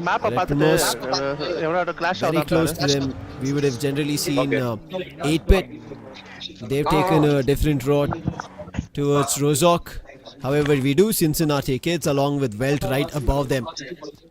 But I think a lot of eyes on Team Tamilas, right, Arka? Because again, homegrown team, homeground team, a lot of stakes at them. Wadi looking at them, looking forward to them maybe lifting a trophy at their home ground if possible. Because recently they did. When we had the CM trophy happening, a medal event which just happened a month ago, I presume, is when Team Tamilas were able to lift it. But again, that was very secluded for that state itself. But right now, it is the whole country. And I think a lot of eyes on them if they're able to do it again in Chennai. Absolutely. And that also brings a different kind of pressure altogether on their shoulder, right? Because it's not just Mr. IGL trying to prove himself yet again that he's worthy of being an IGL, but also making sure that, he gets a trophy, a much awaited trophy for Wadi and his lads. Again, I somewhere feel that, at times it's important for them to go in and do that switcheroo, like try to bring in Poco, make sure Dragon only continues to IGL, because the newer meta seems to favor for those, who feel more agitated to take fights, whereas Mr. IGL is more of a controlled IGL, like he tends to play on the defensive end of things.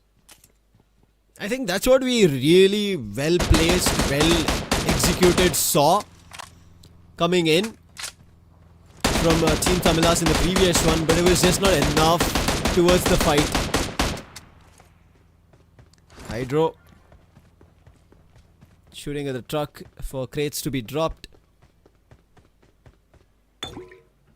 Thankfully, that's one other way to loot, right? Yeah, this is happening at a spot. I was just looking at the map to make sure that he's not fighting at the open with others getting closer to him. Thankfully, because the circle is away from them, he's happy in what he just did. True. Right across them is Cincinnati kids, right? Ash and his lads, they love to be on the other side towards the Ferry Pier region and a split towards that petrol pump.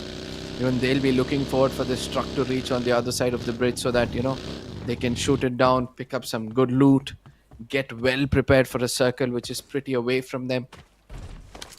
And the composition of Cincinnati kids as well. I wasn't expecting Ash to, to bring in Noddy, because Noddy recently was playing with Marcus, if I'm not wrong. Under Stone's IGLing, we have seen him perform really well. A lack of experience, and then Noddy was not able to live up to the expectations of Stone, and due to which he had to depart from the team. I was expecting Ash to go for a more experienced individual, because he had Flock, was decent enough. Ash himself is there. Veron is another, decent experienced person. But you always sometimes need, a bit more experience in your team who has seen the lobbies more than that of Ash. So that it becomes easier for them to, change that momentum from being aggressive to defensive. I think this also comes with him having a short stint with the lads of Rising Esports. Now, yes, that's a different team. We did see the Team Aryan lineup are now under the banner of Rising Esports. But before that, Ash did join them to see how that worked out. But I think maybe this is kind of settling well for the semi-finals. It did. We'll wait to see if that's going to be the same case for the grand finals. But for now, as every team is starting to rotate, getting towards the circle, whoever is out of it, as we could already see a couple from Seoul, 8-Bit are closed down at Rozok, NONX making an entry, and REVENANT XSPARK as well. I think my eyes are going to be a tad bit on REVENANT XSPARK. They've been having a lot of games, Arka, where they've been getting closer to the final few circles as a 4-man team. But as soon as the final fight starts, REVENANT XSPARK completely disappear. Yep, REVENANT XSPARK. I'm still trying to understand the approach from Punk, because the last time we saw Punk IGLing for Godlike, his way of rotation was to wait for the blue zone to touch him after the third circle, and then he would decide whom to pounce upon, or rather, decide as to which part of the circle would he prefer for his assaulters to start things off. But when it comes to this lineup, it seems like, he's reliant more on his assaulters to kind of go ahead and get a proper footing inside the circle. Something that Omega is also trying to do with K9. A couple of changes that he's had, brought in JD Gaming. Now that's also working out, as you did point out with Noddy. JD Another player, a very fierceful one. We've been seeing him also on the MVP standings, but for now, we have to see K9 back to their winning ways after lifting a trophy. Omega with Beast not playing for now. Let's see if this stint of K9, they said that Omega has decided and the strategy that they're building on works for them. But for now, 8-Bit, they're worried about who they're surrounded by and they have the idea of it. And Juicy, he's been trying to lead this team towards the top 8, maybe even the top 5. And I think Juicy's decided that he's going to cut his fight and make a move in the other direction. Maybe the same. Even told to his teammates, Skips and Sarang, if you have an opportunity, get away from here. But I think that's going to be very tough. But for now, I feel like Soul are playing here without any information. And that is the reason Skips and Sarang have done nothing other than being silent. I like this approach from Soul, to be frank. Not overextending themselves too much. They get to a position and see whether they'll be able to, put on a player or two of the opponents. Once they understand that there's no knowledge about their position or what they're doing right now, immediately fall back to another place, make that their home, hold on for the right opportunity. And when the opportunity comes, this is how they tend to strike. Nakul goes in for a lot of shots, will be doing a hefty amount of damage against the opponents. But what's more important is where are his assaulters? Because if that was Goblin, I do believe a knock would have been registered by now. Soul have another opportunity. That's WELT who are trying to fight off with NONX. And they are also finding and trying to wash their hands in between to get the finishes. They've found a knock. Should be an easy one to clean off in terms of the finish on Anonymous. But what do the other two of NONX do? And these days, I've been seeing this quite often, Darka, that IQOOSOUL players, they've been managing the way they drive the vehicle and shoot within the vehicle phenomenally. And it's working out. Legit spotting another opportunity, but this time it's going to be REVENANT XSPARK. They're charging on him. And Legit is trying to buy some time with the smoke. They did not spot him around the tree. However, Knuckles here to save the day. Instantly get in the vehicle. And they will make a quick getaway of this. And this is what I was speaking about, right? IQOOSOUL not overextending. Once they have a casualty, they immediately fall back from a fight. And we have spoken about this before. If a tiger takes 2 steps back, that doesn't mean it's evading a fight, but getting ready for a bigger leap of faith. And IQOOSOUL, for now, they've been doing really good. Whereas REVENANT XSPARK on the other side, they're trying to show dominance against the other teams. And that is where I feel that they're kind of failing with Goten. That lack of experience is kind of hindering the performance. Whereas Punk on the other side goes in with that 1v3 split, tries to get a better position inside the circle. And hopefully we'll be able to see them convert one chicken dinner. Because once they get into that, momentum, it becomes so hard for them to stop them from getting into the top 2. Everybody's eyeing for it for now because towards the podium, the difference in terms of points, the number of players and the teams who are raking up points, it's going further from even the team positioned 8. It's about getting to the top 2, and K9 as well as BLITZ, they're not very close, and especially BLITZ not at all. They've not at all had a good game in the prior 3. A long way to go for them. A big cluster forming at Yasnaya. It's not only BLITZ and K9, along with them there's Versatile towards the extremes. NONX, who have lost 2 of their players, and Victor is SUMUS as well. So a lot of 5 teams in this circle of Yasnaya and making this center in their home. But as we tick the clock to 0, the circle's about to shift, but it still keeps Yasnaya, meaning that the players who are holding this as their lifeline will still be able to hold it for quite some time, even further. Now this is where I'm interested to see who goes towards that Stolber region. Look at that, 3 teams rely on getting that high ground advantage. Because everybody knows, just in case the circle shifts a little bit towards the northern Yasnaya region, it's important for you to have that bird's eye view. AUTOBOTZ and VASISTA. This is not the first time we are seeing these two come close to one another. But the wilder rotation coming in from the side of Neo from GDR, they might come into third party this spot. And FS versus True Rippers, all these teams thinks the same. They're like high ground, bird's eye view. Probably from there we can, rake up some points. This game is making me excited, Arka, to be honest. 16 teams, not still that we have seen a full team elimination. There have been frags, people have had casualties, but otherwise all the 16 still surviving. because of this having a compounded circle. Everybody is trying to get into it, and as you mentioned, to positions where the terrain's a little vivid. K9 had spotted Blitz earlier, and now they've spotted Versatile. Ninja Boy at the front of it, trying to see if there's a knock, and it's going to be Flock on the other end who spots Welt. And let's see if this continues. This is happening outside the circle. It is continuing. We spoke about Ash. Maybe something that he needed in terms of a change in lineup. But for now, it seems like Welt, a team from the homeland, are now finding flanks. They were the first to find the chicken dinner, but they're still outside the circle. Something that they have to be worried about. Speak about worries. I'm kind of getting worried for Yasnaya now. VASISTA on the other side, they're having a good run. Finally, they've broken down the defense of GDR for the last man standing. They put him down and under. What's happening? And from here on, it seems like, they had a good run. But on the other side, we can see that AUTOBOTZ, even they were kind of included in this fight, as they have stolen one finish away from them. That's going to just ignite that fierce in VASISTA, and they'll look forward to, another fight anytime soon.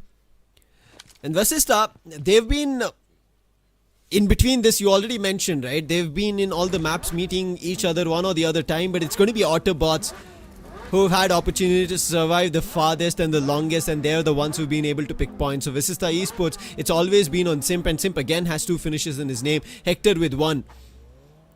But what can they do? The bird's eye view they have for now, but the circle's going to shift very soon. 10 seconds on the clock.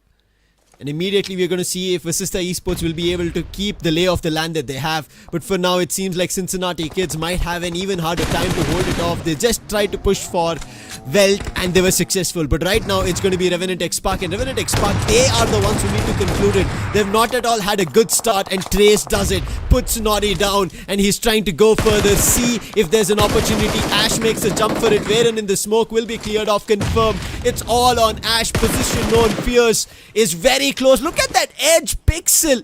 But Fierce is pinned, ready, and the nade should go do the deed.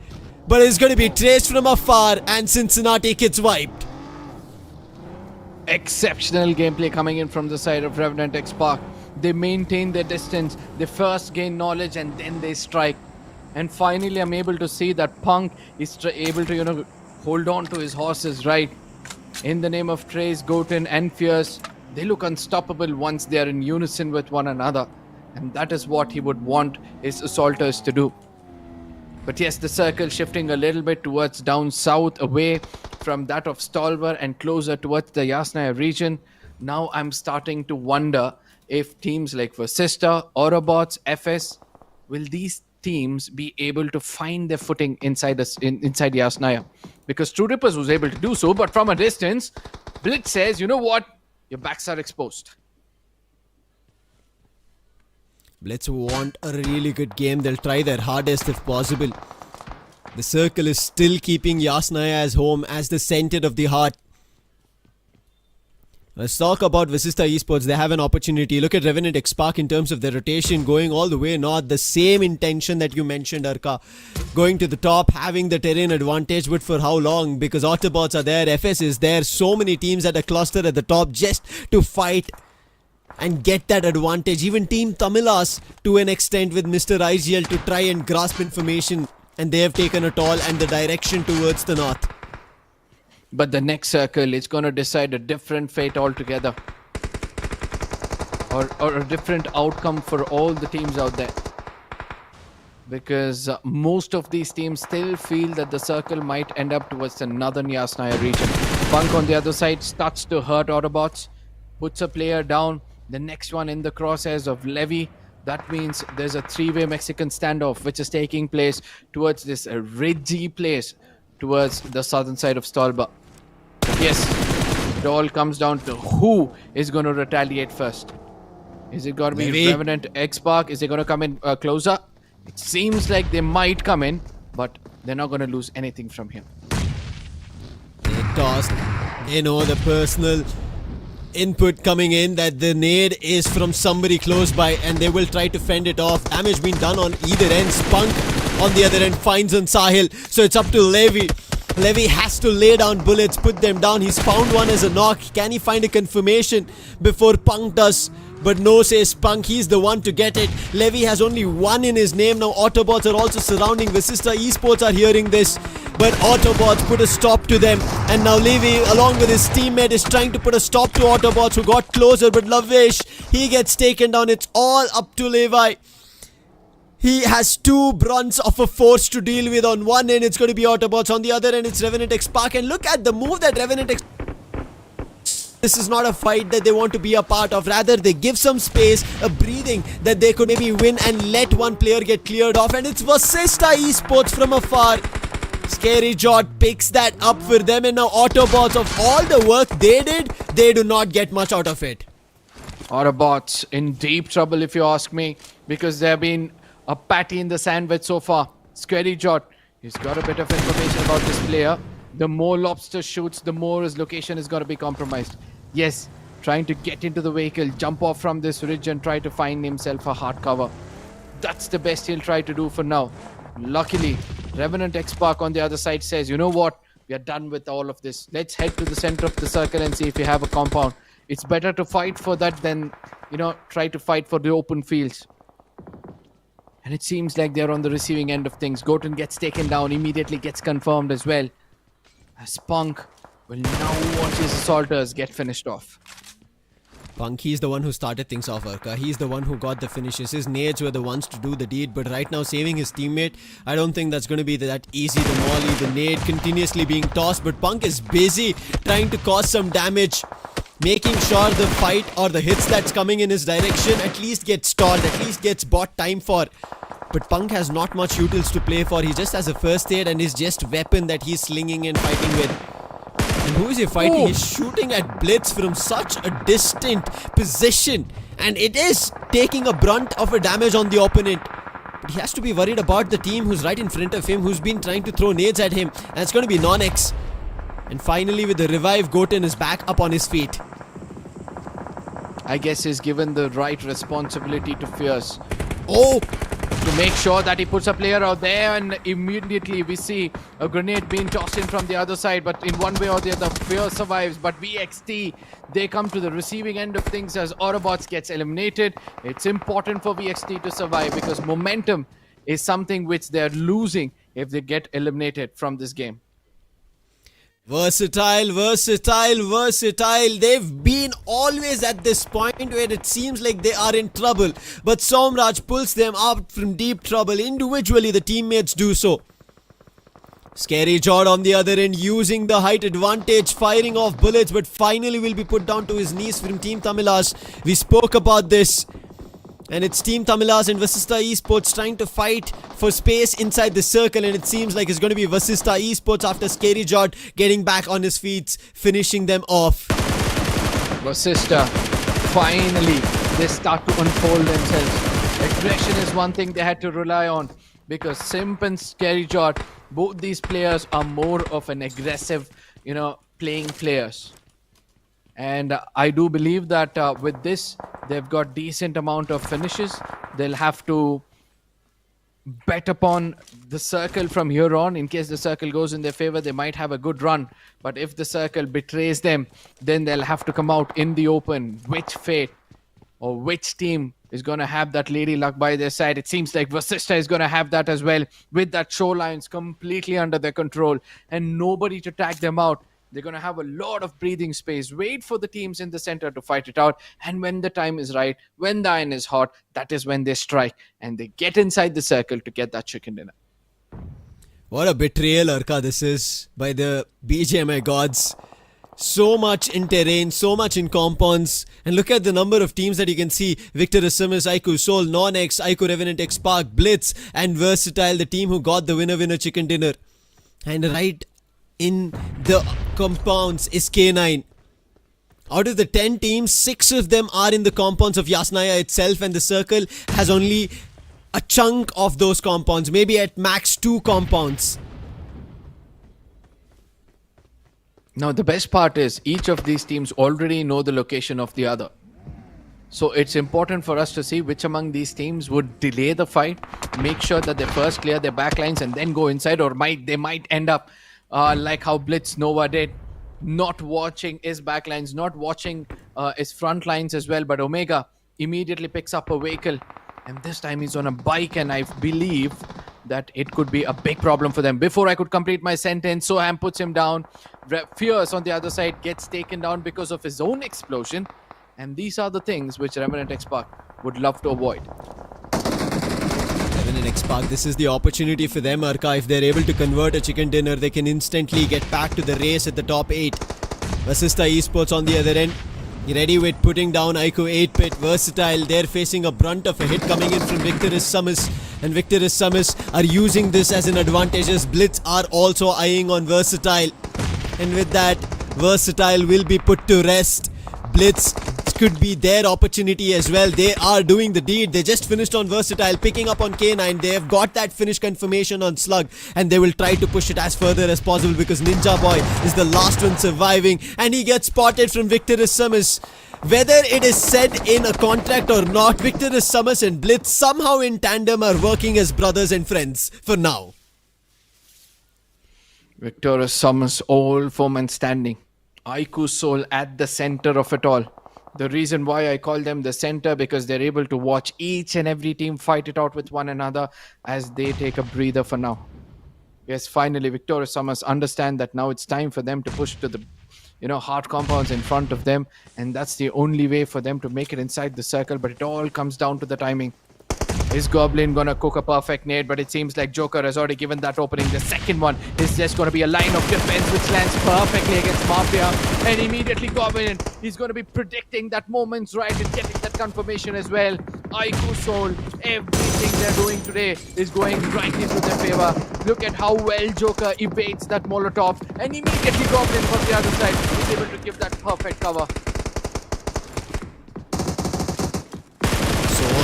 This is their opportunity as well. They've been at the top. They can keep their position, and Legit does it. Denying SUMUS, but right now he's receiving a lot of bullets. Tries to save himself, but goes down. Joker's trying to buy some time, puts down the smoke, and right in the doorway is where Legit is able to make his move, get back in. And look at how Goblin is moving around, making sure that none of the players from any position get closer.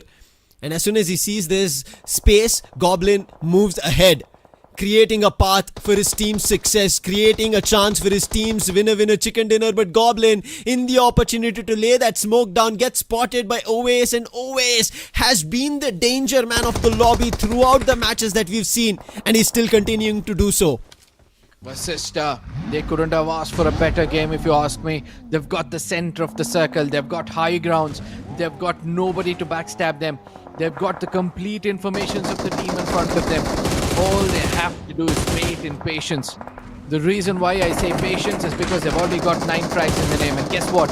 Add another one with Scary going all bonkers. Probably the confirmation is going to make it 10 for them. As BLITZ gets finished off, it's going to be RNTX who's going to be joining hands with VASISTA to put an end for them. SUMUS, the last man, goes down, and BLITZ are also on the last pawn of their action. Soham it is. 6 eliminations in total, but BLITZ, they're not inside the circle, and right in front is going to be REVENANT XSPARK, VASISTA Esports, who have the circle control. There's so much for BLITZ to do in case they need an opportunity to win here. And same goes for Soul as one player falls down. Legit, his confirmation comes through, and 8-bit is the one who are not allowing that to happen. Somehow Goblin was brought back to life, but he'll also be put to rest. So it all comes down to Joker, the last man standing, as REVENANT XSPARK pick him off. I don't think so. Joker can make it inside the circle. For sure he's going to get taken down by the zone. Yes, and there it is. 8-bit, they understand that the chicken dinner might be something which they can't rely on too much because of the lack of topography, and what they concentrate to do from here on is pick up as many frags as possible. My enemy's enemy is going to be my friend, and that's the motto for RNTX and 8-bit in case they have a chance to get this chicken dinner. Whereas VASISTA on the other side, perfectly holding these grounds. Look at that, Simp and Scary Jot, 2 different directions, 2 different teams. Hector at the very top is waiting and watching carefully. I think it's Cheyenne at the very top who's waiting and watching carefully, giving information, making sure that he comes in to help only when required. 20 seconds for stage 8's play zone start closing. 10 finishes for VASISTA Esports. IQOO Revenant XSPARK with 9 finishes and IQOO 8-bit with 4.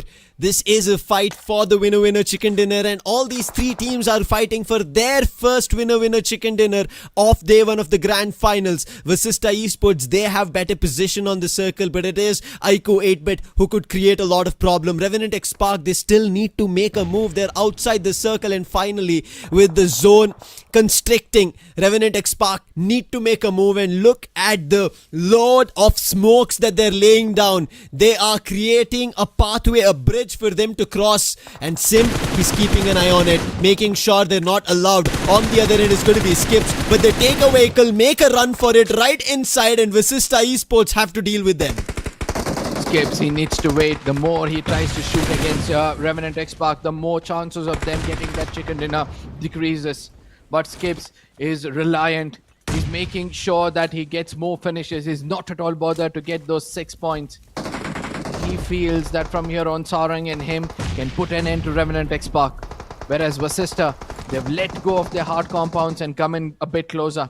And Skips, he's going to make a run for it. Sees Punk in the open as the player gets taken down. It's important for him to get the confirmation as well. And there it is. The next player also gets taken down. All 3 finishes in the name of 8-bit. And now they come in to hold the topography under their control. Skip's location probably is going to be compromised, but Sarang, if he lays one man down, things becomes even Steven. 3v2 to a 2v2 is a possibility. Skips cooking up a nade. Sim trying to look for information. The nade lands a tad bit close, and that should give an idea for Sim. But even VASISTA Esports, in holding off that position, did utilize a lot of utilities. Shy, and I can see he has 2 nades, 2 mollies, which could work in his favor. But Skips, he's the man who's a beast unchained. He's been going all out. He has 4 finishes in his name. But Scary Jord picks out the watch out. He takes down the tower. Sarang is down. It's all up to Skips now in a 1v3, and they are scouting. They're looking for information. They have the basic idea, and it is going to be trouble for Skips. He has to change to his primary weapon. He's a little bit in that nading formation, and it is going to be VASISTA Esports who had their weapons ready, and Skips loses his opportunity with VASISTA Esports grabbing this chicken dinner. You know, the last time when you asked me what VASISTA will have to do is I thought of telling that Scary Jord needs to step up. Simp needs to go play in the backlines because he's got more experience in doing. Check. Here's congratulating Team VASISTA Esports. Can we put our hands together for them and welcome them for a quick chat? Can we have Team VASISTA? There we have. Congratulations on winning this match. ERANGEL एक साधारण map नहीं है, इसमें बहुत सारे complications हैं. आपको कभी लगा था कि गेम में इस मोमेंट में कि हम ही जीतने वाले हैं? नहीं, ऐसा नहीं लगा था, बट हम धीरे धीरे कोशिश करते आए थे. हमारी शुरुआत बेकार हुई, बट हम मोमेंटम बनाने की कोशिश कर रहे थे. आपने बोला था कि आपकी शुरुआत बेकार हुई, तो आपके तो गेम प्लान तो होते ही हैं, लेकिन आपने इम्प्रोवाइज बहुत किया था जब ये मैच चल रहा था. हाँ, करके तो आए थे, बट कुछ चीज़ें वर्क नहीं हुई, तो हमने भी सोल्यूशन ढूंढे एंड उस पर फिर इम्प्लीमेंट करने का ट्राई करें. अच्छा, इस मैच में आपकी टीम में MVP कौन था? सारी MVP यार. टीम ही सारा MVP. तीनों ने अच्छा खेले, एग्जीक्यूशन तीनों ने अच्छा निकाले. जहाँ 1v1 लेना था उन तीनों ने अपना जीते, तो इस मैच में तीनों को क्रेडिट जाता है. अच्छा, ये जीतने के बाद आपको लग रहा है कि you can go all the way? नहीं, अभी तो शुरुआत हुई है, अभी बहुत बड़ा फॉर्मेट है एंड लाइक हमारा एक ही मैच अच्छा गया. हम कोशिश करें कि 2 मैच भी अच्छे जाए और अच्छे मोमेंटम के अगला दिन स्टार्ट करें. All right, thank you so much for chatting with us and wishing you all the very best for the match ahead. With that, ladies and gentlemen, we have a contest for all the audience here today. We have something called #DoYouHaveTheBoost. We're going to see who has the most amount of stamina and energy to cheer for our teams here today. Anybody who would like to participate, you just have to raise your hand. We'll bring the camera to you. Simple, the task is extremely simple. You will just have to scream the loudest and the longest. We're going to see if you have the boost. யாருமே இல்லையா participate பண்றதுக்கு? ஒண்ணுமே இல்லை, உட்கார்ந்த இடத்துல கத்தணும் நல்லா. யார் அதிகமா லவுடா ரொம்ப நேரமா கத்துறீங்களோ அவங்களுக்கு போய் இந்த டைட்டில் சேரும். நீங்க ரெடியா இருக்கீங்களா? அவர் ஸ்ட்ரெச் பண்றாரா இல்ல வாலண்டியர் பண்றாரான்னு தெரியல. Who's ready? If you're ready, just raise your hand. Come on guys, just screaming. You guys, you can also do it as a bunch. ஒண்ணா சேர்ந்து கூட பண்ணலாம். Do you guys want to try together? Can we have... Okay, we have somebody there. Okay, we have a bunch ready to go. Okay, again, you have to scream loud and for as long as you can. Ready? Good to go? Okay, 3, 2, 1, and go! Well done, guys. Congratulations. Clearly, you got the boost. Can we have a big round of applause for them? நீங்க எல்லாரும் தான் கத்தலாம். உங்களுக்கு கையாத உங்களுக்கு தட்டலாம். Please. It's a humble request. With that, ladies and gentlemen, we're going to take another break. And now we have our next round that will start shortly. So stay tuned. Fuel your everyday with the new Boost Protein.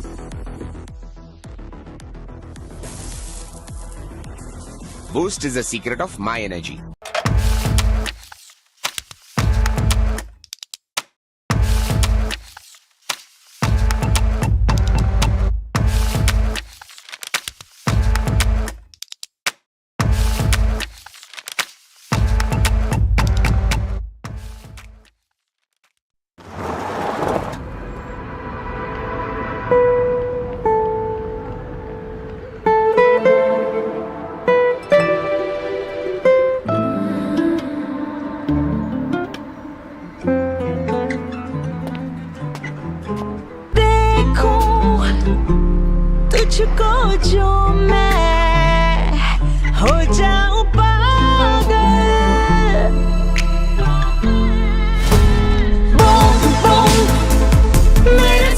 You glow different when you're in love.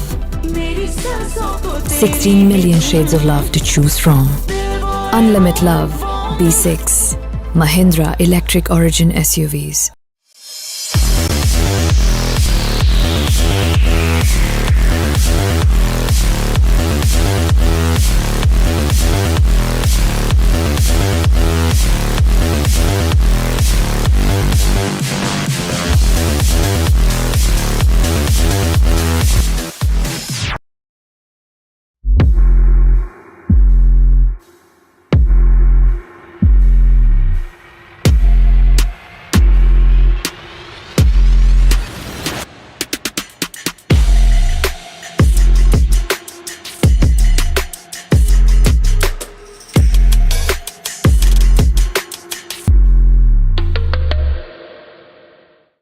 வேடிக்கை பார்ப்பவர்களும் விமர்சனம் செய்பவர்களும் அங்கேயே நின்று விடுகிறார்கள்.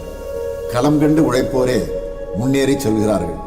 திறனோடு அறம் கொண்டு களம் கண்டால் தரமான வெற்றி வரும்.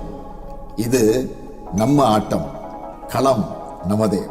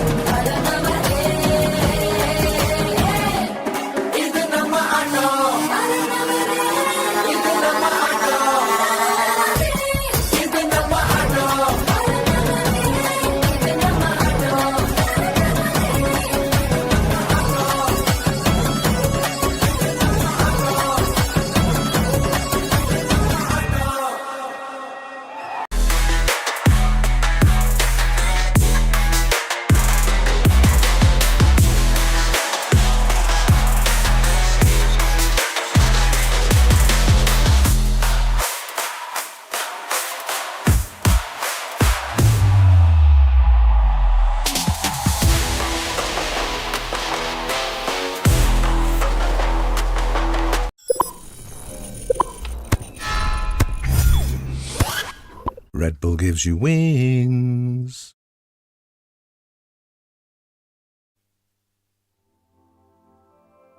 Sun is hitting my face, I'm unfazed, I need this. Calling out my name, say meet me, cities away. Now I go under, hold my breath and flow. Trust the current takes me safe for sure. Now this is my remedy, remedy. Let the seas sway with me, regaining my energy, energy. Let the seas sway with me, my remedy, remedy. Let the seas sway with me, regaining my energy, energy. Let the seas sway with me,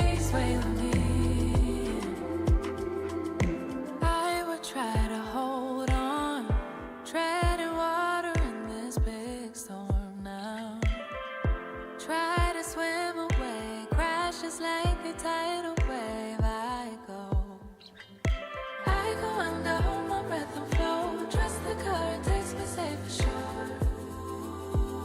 Now this is my remedy, remedy. Let the seas sway with me, with me. We're getting my energy, energy. Let the seas sway with me, sway with me. My remedy, remedy. Let the seas sway with me, with me. Getting my energy, energy. Let the seas sway with me, sway with me.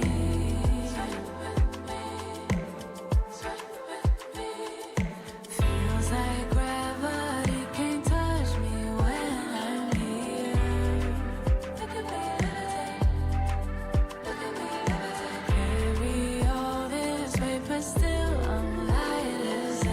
Now I go under, hold my breath and flow. Trust the current takes me safe for sure. No, I gotta go under, hold my breath and let it go. Trust the current takes me safe for sure. Now this is my remedy, remedy. Let the seas sway with me. Welcome back, ladies and gentlemen. You guys are watching Chennai Esports Global Championship 2025. After the map of ERANGEL, it seems like there's still a ray of hope for few teams.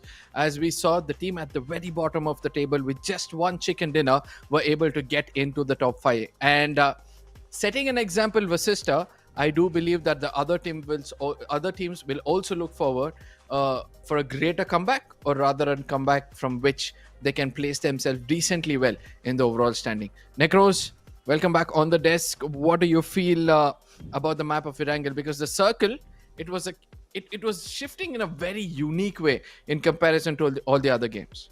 Again, new zone meta always surprises us with a lot of new things coming in. But also talking about the kind of comeback story that you literally mentioned right just now about VASISTA Esports. They were lagging so much in the first 3 games. We couldn't even see that performance, what they did in the semi-finals, even a small bit of that. But right now with this game, definitely they will be rising up in the ladder, in the overall standings. But also for the other teams, those who haven't performed that well. You talk about IQOO Team TAMILAS, you talk about Versatile, you talk about K9, who had tried their best but could not get that many points. For them, it's a wake-up call, because now you have just 2 more games to go, and if this is the foundation day, if you don't rack up points and if you're not close up to the top 5 spot, it will be really difficult for you guys to rack up points in the next day.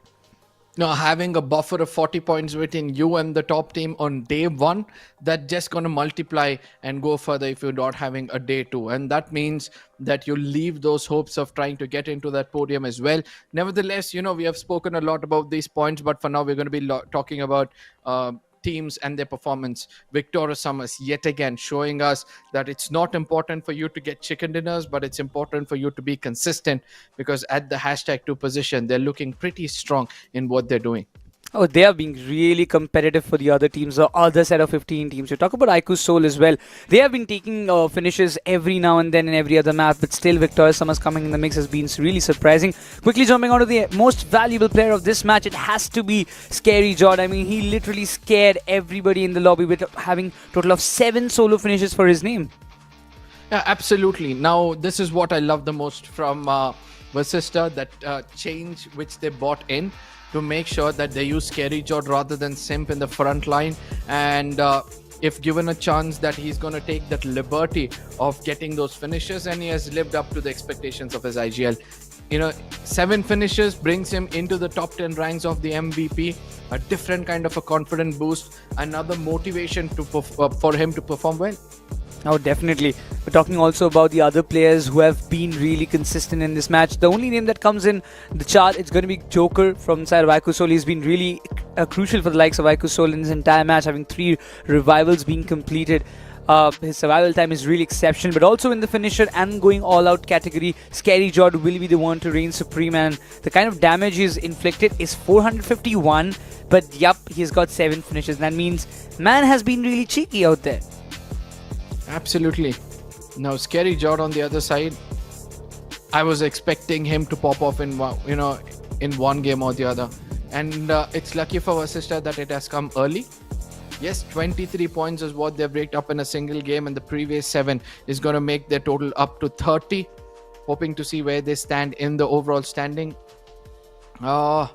Waiting to see, to be frank. And REVENANT XSPARK, even they had a good run. Finally, we were able to see those experienced teams with good firepower being able to, get position points and do well in circles like this. Yeah, even a lot of teams have done really great in this particular match. You talk about BLITZ Esports having 8 points for themselves. Finally, they are getting back their momentum, climbing up the ladder. Right now, they need some more good games to be like similar to something like what happened in this ERANGEL, like finish in top 5, have some decent amount of finishes alongside placement points. Same goes for NONX as well. They have to be consistent in order to be around the top 8 or top 5 by the end of day 1.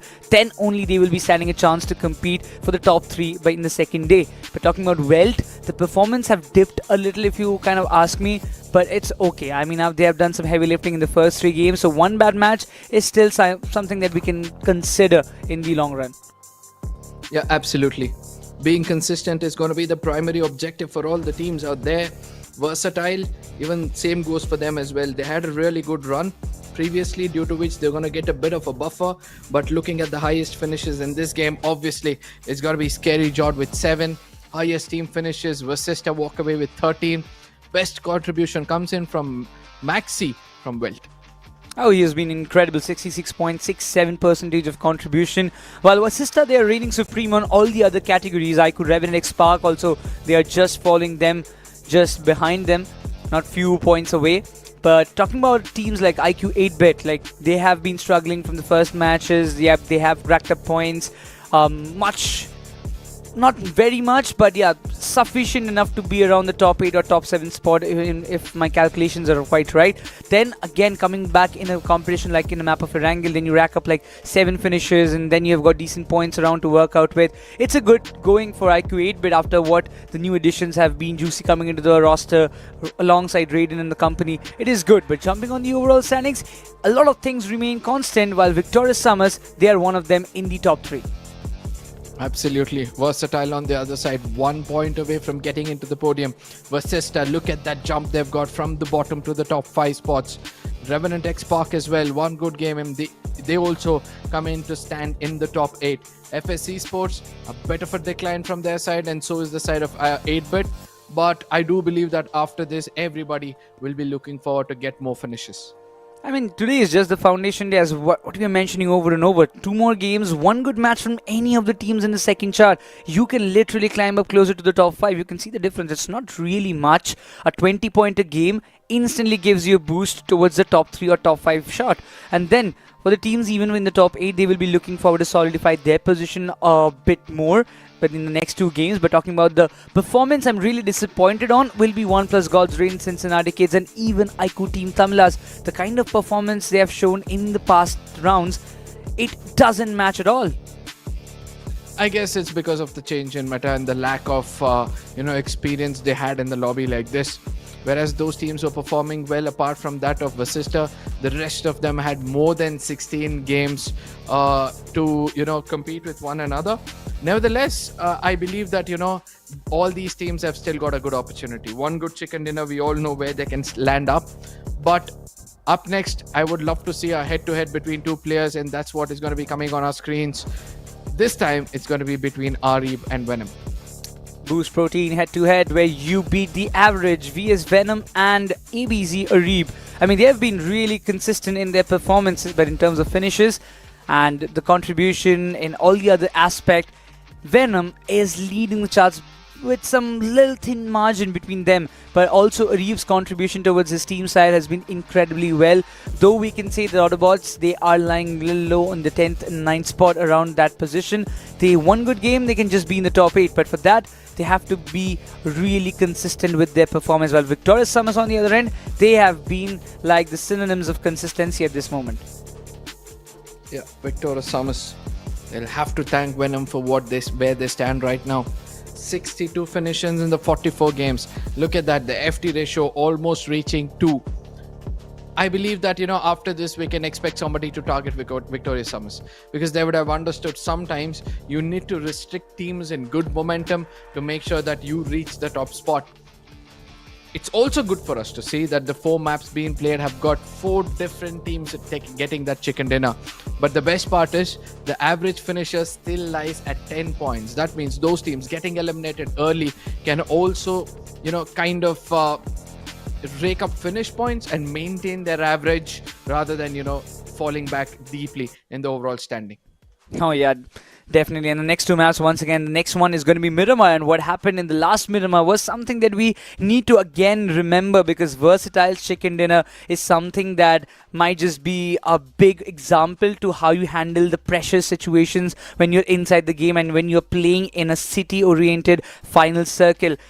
Aimbots 1-8 changed the game for Versatile, made them go through and push past their limits to get the chicken dinner for themselves, having 12 finishes in total for them. For their side. But also right now, this is again a new Miramar. Again, you can expect a slow-paced action. The mid-phase of the game will be slower. There will be a lot of rotations. But this Miramar should be a sum of a good game I'm expecting from IQOO Team Tamilas, because they haven't been sounding good lately. But mostly, anytime we ask for a comeback from their end, it always comes with a Miramar. Miramar and comebacks for all the teams who know to control their aggression, for all the teams who are able to, assault properly mid-range. Those are the teams who can do well. Hector gives the last piece of advice before the game starts, whereas Punk on the other side tries to keep things light within the team. Whereas finally, I'm able to see that Beard Baba is trying to pick up, some talking points with this team, because Team Tamilas, they need those experience, those calm nerves to do well. Exactly at this moment, and you can see Kyolama trying to focus. Like, oh, the cam is on me. Rather get some sleep. Like, oh, the cam is on me. I should just keep my eyes open. Yeah. Man is funny. I guess he had a good meal, and that's why it's kind of making him lay back a bit. But we all know what that team is capable of. Once they get into the game, they're like, you know what, guys, wake up. It's important for us to get a dinner now, and immediately they convert one game, and that's the best part about True Rippers. Exactly. On the other end of the spectrum, you see Versatile, the team who took away chicken dinner in the last Miramar, and they are also being completely in their position and being focused that, okay, we've got one Miramar in our bag for the day number 1. We can get another one, because Somraj never settles for the less points. And definitely they will be looking forward to rack up another chicken to maybe solidify their position in the podium and maybe even dethrone IQOOSOUL from the top spot if things go right. One more chicken dinner can change a lot of things. Jelly is also chilling, whereas GDR seems to be in a bit of a pressure. We can see how Neo is completely concentrating to understand how the lobby could be in the map of Miramar. Whereas Team Tamilas, considered to be the kings of Miramar, are also trying to ease things out within themselves. Victorious Summers, obviously, consistency can lead to some smiles on your face in those break times. Teams have to be really focused at this moment. Specifically, as we are mentioning over and over, the teams in the bottom. I'm really not understanding the point, Arka. What is going wrong with ONEPLUS God's Reign? I mean, they were the table toppers in the semis, but coming down so far, 4 matches played, still in the bottom 2. I guess it's all about how well they can convert those 4v4s, and that has been the case for all the teams who have been a bit aggressive in the lobby, right? Because those are the teams who who tend to take one good fight, build momentum over that, then look forward to some more. It's not like they're not having a good spot inside the circle. Neo has been successful in getting them to places where they need to take fights from. It's just that some fights are not being called for, and due to which they are getting tagged off here and there. That's for sure. But one thing they need to figure out, they need to find some breakthrough point for themselves, because I don't want this team to be in a position where they realize that it's too late for a comeback. ONEPLUS God's Reign, they have been through a roller coaster ride this year, and this is where you prove everything wrong. This is where you draw the line that, okay, enough is enough. We will be coming up with a comeback. Absolutely. But I still feel God's Reign, they've got a better capability of finding a momentum in Miramar itself. Because all the players out there are very good when it comes to mid-range sprays. And I do believe that they'll look forward to have a controlled aggression, concentrate more on those position points, try to convert a one good game of chicken dinner, then capitalize on it from the next ones. I'm hoping to see that come back from the side of God's Reign. But for now, ladies and gentlemen, we are just few seconds away from the next map to take place. It's got to be the deserty island of Miramar. Make sure you share it among your friends. Bring them all out here, because with entertainment, you'll be able to witness a lot of good gaming action. Exactly, you don't want to miss the next two matches, the final two games of today's day number 1 of CEGC 2025. But also in the map of Miramar, we have witnessed two different drop clashes. But are we going to see it again? In the years of Shumasera, we have seen that. In the years of Los Leones, we have seen that. Los Leones was kind of incomplete because one of the player got taken down. But right now, ladies and gentlemen, we are here to set something better than the last Miramar as we dive again into the virtual map of the Golden Sand as Miramar, the second of the day, kickstarts with CK Veron being the flight captain for now. 64 players, 16 teams, but one dream and one winner for this match. Oh, what I love the most is how the flight path has panned out to be. Starting all the way from Al-Azhar, ending towards the Elpos of region. A completely northern flight path. Now, this is going to cause a lot of confusion between the players. One, will the circle stick to the flight path or is it going to go away? For those teams who have to jump far away from their flight path to the drop locations, they're going to be praying that the circle forms upon them. Because that long journey to go all the way down towards Los Leones, Chumacero, Puerto Preso, loot and then come back as quickly as possible, that's going to be a menace for most of these teams out there. That's why you've seen Welt instantly changing the drop locations towards the areas of Tierra Bronca. They don't want to go down to Minas del Sur or Partona area because that is going to take a hell lot of time for them. IQOO team Tamilas also dropping nearby. Will be there some concussions that we might expect. But also for teams like IQOO 8-bit, they will be looking forward to drop down and go to the usual spot, which is close by to the Los Leones, the compounds. But the circle, my God. Arka, I guess... God wants us to see the team struggle. And this is a complete southwestern side where you won't see a single team nearby other than NONX and INFINIX True Rippers. They're trying to glide away and reach their drop location. But oh man, this is going to be a hell of a match. Now, the one team which is going to be cursing for not choosing their primary drop location is going to be Welt. Local is going to be like, come on. We should have just picked up the vehicles and gone away. I guess, VASISTA is going to be happy as they're already gliding down south. I'm able to see that REVENANT XSPARK as well. They've had a, early jump into the circle itself. The Chumacera, Valle del Mar, Prison region, Partona region is now going to be packed. And I'm hoping to see few teams hold that high grounds at the Minas del Valle region. I'm sure of it. Somebody will. If not any other team, INFINIX True Rippers, their drop is really close by around the areas of Chumacera. They will be looking forward to get a hold of that big ridge, because once again, you can reap a lot of benefits from it if you can get a hold of that. While VASISTA Esports, the one who took away the chicken dinner from the other 15 teams in the last match of ERANGEL, they're riding and collecting vehicles for themselves and trying to rotate as quickly as possible towards the down south area of Valle del Mar. It was their primary drop location in the previous Miramar as well, where they were very close in getting into some early fights with Welt. But eventually when you just drop out, Welt, they have changed their drop location, and right now VASISTA, they have the entire free ground of that area. Absolutely. Now for those late rotators, I mean, I'm not understanding what you call a late rotation. For those teams who are away from the circle, do I call them the late rotators, or do I call the teams who have landed late on the ground? Because either ways, you're going to take some time to loot, and that could be one of the reasons why you'll be rotating late into the circle. Yes, for a few teams who tend to hold the center of the circle, at the beginning itself, for those teams, it's going to be a little bit problematic as they don't have the circle under their control. Whereas VASISTA, REVENANT XSPARK, who do not want that circle to be in their favor, now have got the circle wantedly, forcibly in their favor. And I do believe they look forward to, dominate in a circle like this and have a very good outing, or successfully making sure that they come into the top 3 by the end of today. Oh, for sure. The kind of demonstration that they have showcased in the previous map of Miramar, they would love to replicate it once again, but I'm really looking forward to how INFINIX True Rippers, they're going to reap benefits out of this match. Last Miramar, Hydro was a pure menace for the society, for the entire, every other team who came in their way.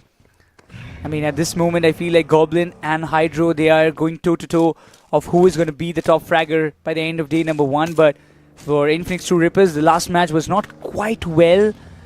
They did not rack up any points, but Miramar, they have the grounds, they have the opportunity, and they can reap benefits. While in IQOO, REVENANT, XSPARK, they're also close by.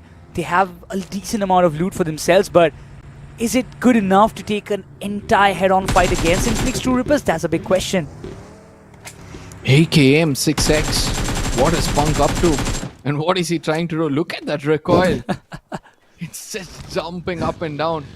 And we're able to see right now, since there's been a small change in the meta when it comes to the AR, people are more reliant on the guns which usually give more damage. In the close range, apart from M4 and NOX still being the default, we're able to see that M762 and AKM is starting to become the new favorite for the teams out there. It has always been like that, isn't it, Arka? Before the UMP came into the meta, it was all about the AKM and the M4 combo that we used to see. And to see them coming back again, it feels really great. I mean, one or the other way, I am kind of bored of getting the devious shots. Like, whenever there's a close range battle, you take one shot, one knock, rather than just go with some jiggle plays with the AKM. That's more like a kind of close range battle I would love to see. Hey man, shotgun is a shotgun. You can't help it. No matter how much you nerf it, you're still gonna use that in a close range, because all it takes is one pump and then you're down. So I believe that assaulters will still rely on it for the close range battles, but when it comes to Miramar, we need to watch out for the kind of inventory you carry. Yes, for now we have been seeing that M4 does do the damage when it comes to a bit of a close range battle. But look at what's happening over here. Anonymous trying to take some shots, and this is what I was speaking about. If it was the previous meta, probably the damage would have been a little more than what we see right now. Oh, now NONX is just going up right in front of the eyes of Ralphie. He can be a free target, but oh my god, damage inflicted on Zen is massive while Ralphie's cooking up a nade. NONX Knight and Zen. It's a 1v2 while Viper joins the fray as well. Eventually, the backup should arrive. Arib in the backyards. Anonymous has got good visual on him. The nades being pounded on that one location. It's not going to be a lot of breathing space for that one player of Autobots. While Knight and the company, they are still trying to be under the safe grounds. Oh, the backup has to arrive really quickly. While NONX, they have to be really quick. Ralphie in the backyards. I mean, on the front line, he's trying to evade the damage, but not for a long time as Viper comes in, takes him down while Arib was busy healing. And that is what it will cost Autobots one of their crucial players. Oh, Arib, a small mistake done by him. I do understand it's important for him to, heal himself first before he gives a backup. But I don't know whether Ralph told him that, yes, I do hear the footsteps. But Arib, it was too late for him. He's expecting his teammates to come in closer so that they might return the favor. But for some reason, Autobot says, you know what, let's fall back. It's not necessary for us to take this fight. They've got a better compound control and they've been doing well. Pro, he's just going to watch and confirm that the opponents go away. Probably they'll go loot the teammates' crate as well. Oh, that is always an option. But a wise choice from side of Autobots not to indulge in this fight. As you mentioned, they've got the better grounds in this fight. They're on the better side. So let's not just extend it anymore and lose another couple of teammates, because there's a very, very, very big match left. It's just the start of Miramar. They've lost the first player. The first one to go down in the very map of Miramar itself. But the next circle shift, it's going to be really interesting. And it does keep the Minas del Valle in the smack center where IQOO, REVENANT, XSPARK, they will be pretty happy with what they have. While WELT and VS on the eastern side, out in the blue, they're really, really close. It seems like we might witness another rotational clash. But, maybe WELT want to play a little more safer. Yeah. I did speak about Minas del Valle. You need to be holding up to the high grounds out there. But it all comes down to who is going to be challenging them at this point of time. Because with a circle like this, right, you can't make mistakes, especially not holding those ridges right. You need to make sure that you have enough throwables. Those mid-range battles, you don't need to show your heads over the horizon. Probably someone or the other is going to push up closer. And landing those throwables is going to be so much more important. But before I continue, I think Autobots, they've already got into a kerfuffle. They put one player down, returning the favor. Whereas Anonymous comes in from the other side and says, you know what? We are already strong enough. As FS at a distance, I see Roman is watching all of this happen, and Anonymous dodges that grenade properly. This is the kind of build that they have to prepare, but on the other end of the spectrum, CK, they're close by. Ariba has been taken down. As soon as NONX confirms the fight, ends the fight, there will be CK coming in the backyards, knocking in the door to get those free finishes if it is possible, creating some unorthodox angles. But probably the vehicle sounds will be heard by the players of NONX as they will be preparing for the better fight, for a bigger picture, as Pro is like a slithering snake in the grass, trying to get a good hold of a situation, maybe take down a single player if he finds an opportunity.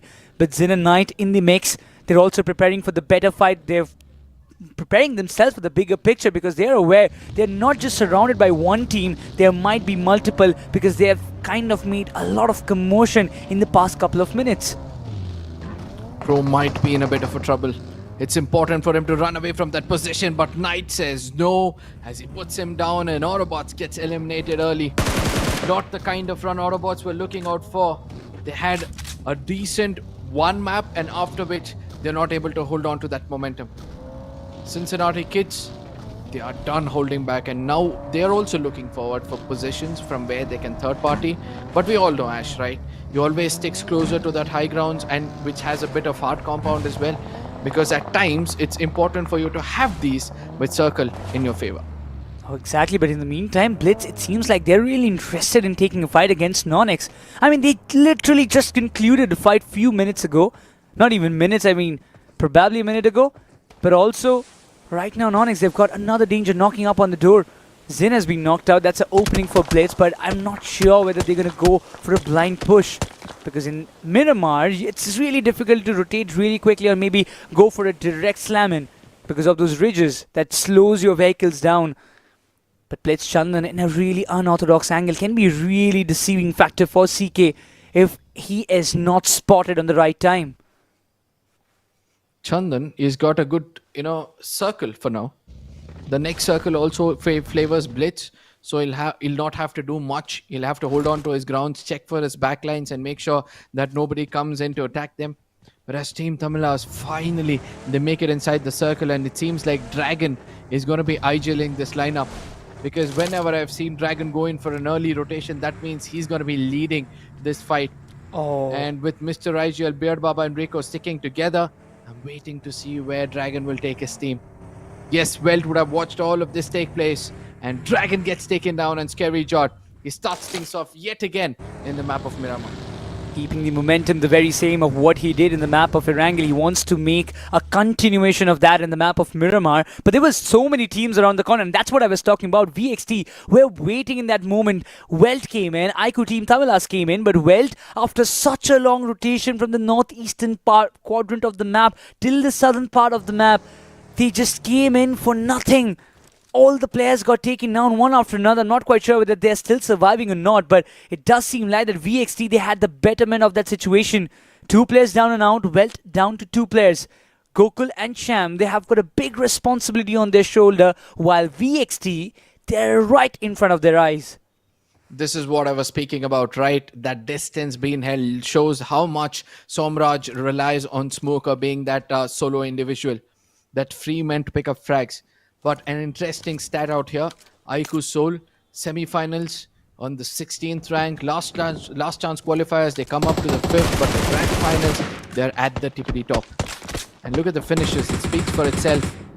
They've almost reached the amount of finishes they had in those 24 games of semi-finals. And that shows that yes, aggression is the answer for their success, or aggression is the key for their success. And right now, what they need is the very same thing, getting those finishes in their bag. So far, they haven't quite started. Not any finish registered so far. And every Miramar, IQOOSOUL, they've been really slow-paced. But they have, striked at the very right moment where it mattered the most. They've got Victorious Summers right in front of their eyes. While INFINIX 2 Rippers, it seems like they have indulged in some early concussions against IQOO 8-bit, if I'm not wrong. One of the knocks being, covered in the finish feed. We witnessed just a few seconds ago. They are around the ears of Chumaser, and there's nothing taken away, but IQOOSOUL, they're also playing on the edges. It's a really good opportunity for them to kind of gatekeep the likes of Victorious Summers, because now they have to enter the circle. Absolutely.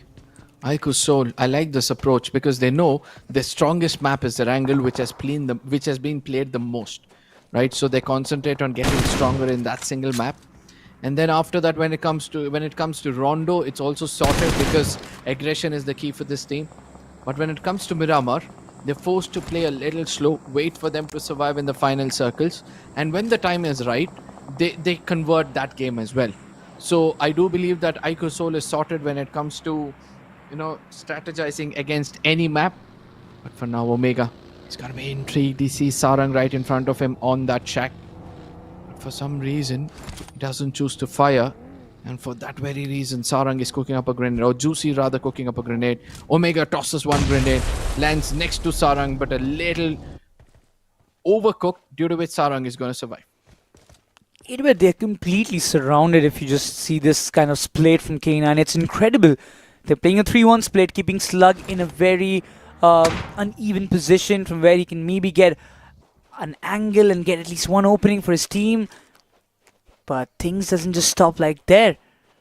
I mean, there are a lot of fights happening left, right and center, but eventually WELT Gokul, he will be taking down alongside Sham. That means that is going to be marking the end for WELT Esports in the very map of Miramar.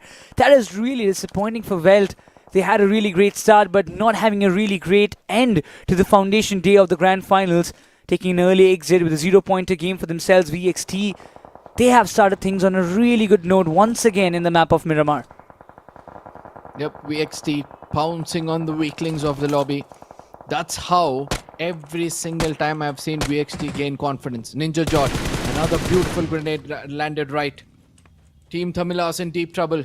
That late rotation is starting to backstab them a lot. Mr. IGL and Beard Baba, I don't think so they can survive longer because Smoker, when given an opportunity, does know to land the grenades right. Yes, VXT, slowly and steadily they're tumbling down. Sim gets taken down and Beard Baba is trying to run out in the open. Smoker tries to tag him out, but from a distance, VASISTA come in as a blessing in disguise. Oh, definitely they will be thanking their stars, but eventually look at VXT. They have been running really good. 6 finishes backed up. On the other side of the spectrum, INFINIX, True Rippers, they are really reaping benefits in this map of Miramar, while they did the very same thing in the last map as well. But so far, the positioning of VXT is looking really nice. IQOO Team Tamilas, they're having a really good read about CK's position. Naughty goes down. Blitz on the other end. IQOO Team Tamilas on the other end. Mr. IGL hasn't taken a single shot, but right away, Cincinnati kids, they're crumbling down like little pieces of cards right away in the hands of Blitz, and there is nothing that they can do. No counterattack coming up from their end at all. They tried to get in the compounds, but it was way too late. And right now, even Beard Baba being spotted completely in the open grounds. It's going to be really troubling as K9, they're also being decimated one after another from a distance. It's going to be none other than ONEPLUS, God's Reign, coming into the fray. You were asking when can God's Reign make a comeback, and I was telling you that probably the map of Miramar, if they get a bit more aggressive, they'll be able to rake up points. And the kind of damage they've done against K9, now they've got an opportunity. All they have to do is get closer, use those throwables right, and get these finishes. And for that very reason, we're able to see that Delta gets in closer, tosses a grenade, but this time, the projectile doesn't go in his favor. Oh my god, look at the nade being cooked up. If it is in the right spot, it can cause a lot of trouble. But JD Gaming, before he could do anything, it's Justin making a breakthrough. Gets an opening, and K9, they're struggling. Slug is the only one alongside Ninja Boy, who's got a revival really quickly.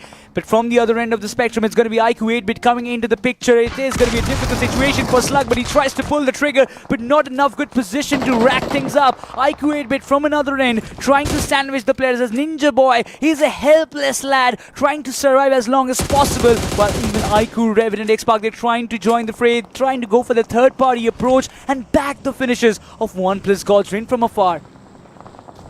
From a distance, Revenant, XSPARK holding that high ground. Will now look forward for more finishes, and I don't think so it's going to be an easy job for them. With so many teams competing each other at the corners of the circle, most of them will find each other. But for the teams at the center, the best thing they can do is concentrate on that chicken dinner.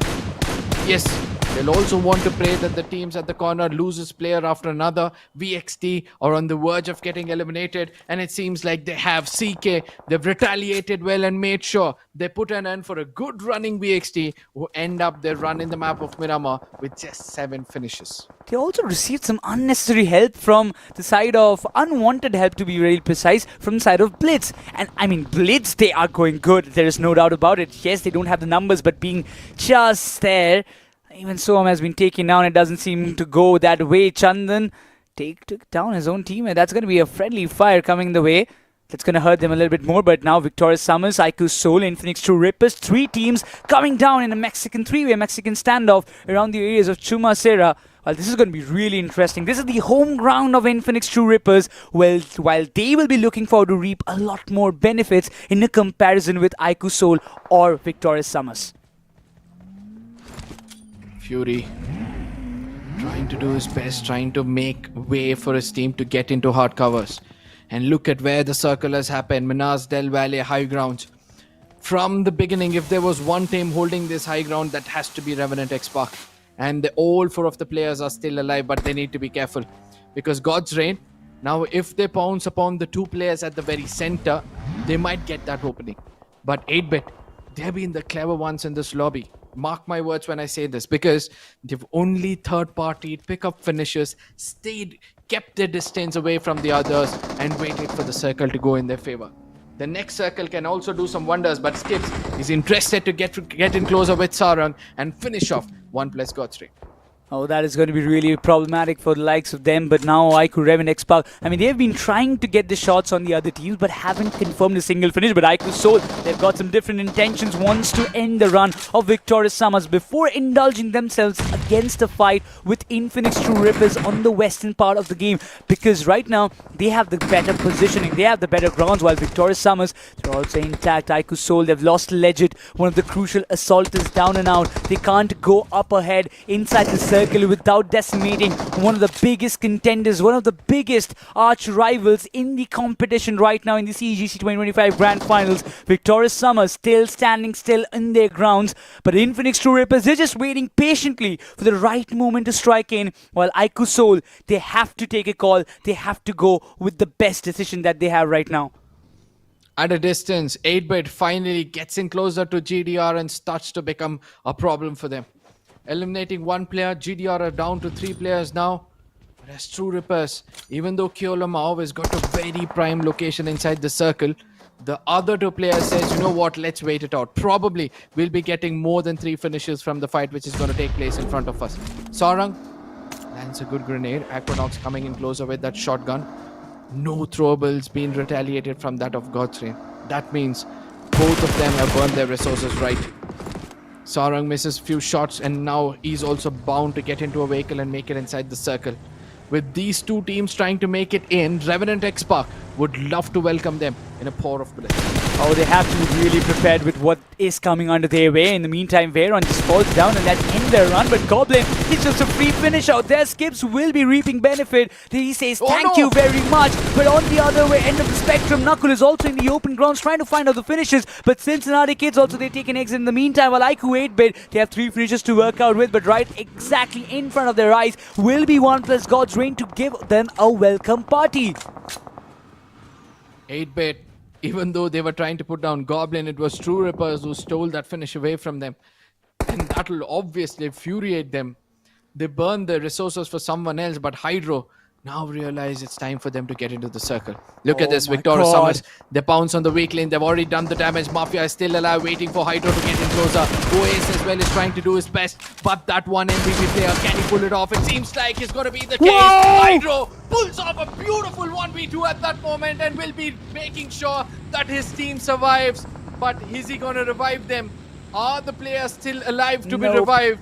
What a crazy gameplay coming in from the side of True Rippers. And with that, they also get eliminated as they get hammered down.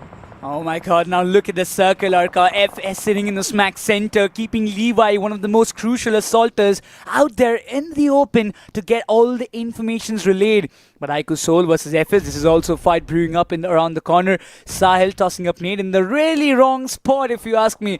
Lily, is he aware about the positioning? He doesn't have any intel about Joker and Knuckles' position, which is good for IQOOSOUL, but not for FS. You ask me, the Scott Rain going up against IQ 8-bit. They're well prepared as Neo wants to take a charge. He finds one, might just get the third one as well. It's going to be a tough call, but Neo, is he going to be the one key assaulted to put the final nail in the coffin for IQ 8-bit? It's not going to be like that as Skips. He was there, but Juicy will be the one to put the final nail for OnePlus God's Reign, as keeping the hopes alive for IQ 8-bit in the competition with 6 finishes in their bag. Somewhere Neo, the more shots he tried to connect, the more it landed on the knockdown players, and due to which Juicy was able to stay alive.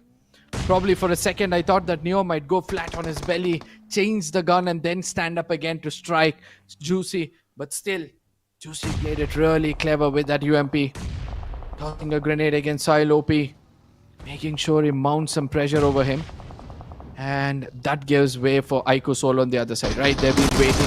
They've held on to their nerve for a long time and they're trying to do their best, but the team which is looking phenomenal in this game is going to be REVENANT XSPARK. Oh, they have had a really good place inside the circle, trying to get those finishes. Now they have 3-man standing, but right now IQOOSOUL's position is completely revealed. Lovish was trying to definitely get one opening, but in the back gear, Knuckle literally drove from one ridge to another. That's a really crazy driving skills coming up from the side of Knuckle, instantly tossing up nades and utilities, trying to push away the players of FS, while Sile OP is still under the ridge. Knuckle won't be aware of it, but IQOO, REVENANT XSPARK, they might just be looking forward for another opportunity where they can back some free finishes, maybe of FS or maybe of IQOOSOUL. A little overcooked grenade from Lovesh. Whereas they've got to divide it attention as well, because Sile is concentrating on REVENANT XSPARK, whereas the other players are now concentrating on IQOOSOUL. So this could be a bit of a problem for FS, but still, Fear gets taken down, Sile OP strikes, it gets that finish as well. Punk is also damaged heavily, and so does one of the player from the side of FS as well. They need to be careful. They've decided to pounce upon REVENANT XSPARK first, finish them off, then take that opportunity. Roman down on his knees, that gives an opportunity for REVENANT XSPARK to come out of their deadly cover. Joker, just watching all of this take place from a distance, would now love to pounce upon Sile OP as well. So which among these teams is going to go in unison to take down the other? It's really difficult to kind of understand. At first it was looking like FS versus IQOOSOUL. This is going to be the fight brewing up. Instantly the focus has shifted towards a different direction. Not much utils to play along with. Sile OP barely surviving inside the shack, but Joker's sticky grenade did the damage. My god, Sile OP is down. He didn't have much frag grenades to work out with, so he decided, okay, a sticky one would just do the job. Roman on the other end ends the run of IQOO, REVENANT XSPARK. Now it comes down to IQOOSOUL versus FS. Two teams trying to be there on the top, while IQOOSOUL is searching for their first chicken dinner of the day. In spite of having a seamless performance throughout the day, they have been sitting on the top without a chicken. Now the most important part is IQOOSOUL. They're not supposed to lose any of their players. So many crates. And what Knuckle does is runs back to that pack of grenades. Pack of crates to loot some grenades and first aids as well. All is going to be rewarded with a bit of damage, but Joker on the other side starts to sing the songs of death. Can he be the knight in the shining armor? As he puts down one player, make things even, Steven. He's going to make sure he gets that confirmation as well. Well played, Joker. Yet again, the clutch master is up with his shenanigans. Joker waits for Knuckle to give the next call. Roman shows off his heads as well. And look at how intense these players get. And with that, ladies and gentlemen, it's going to be Joker who's going to be having all the spotlight over him, with Luish and Roman, both of them, trying to hold on to their grounds. It's a 2v2 fight. Both the teams, they are dying, and they are dying to get a chicken dinner for themselves. FS, they have got one, nothing taken away. Roman and the company, they have had the first ERANGEL game under their banner. But right now, this is going to be a patience game. Knuckle doesn't have a lot of bullets to work out with. 41 by 87 is what he has. At the DBS as well. But right now, somebody has to take a move. Somebody has to go up front and involve themselves in a fight while Joker still remains in the back as he's got ample amount of bullets to give the cover fire. The shots being fired. Lovish might just go down, and this is going to be the moment. FS Roman, it's going to be a 1v2 situation as Lovish finish will be confirmed as Joker versus against Roman. A 1v1, maybe make it a 1v2 as Roman will be driven by an IQOOSOUL. They will be walking away with the winner chicken dinner of this map of Miramar. What an immaculate play by the boys. Absolutely well played. They knew what to do, but I'm eager to see what the host will have to talk with the players of IQOOSOUL. So let's head right to the stage.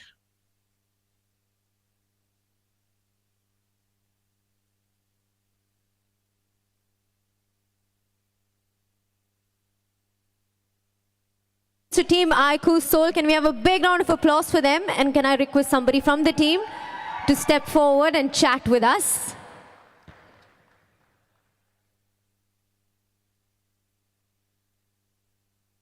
Can we have a round of applause, please? Come on. Well done. Congratulations. How happy are you with this win? I'm pretty happy. Like हम लोग 2 man थे तो expected नहीं था chicken आ जाएगा. But my team like they are very good and they did it. एक time पे तो हमें लगा था कि एफएससी जीतेंगे, फिर आपने गेव अ ग्रेट कमबैक, उनको हरा दिया. आपने प्लान या स्ट्रैटेजी इनकॉर्पोरेट किया था towards the end to win it? Like in the end it was a 2v3 situation तो जिसमें जोकर ने आई थिंक ओपनिंग निकाल दी एंड फिर 2v2 था. फिर तो मेरे को पता है मेरी टीम निकाल लेगी 2v2 situation.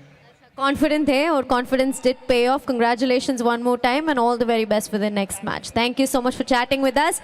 Ladies and gentlemen, a quick break and then we will move on to the next round for the day.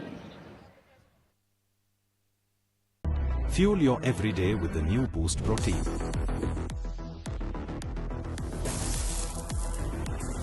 Boost is the secret of my energy.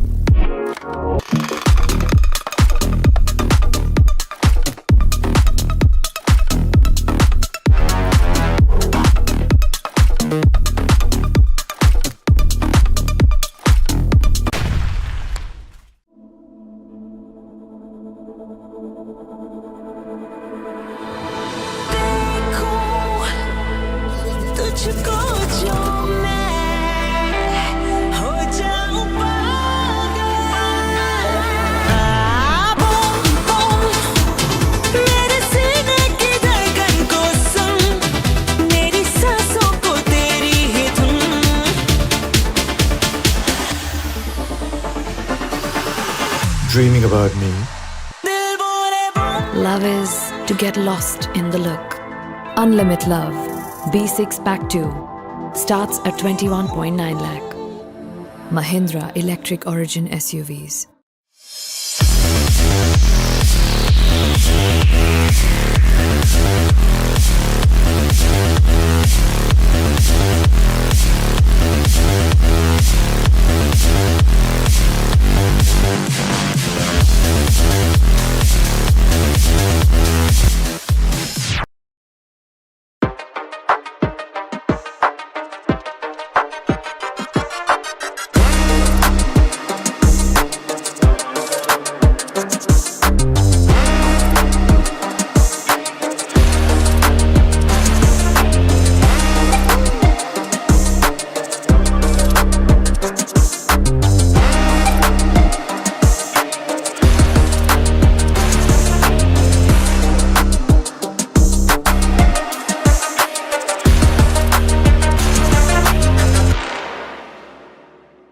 வேடிக்கை பார்ப்பவர்களும் விமர்சனம் செய்பவர்களும் அங்கேயே நின்று விடுகிறார்கள். களம் கண்டு உழைப்போரே முன்னேறி செல்கிறார்கள். திறனோடு அறம் கொண்டு களம் கண்டால் தரமான வெற்றி வரும். இது நம்ம ஆட்டம். களம் நமதே.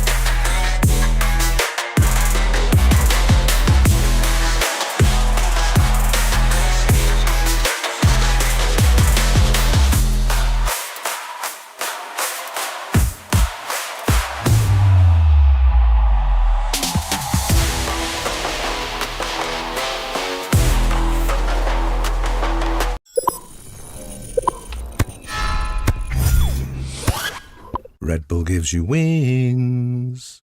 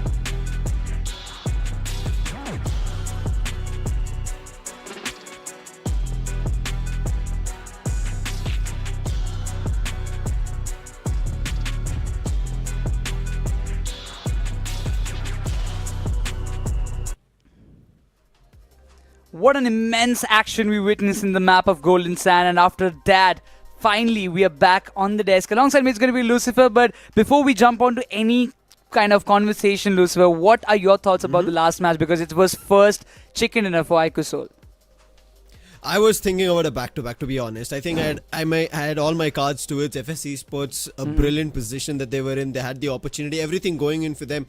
But you have to give it to that sticky bomb that was thrown. And I think that is just brilliant presence of mind coming in from players of Seoul. That tells you that they had the information necessary to take down the opponents. And on top of it, act really well. Because you saw Nakul also backing off from the fight. When he understood that there's a distance between them and the opponents, went to the crates, grabbed to see if he could find any nades or something, and immediately stepped back in. The way they played around, that was just phenomenal stuff coming through. So you had to give it to them. But right now, because of that, I'm worried about all the other teams who are now going to be falling way behind in this race. Oh, that's for sure. And one of the key players to make things happen is going to be Joker for IQOOSOUL. 4 finishes racked up. He is lying low in the MVP rank, but that doesn't matter. He's got a finish contribution of 80%. And that is what matters the most right away. Because as you mentioned, IQOOSOUL's chicken dinner again will create a lot of buffer between the first and the second spot, which is good for them, but not good for the other teams, those who are trying to chase them down. The chase is something that I'm worried about as we are coming to the very last game of it. Now, Joker might not be on the highest spots in terms of the MVP rank, but I don't think at this point they need to be, because their search for the trophy, they're getting closer to it. Now, let's see if that continues as we are comparing the stars. Going all out, we already spoke about. Best companion goes to Lavish, with 3 rescues that he did have an opportunity on, but I think that was not enough when it came down to a 2v2 and eventually to a 1v2 with Nakul, the clutch maestro that we've been waiting for. I think finally he's coming to his play, right? Across that we've kind of known for. The name Nakul resonated with Batman, was always the savior. He was the one looking out for Seoul. That's how it resonated. But once he stepped up to that IGL spot, it kind of became too much. I would say a lot of things for him to do under his belt, and finally now that there is Legit leading that helm, it's working out. Now let's talk about the total points. It's going to be at the end of Miramar, sitting at 15 total points. Still on top is going to be IQOOSOUL. Falling next behind is going to be 14 FS Esports and IQOO 8-Pit, who come up at the third spot at total of 10. Yeah, even for ONEPLUS God's Reign, it has been a decent match. They've tied up 8 points alongside NONX, who have been really great in this match. Having 8 finishes but not having a single placement point is what has costed their position in the match standings. But also, it hasn't been a great match for K9, WELT, IQOO team, TAMILAS once again, even for AUTOBOTZ as well. VASISTA Esports, a team who came in with the chicken in the last match.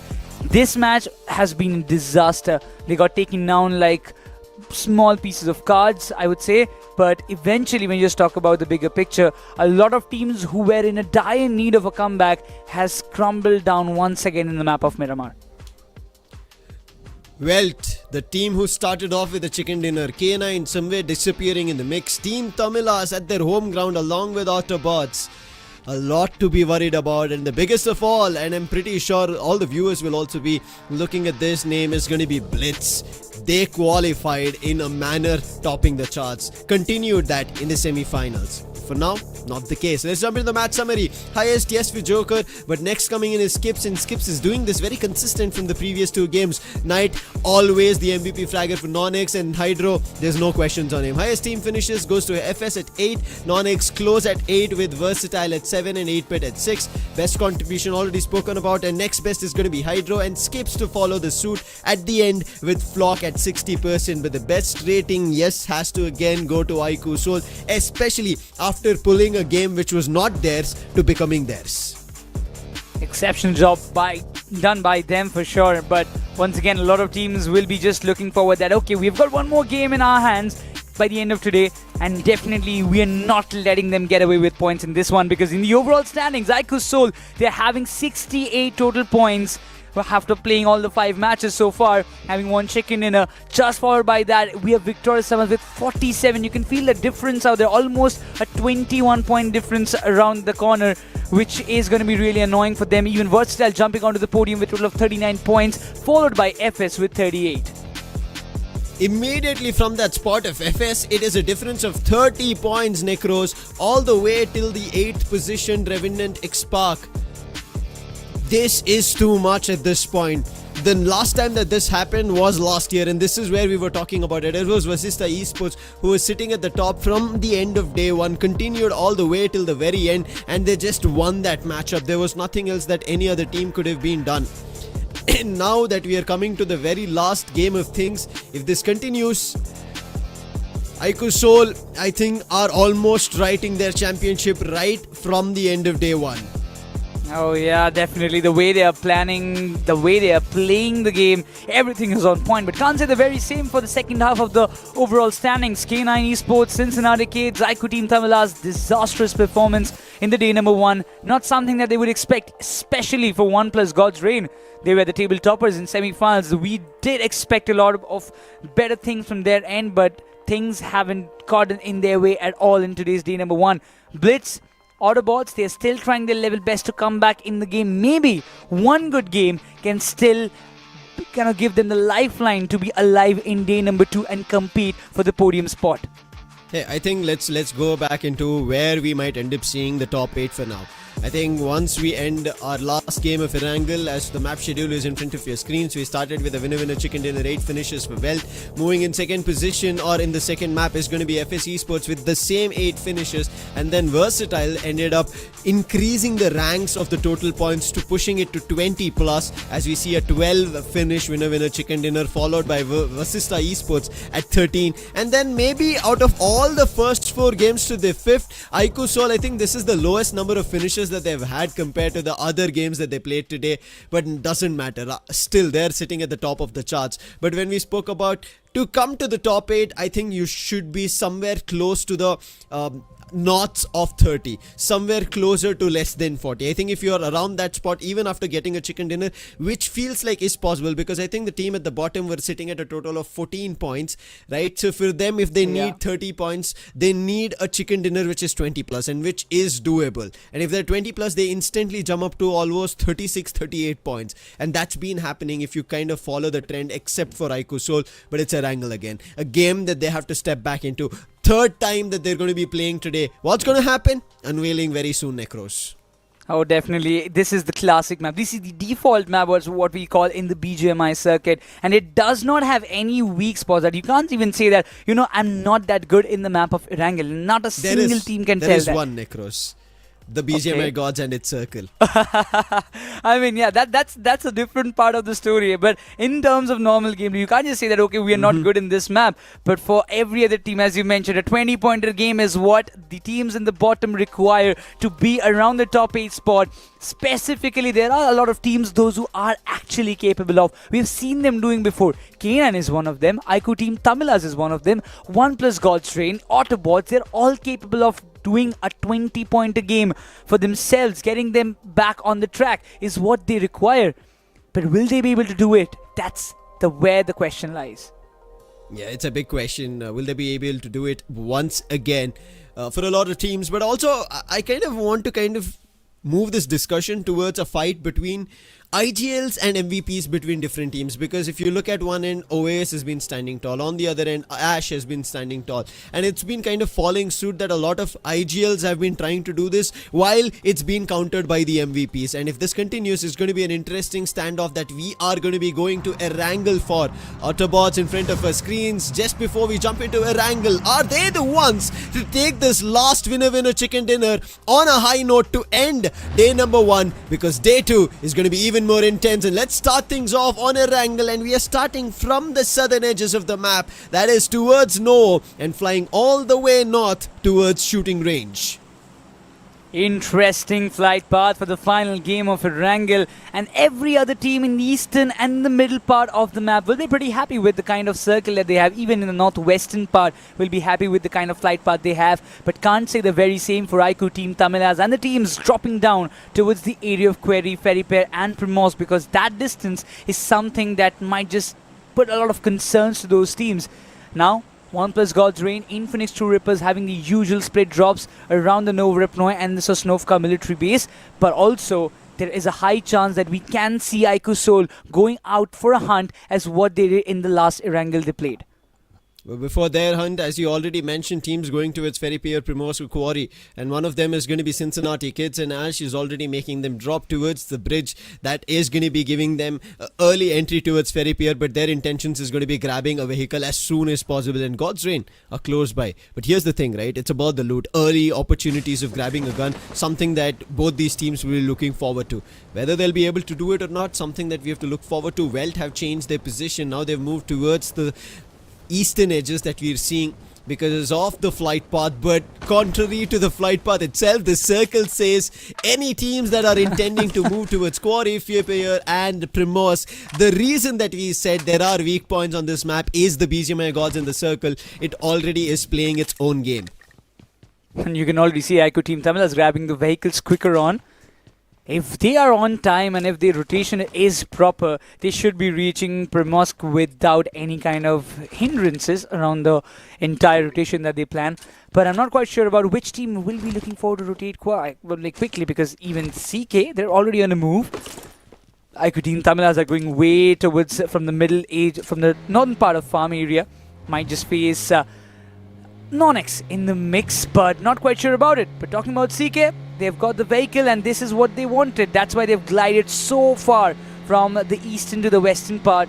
They should be reaping a lot more benefits, completely running the vehicle on a speed boost so that they don't even miss a single second of looting the entire compounds.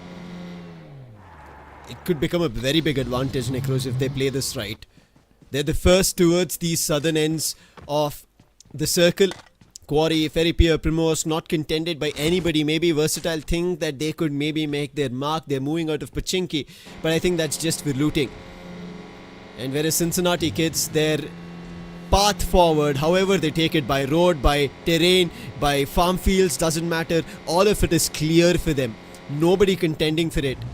And if Ash guides this circle and this team towards a chicken dinner, it is a probable one. The probability right is now, because of the 16 teams, might be very tough to calculate, but it's still on the cards. But for now, putting their first imprint on the card, the intention is of VASISTA Esports. They are in the top 8, but they want to get to the top, and they start off with the knock against AUTOBOTZ. And Lobster, the MVP player, is now going to be in trouble because he's stuck out in the open. And if anybody tries to save him, that could be their end as well here on the last game.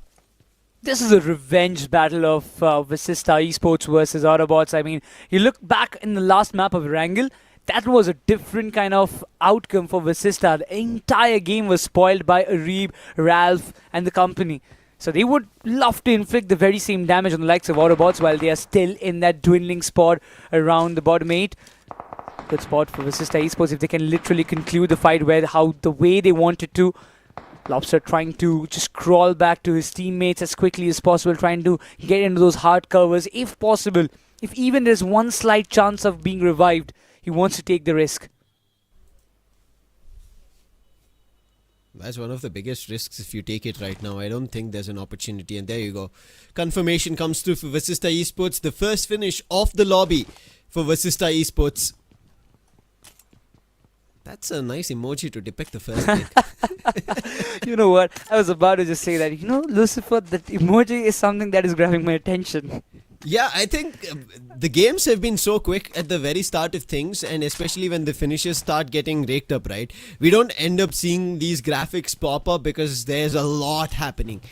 And now that we have time, I think we can kind of point at these nitty-gritties and it is fun to see that elements coming in, and I think this is the best part of it, right? Even for us, even for viewers, giving you an experience, showing you in case you miss something, a complete all-rounded experience, but also a couple of fun elements here and there.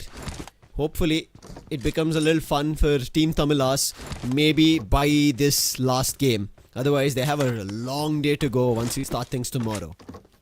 Oh, exactly. I mean, they have a good hold of their own home ground. I mean, they've done a quick rotation, nothing's taken away. You can see ONEPLUS God's Rain also taking a dig around the rotations towards the Ferry Pair Bridge. And I'm really liking the split of CK, but at one point, it can cause them out because they're not quite united. There are a lot of teams that will be, coming across themselves, coming across their side. And this big split might just backfire. Just imagine losing 2 players on a different compound where NONX or maybe ONEPLUS God's Reign will be looking forward to rotate and get a hold of, while the other 2 teammates are so far away that they can't even provide a single cover. But in the meantime, VXT Somraj being knocked and confirmed as IQOOSOUL, they barge into the compounds of VXT. These 2 contenders, but in disparity in the overall standings. One sitting at the very top, on the other end, Somraj looking forward to getting his team the championship trophy. And whenever I don't know why, but it feels like right now in the race, right, Necros, these are the 2 teams who are almost close to it. But yes, Soul clearly having the overall standings in their favor, however, Versatile looking favorable in fights. They've not converted much of it, but knowing Somraj, it feels like he's going to do it eventually now or then. And once he's done it, everybody is going to be sitting and wondering, how did we let that happen? Because so many times that Versatile looked like they shouldn't be alive, they've been alive. Even the winner chicken dinner that they were able to grab shouldn't have been theirs, but they played smart. And Rico, if you had kind of pulled that off, it would have been Team Tamilas finding their first as well. And it reminds me of what Somraj literally pulled in the final day of LCQ. With that, everybody, I was going through the social media and I was seeing all the memes and all coming up. Somraj having an evil smile after pulling the greatest comeback in the history of BGMI. Then also some edits I was seeing of Somraj, that he has always been that guy telling that, even if my team gets changed, you take away my players, I'll still come back with a new lineup, a new team, and I'll still win the trophies. And that's the kind of attitude that this man has. Winning ways and winning intentions is all in his goal.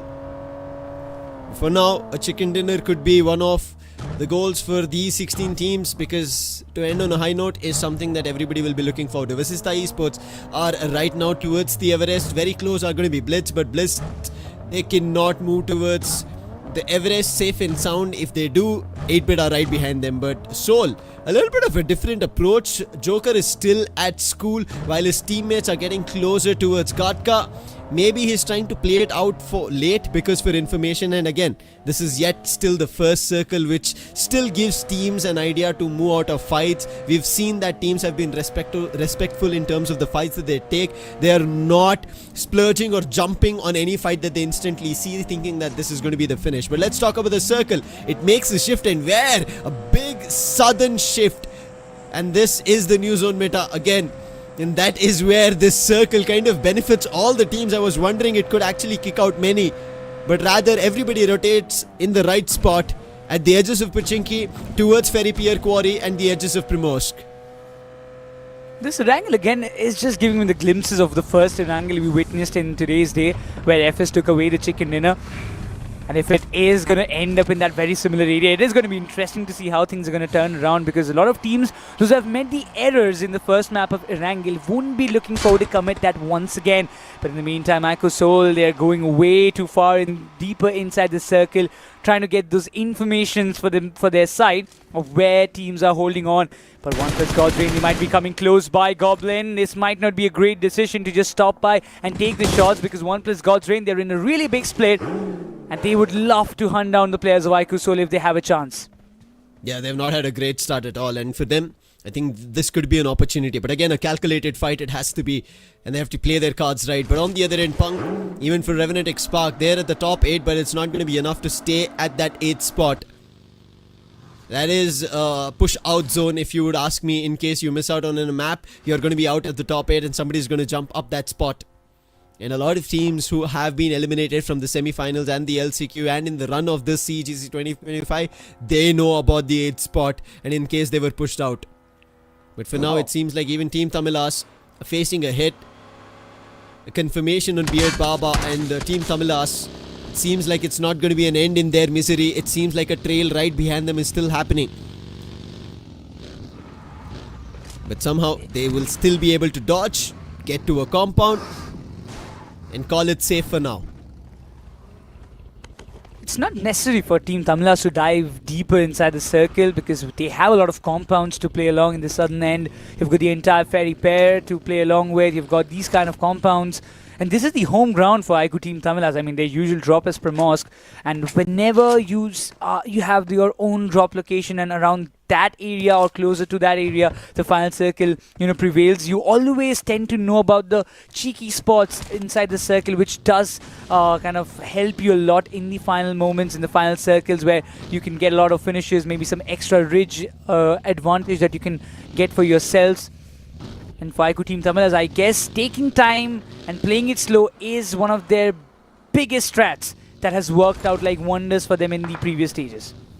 Yeah, I agree. I think the rotations, their position, that's going to be something that Mr. IGL has to look out for, because in terms of firepower, they're good. It's also the fight that they're ready to take towards those final zones.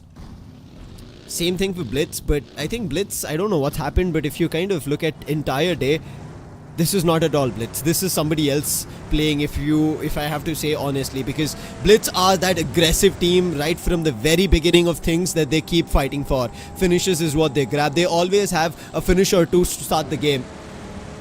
But maybe the pressure of the LAN stage, maybe the CEGC 2025 starting things off, all the teams together in one spot, and they're just trying and play as passive as possible. Again, in their search to get into the center of the circle, they're trying to play for position every time rather for what they're known for, their intentions, what they've been trying and fighting for.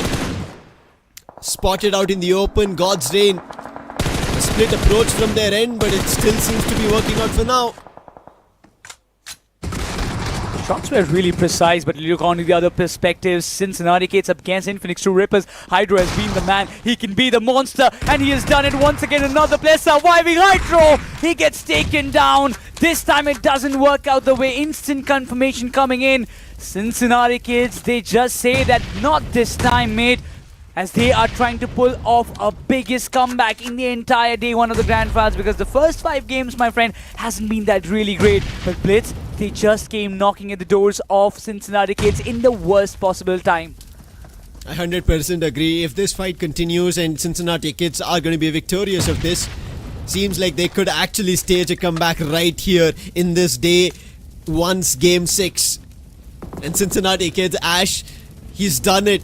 And I've seen that, and right as you know, he's won one of the fights. True Rippers, unfortunate, they're going to be down to their last man out of that kerfuffle that they had. Hydro had the opportunity, but for now, Flock, he's the one creating opportunities. A nade right to the opponent's lap. And now look at the movement coming in from Flock. He knows there's going to be another person close to the smoke. A nade, big damage for Flock. Has to return, has to patch himself up. He's also on the last first hit. So now he needs his teammates' assistance to continue this fight or just back off. And it seems like the call for now is just slowly regroup rather than pushing it forward instantly.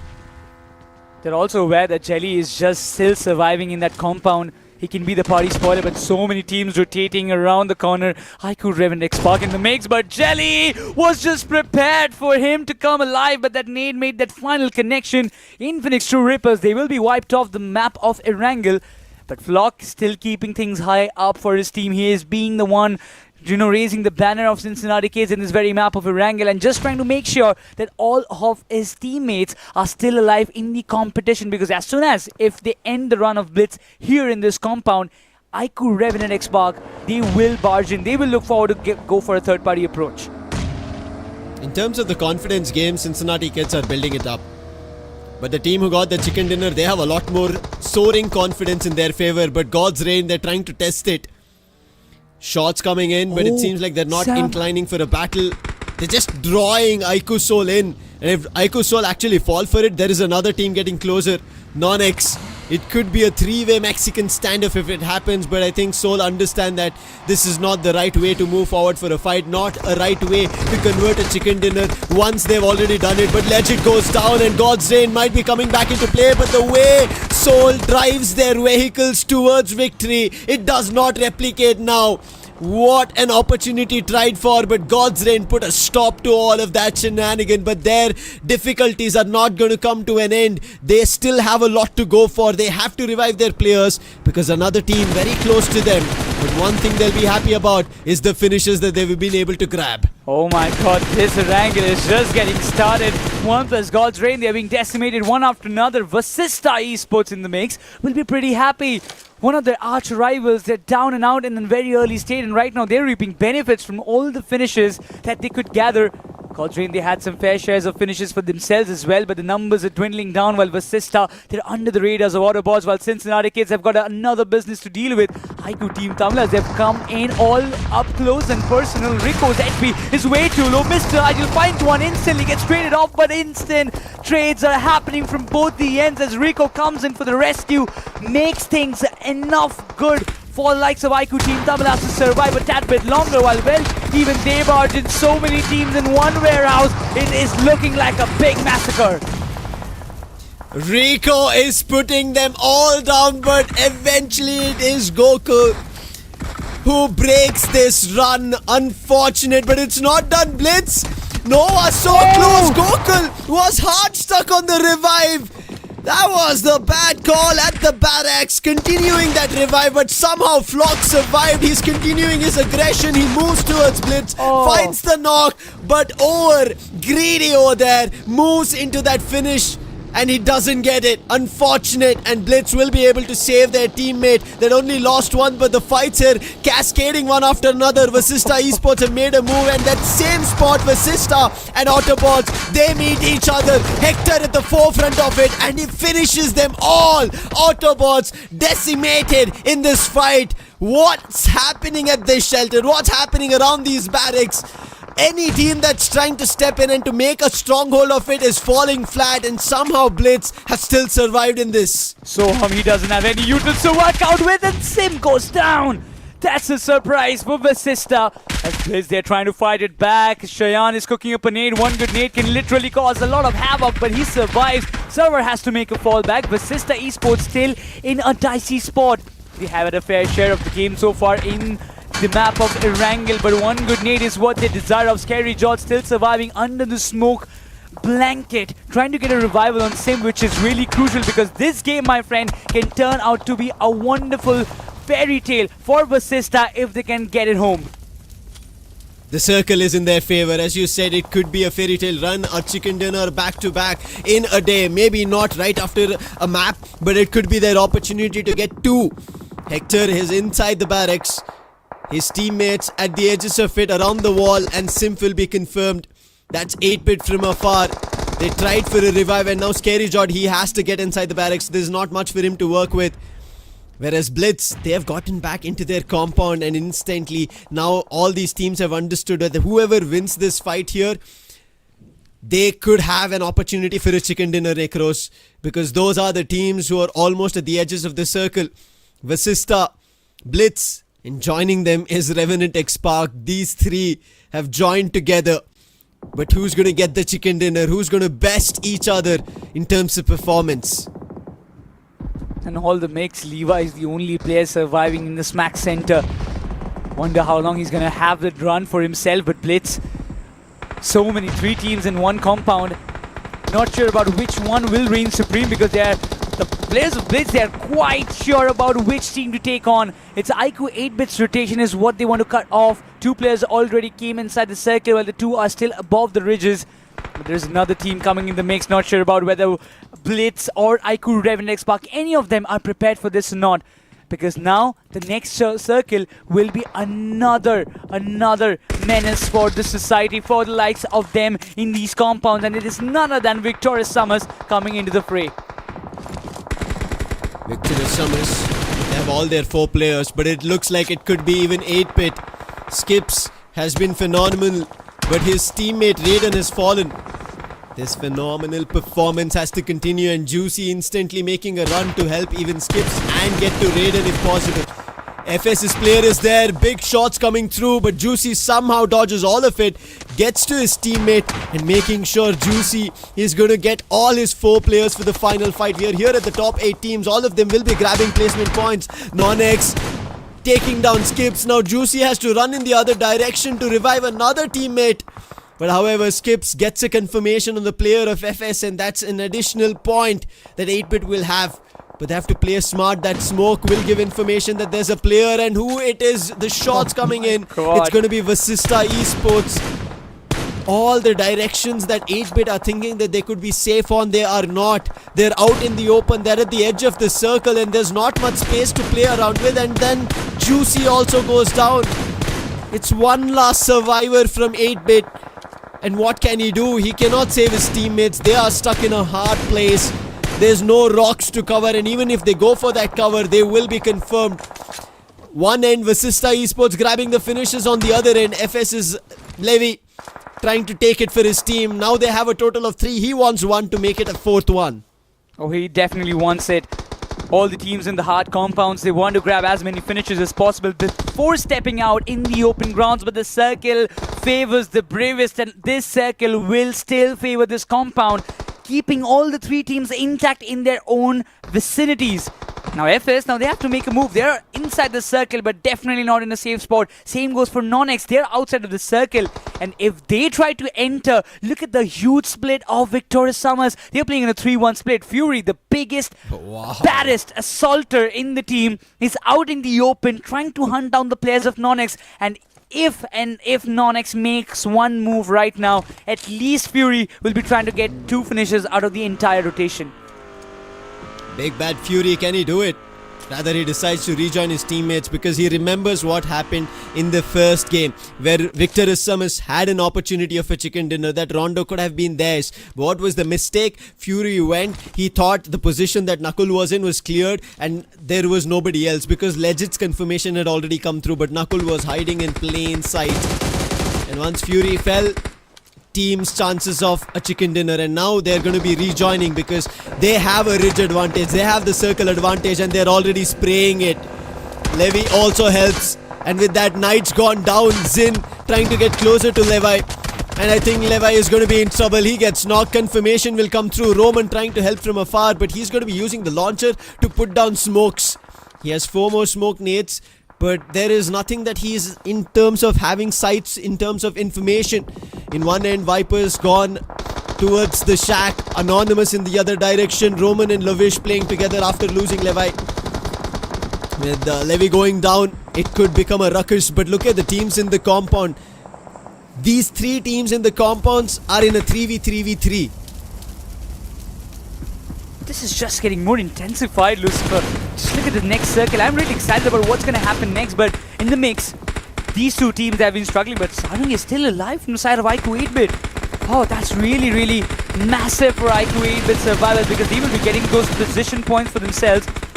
While VASISTA Esports, they were just waiting. They have ample amount of crates from where they can get the loot. All the crates were there in that one warehouse itself. So there is nothing taken away from VASISTA because they will have so many utilities, so many things to work out with. They don't even have to care about that, okay, our ammunition is getting lower down. But for IQOO, REVENANT XSPARK, for BLITZ Esports, for Victorious Summers, can't say the very same. They are in the open, for Victorious Summers, they're in the open grounds. They will be waiting for at least one team to come outside of those hard compounds to take a dig on them. But in the meantime, Venom is the first one to go down. Victorious Summers, the position that they're in, as we said, they have the vertical ridge advantage, but the problem is that's completely in the open.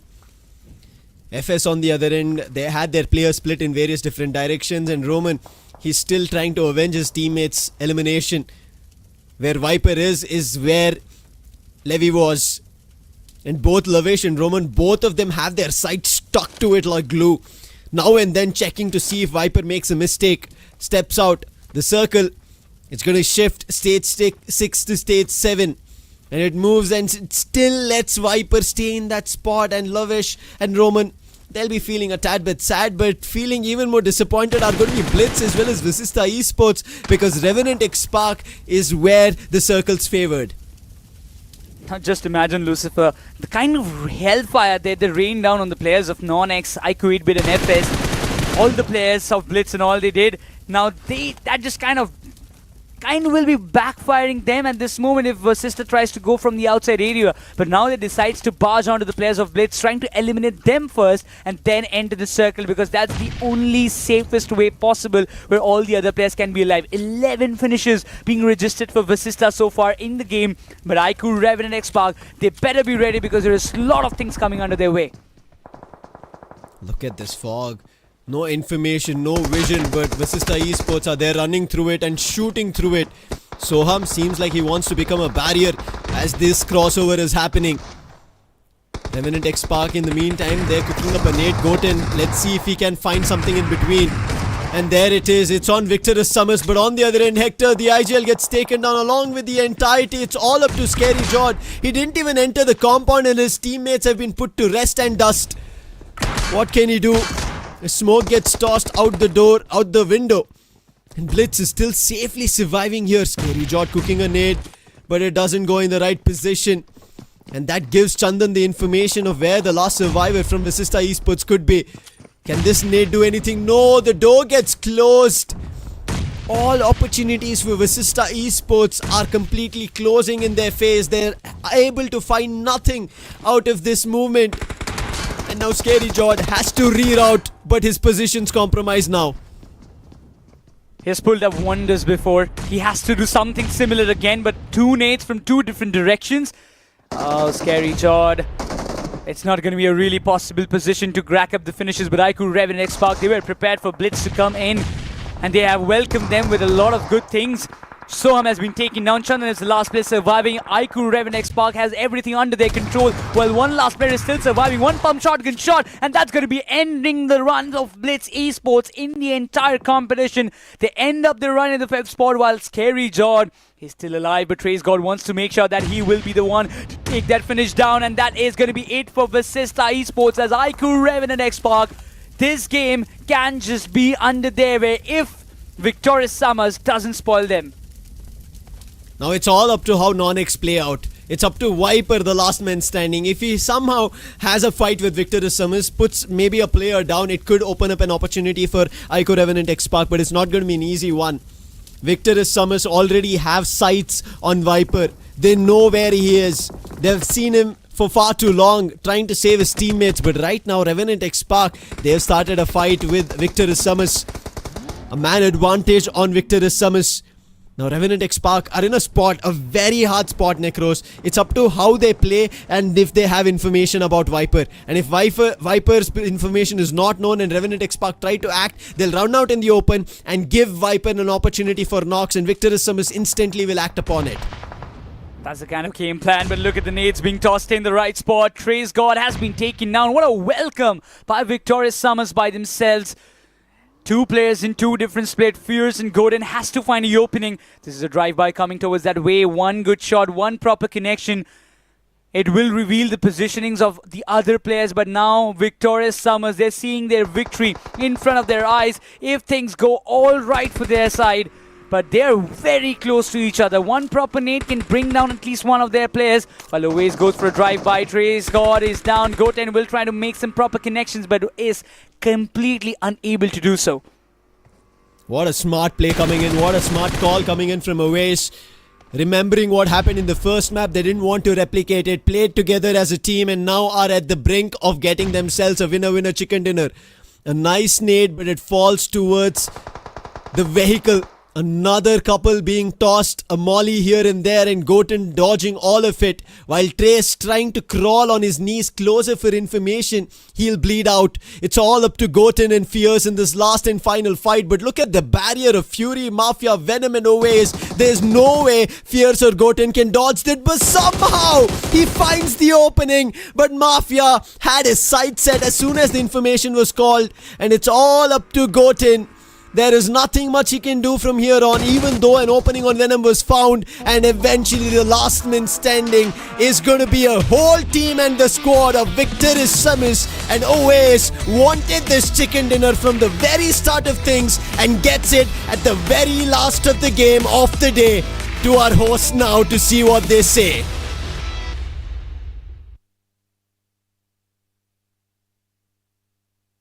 Victorious Summers, they managed to come out victorious in the last and final match of the day. Can I quickly request someone from the team to join us for a quick chat?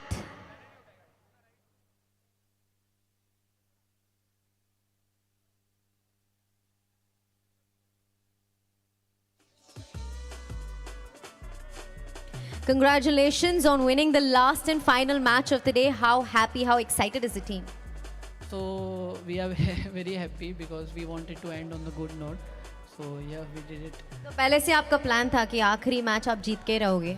नहीं, सो हमने starting से try किया कि chicken में convert करें games को. हमारे 3 games throw हो गए, तो हमने ये बात की कि at last and good note पे करते हैं एक चिकन के साथ, तो हम लोग का एवरेज भी मेंटेन हो जाएगा. अच्छा, they say all's well that ends well, but day 1 से आपका पॉजिटिव टेकअवेज क्या है? हम लोग ने जो हमारा टास्क था वो कंप्लीट किया, जो हमको कोच ने बताया था. सो वही पॉजिटिव नोट है. Super. Thank you so much for chatting with us and all the very best for day 2. And congratulations again. Thank you. And with that, I'm going to throw it back to the casters who won last time for day 1. Oways was pretty loud and clear that his job has been done. He is happy with the results that he has received. His goal is completed of how many points he wanted to rack up and also end on a good note, that too with a chicken dinner. And he did that seamlessly. Like, in between so much commotion in that one compound, Victorious Summers, they came in late to the picture, but they got the most benefit out of it. And you could also see, right, he himself mentioned that there were mistakes. They lost a lot of opportunities for a chicken dinner. But one thing he did even add upon it is that their average. This is something that a lot of teams have to keep an eye out for. Because when we come towards the end of day 2, if you're not closer to that championship criteria, if you don't get closer to the threshold, somebody else could grab the chicken dinner and become the champion even before we get to the 18 matches in total. So Victorious Summers, very consistent day if you put all together, and eventually at the end of the day, what should have been their start ended up becoming their end, and they will be happy. The call being done, grouping together, listening to their coach of the mistakes that's been done, and especially a lot of stakes on them. I think while we did speak about teams who are looking forward to a trophy which has been a dry run for them, I think for Victorious Summers, it's going to be a stint that they want to get a trophy on, and the very last of it at 2025. Oh, definitely. I mean, nobody would be more happier than Oways and his entire team, right? The kind of players he has in his lineup. Mafia sticking with him for such a long time right now. Again, coming down to Victorious Summers. Still an uncertainty about like the rosters, the title of the next organization that he's going to work into.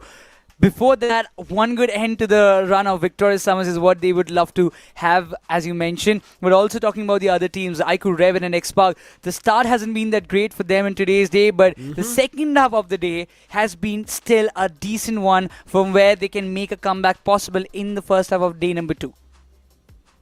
Now, even towards the end, REVENANT XSPARK, I felt that there could have actually been the spark of a chicken dinner in their name, the way they tried to move. But I think as soon as they moved towards the open fields, initial knock that came through from Trace going down, I think that's where the play itself kind of baffled from there, and they didn't know what to do, and 2 of their players split off. Their intention was what we ended up seeing from Victorious Summers, the 4-man barrier mesh that they had created. The same thing is what I felt REVENANT XSPARK wanted to do. But as soon as the central barrier itself fell off the check post, they didn't know what to do at 2 different fronts. Even though they found a knock on Venom, again, the forces from Victorious Summers were way fiercer, way powerful, and which worked out in their favor. Let's jump into the MVP. Who is it going to be? And it is going to be Mafia. He brings a Mafia run at the end of day 1 with 5 finishes in total, #3 in MVP rank, and this tells you why I mentioned about consistency. Victorious Summers have been finding value every game that we've played today, all 6. Exactly. Every match that they've scored points has helped them to be there where they are. And one of the biggest contributors is definitely Mafia and the other players as well. But Mafia has always been the key player for Oways throughout the entire run of the all the months that they have been together, all the year they have been together. Mafia, he's an exception. He's a really good player, and right now he is in his finest, in his prime form, which he's demonstrating. But also talking about the star of the match, going all out will be Flock. Man, this guy was amazing. But just Cincinnati case, they did not have the luck, because the compound was right, the positioning was right, but the kind of flow every team came into the picture was definitely not right. Yeah, I mean, going all out, yes, obviously has to go to Flock. Companion going in for Lavish, trying to, again, save his team. This is something that we saw a replica of what happened in the previous Miramar game. Finisher, yes, has to go towards Mafia. But you were talking about Flock, right? I think we need to shed a lot of light. While Flock should have gotten that spotlight completely for Cincinnati kids. Rico came there, right? Even BLITZ, they tried to jump in. VASISTA Esports, they tried to jump in. There was just too much happening in the compounds, and there was, I think, even though Flock tried his best, it was eventually done for with so many teams barraging themselves on that floor.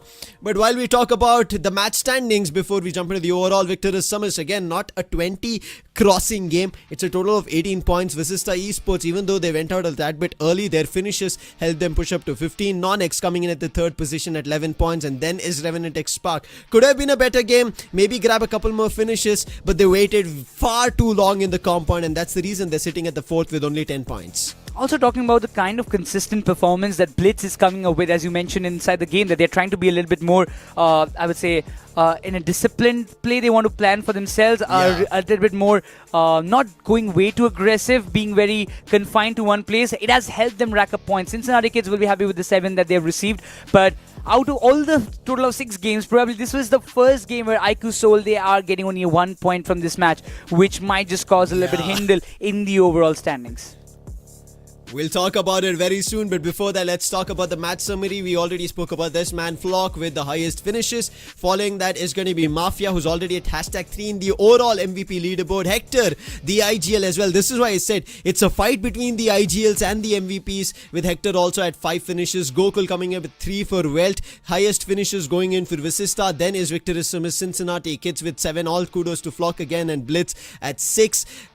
Best contribution again going towards Cincinnati kids. Flock. Sarang coming in here from 8-bit with 66%. I think 8-bit unfortunate. They were in a little bit of a, I would say, ideating splurge of figuring out whether we should revive our player, whether we should go in the other direction, whether we should fight. A lot of question in their own mind became eventually their elimination. Let's talk about the top fraggers, as we were already speaking about them. Goblin sits at the top of the charts with 17 total finishes. Man was a monster today, but can't even forget another monster from INFINIX, True Rippers.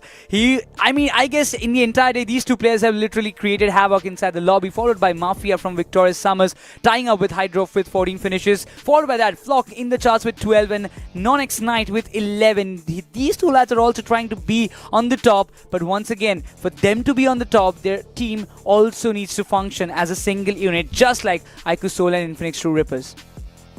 Keep an eye on this knight. This knight is not a ninja. He is a knight who plays in the shadows. He is going to strike hard. His knife is going to be so deep that you will end up wondering, how did they even get up on the overall standings? Because Knight has been a crucial player for them.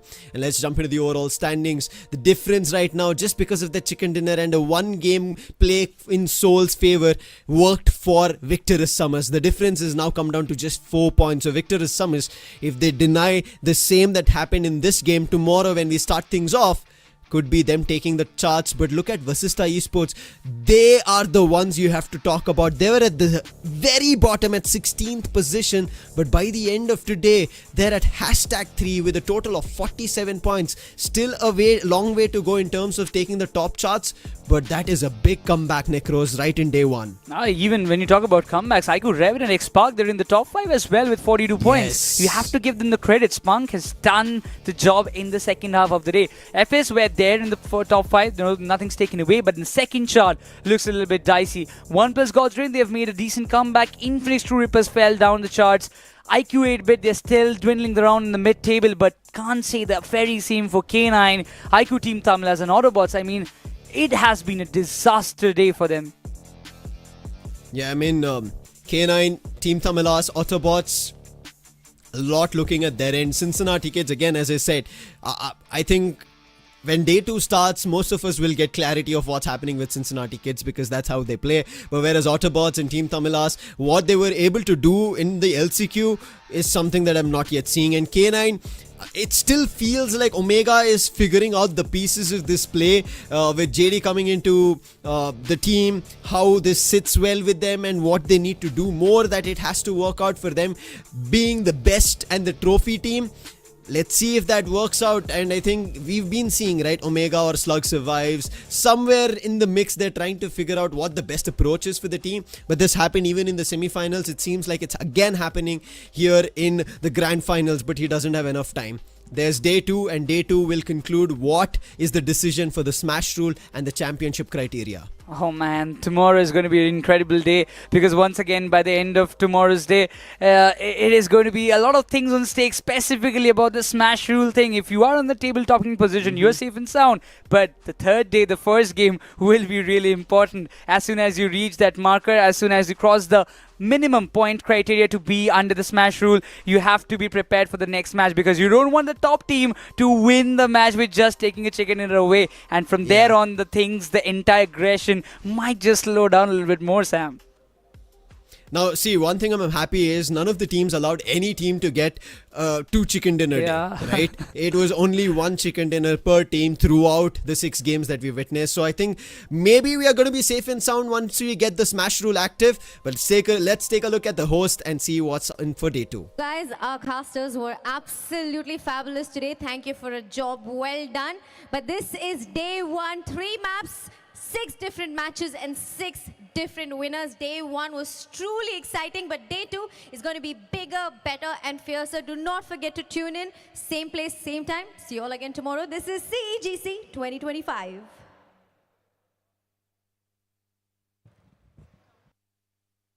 Fuel your everyday with the new Boost Protein.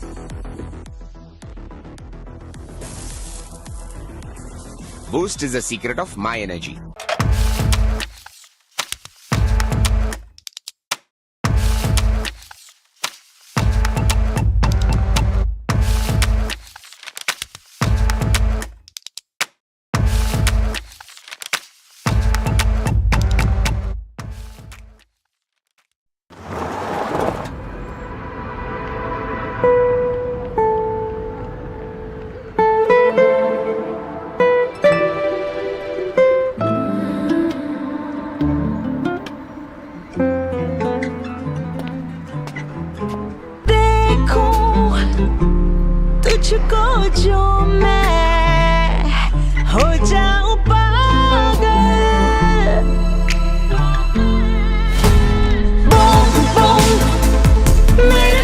You glow different when you're in love.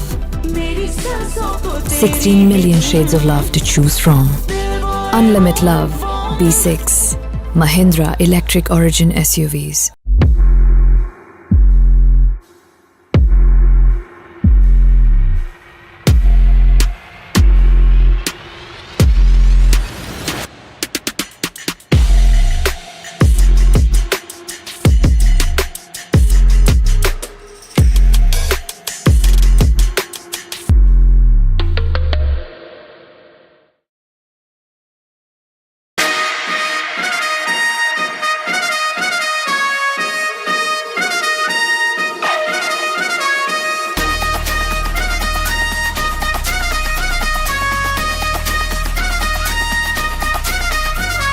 ராத்திரியில் பறக்குது jet ஆட்டம் தீப்பெட்டிக்கும் tyre எல்லாம் கெத்தாட்டம் சுத்தி வந்து ஜெயிக்கிற வெறியாட்டம் top gear தெரிக்கட்டும் சீரி வர காரில் இந்தாட்டம். It was finally time for the night race on the streets of Chennai.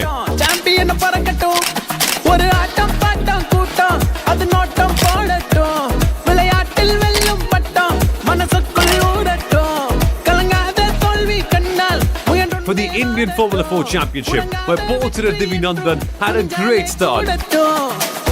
ட்ராக்ல த ஃபயரா பாயட்டும் ஹார்ட்ல த பவரா மாறட்டும் டார்க்ல த புகழா ஏறட்டும் டாப் தான் வெல்லும் இரும்புல த செஞ்ச தேரெல்லாம் அணிவகுத்து போகும் ஒரு நேரம் கனவுகளில் வெற்றி என்னாலும் உழைக்கிறப்போ அல்லோம்.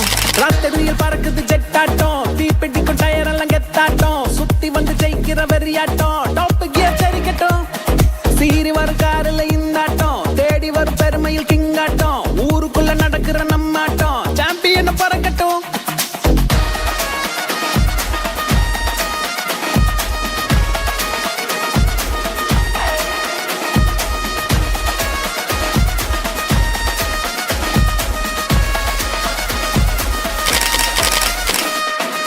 லைஃப் என்ற ரேஸ்ல ஸ்பீடா போகும் லேப்ல உருட்டாத மாப்பிள்ள பள்ளம் நேடும் கடையில உன்னோட நெஞ்சில வெற்றி தரும் தெம்புல நிக்காத எய்மில்ல ஜெட்டா ஆவோம்ல அச்சா இருந்தா அது துச்சாவாதா வந்தா வளர்ந்தா அது உச்சாவாதா வாட ஸ்பீடா அட தங்க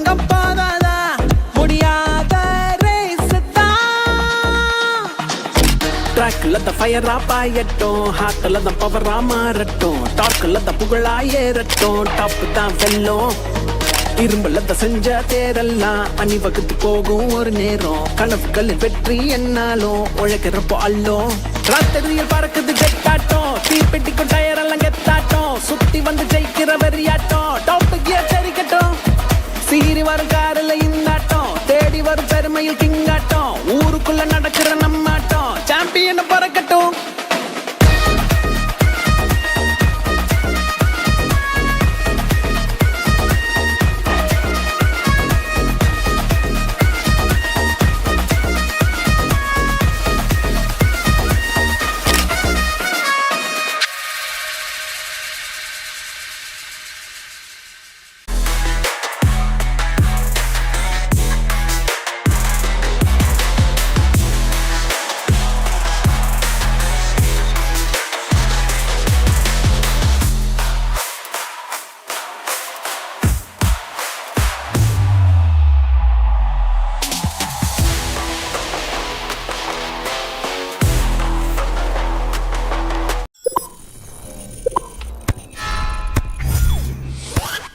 Red Bull gives you wings.